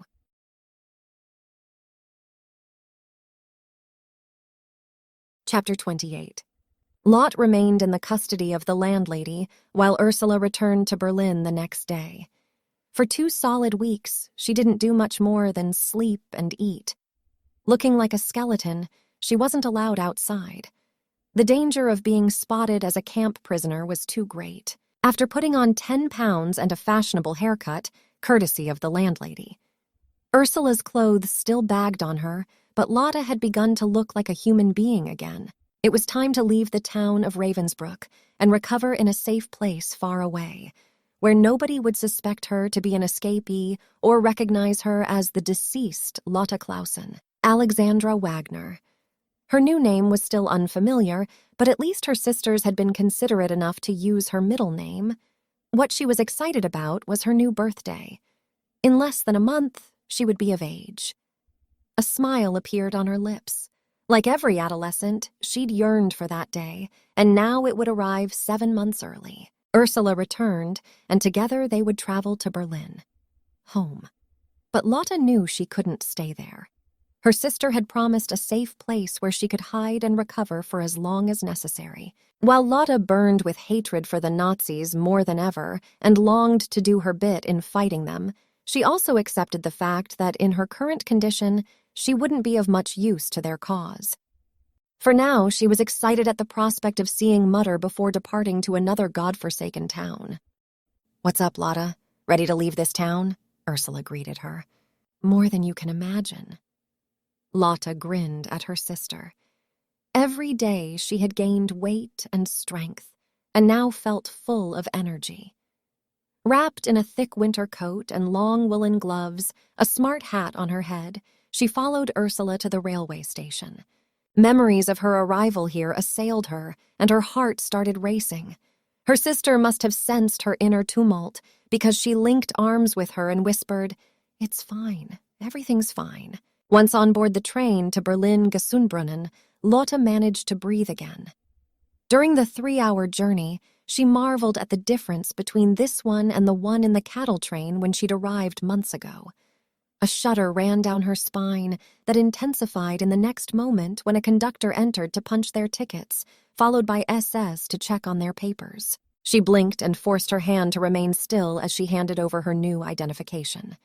The SS man looked at the 2 sisters, who weren't sisters anymore but close friends, up and down, and then left. Lotte slumped back in her seat. Her papers had passed the acid test. As they arrived at Berlin-Gesundbrunnen, she spied her mother waiting on the platform. She looks old and afflicted. "Charlotte, oh, my precious girl, look at you. You've lost so much weight and your beautiful hair." "Mutter, she's Alexandra," Ursula whispered and cast a warning glare. "She's alive. All the rest will fix itself with time." "I know, I just wasn't expecting this." "Well, no matter. You're here now. I'm so happy to see you." Mutter grabbed Lotte into a tight hug. Lotte wrapped her arms around Mutter. Something about being in her mother's arms again peeled so many layers of heartache away. Her mother pulled back from her and stood on her tiptoes to smooth a hand over Lotte's cheek, kissing her cheeks and then hugging her once again. It was a rather unusual display of physical affection. "Mutter, Alexandra, we should resume this reunion somewhere more private," Ursula suggested, seeing that they were beginning to draw attention to themselves. Even though Lotte's fake papers had withstood the scrutiny of an SS man, it wouldn't do to draw unnecessary attention from the Gestapo or other government officials walking around the train station. "Yes, we should go someplace where we can talk." Lotte broke away from her mother. She needed a chance to convince Mutter that what happened next was for the best of everyone involved. At first, she'd fought against Ursula's suggestion with tooth and nail, but after thinking over the options, she realized there weren't that many. She couldn't live with either Mutter or Aunt Lydia, or any relative for that matter, and risk being recognized as Charlotte Clausen. The mother reverend of the convent in Kaufbeuren had kindly agreed to accept Lotte Alexandra into her orphanage for as long as she wanted to stay. Of course, the nuns would never openly say so, but their convent played an important role in the underground network Ursula worked for. While Ursula wished for Lotte to stay in the safety of the convent until the war was over, Lotte herself had different plans. But her next attempt to oppose the regime would be built on a solid foundation.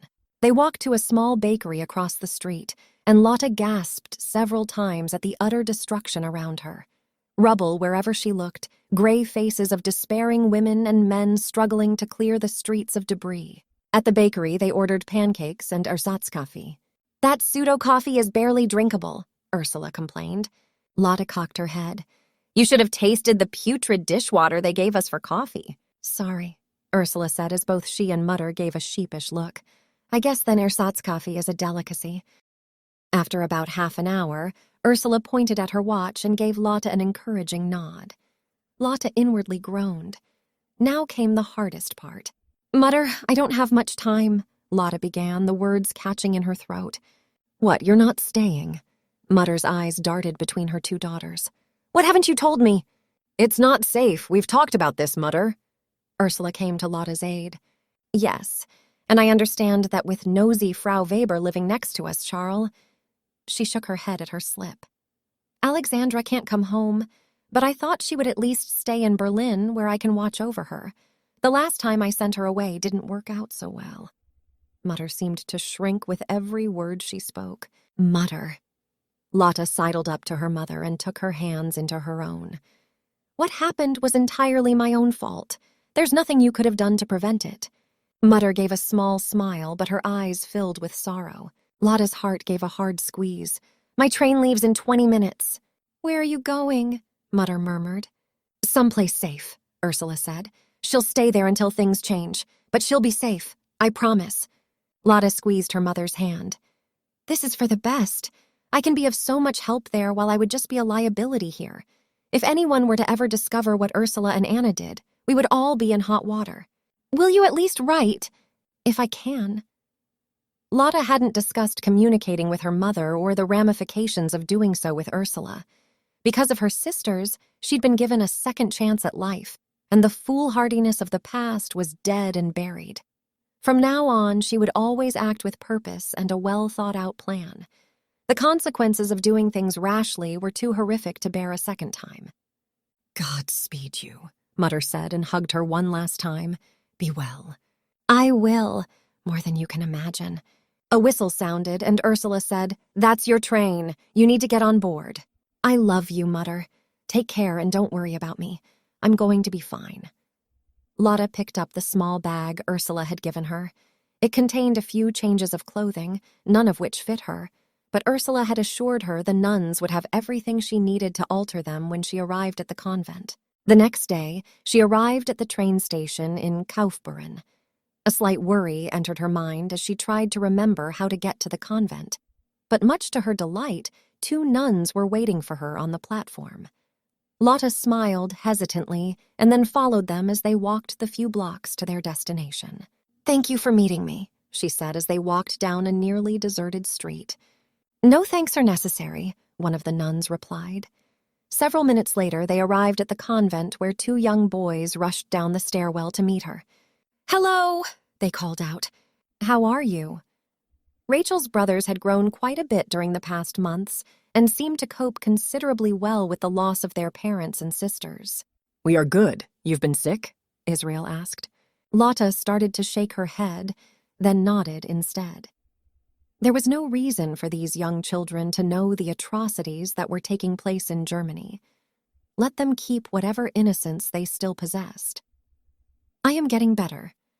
I've come to stay with you for a while." "Good, that is good," Israel said, pulling his brother by the arm.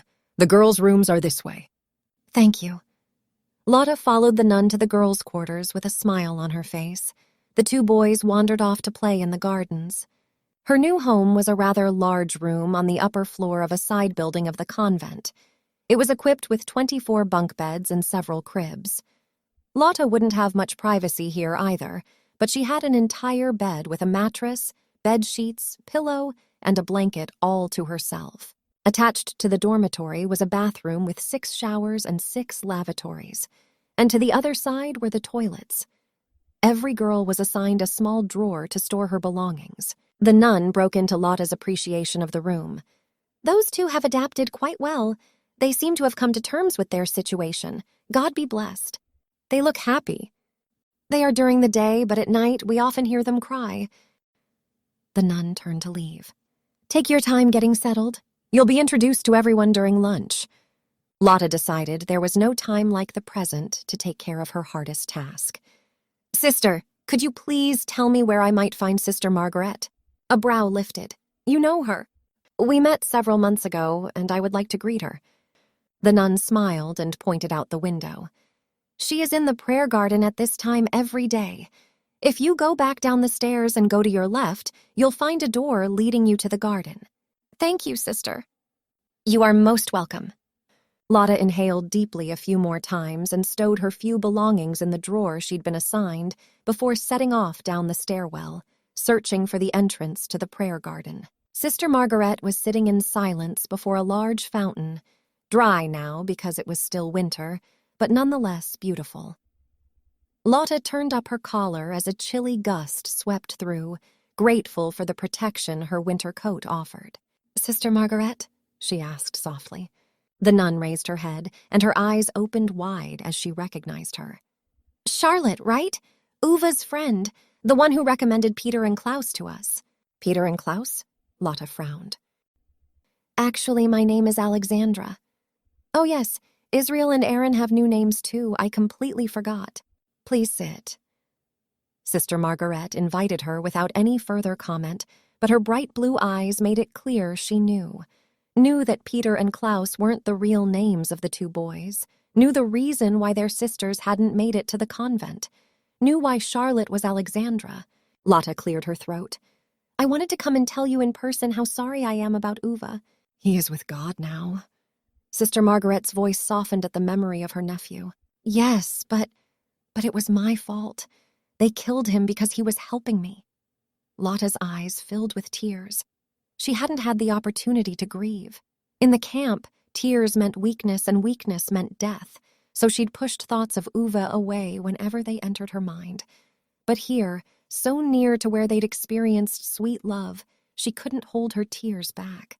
Alexandra, know this. It wasn't your fault. Sister Margaret looked at her with compassion in her eyes. We do not always understand God's plans, but everything happens for a reason.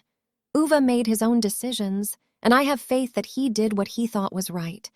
He wouldn't want you to feel guilty for actions he took of his own free will. He would want you to forgive yourself. There is nothing to be gained from carrying around guilt over something you cannot change or rectify. Be at peace and know that he is also at peace.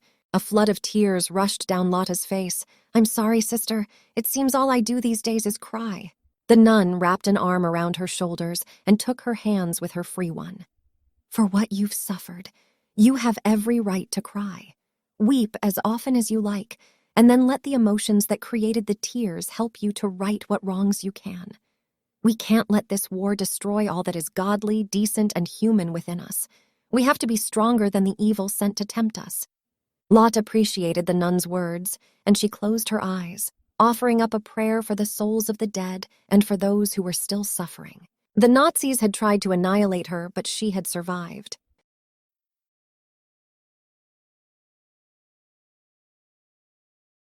Author's notes. Dear listener, thanks so much for reading War Girl Lotte. If you've read War Girl Ursula, you probably knew that Lotte was a disaster waiting to happen. Her love of justice and outspokenness would sooner or later get her into trouble. Ravensbrück was the only concentration camp exclusively for women, although in 1941 a small section for men was added. And at the same time, it is the most forgotten camp in history, since it was only a concentration camp meant to punish the inmates, not a death camp like Auschwitz or Treblinka. It was also one of the few camps where the majority of the inmates wasn't Jewish, for the simple reason that Jews were sent to Auschwitz to be gassed. Ravensbrück was an abomination that the world has resolved to forget. Francois Mauriac. War Girl Lotte wants to help remember the unfortunate women who were forced to live and die there. Unfortunately, the heinous medical experiments on the króliki, or rabbits, 86 mostly Polish women, did really happen. Dr. Karl Gebhardt, who was not only chief surgeon in the SS, but also Heinrich Himmler's personal physician, oversaw these horrific experiments that happened in Ravensbrück from July 1942 to August 1943. I did bend the timeline slightly to extend the medical experiments to the end of 1943, when Lotte's story takes place.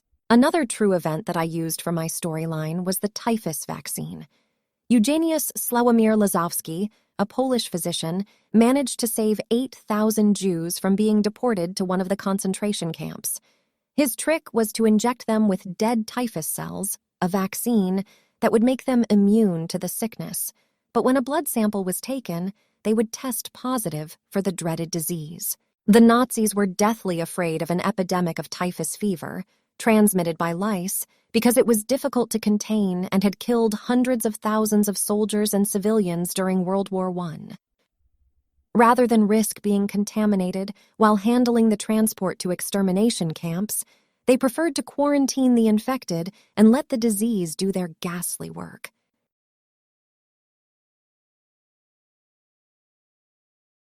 This has been War Girl Lotte, a gripping, emotional page-turner with a strong female protagonist. War Girls Series Book 2, written by Marion Kummerow, narrated by an AI.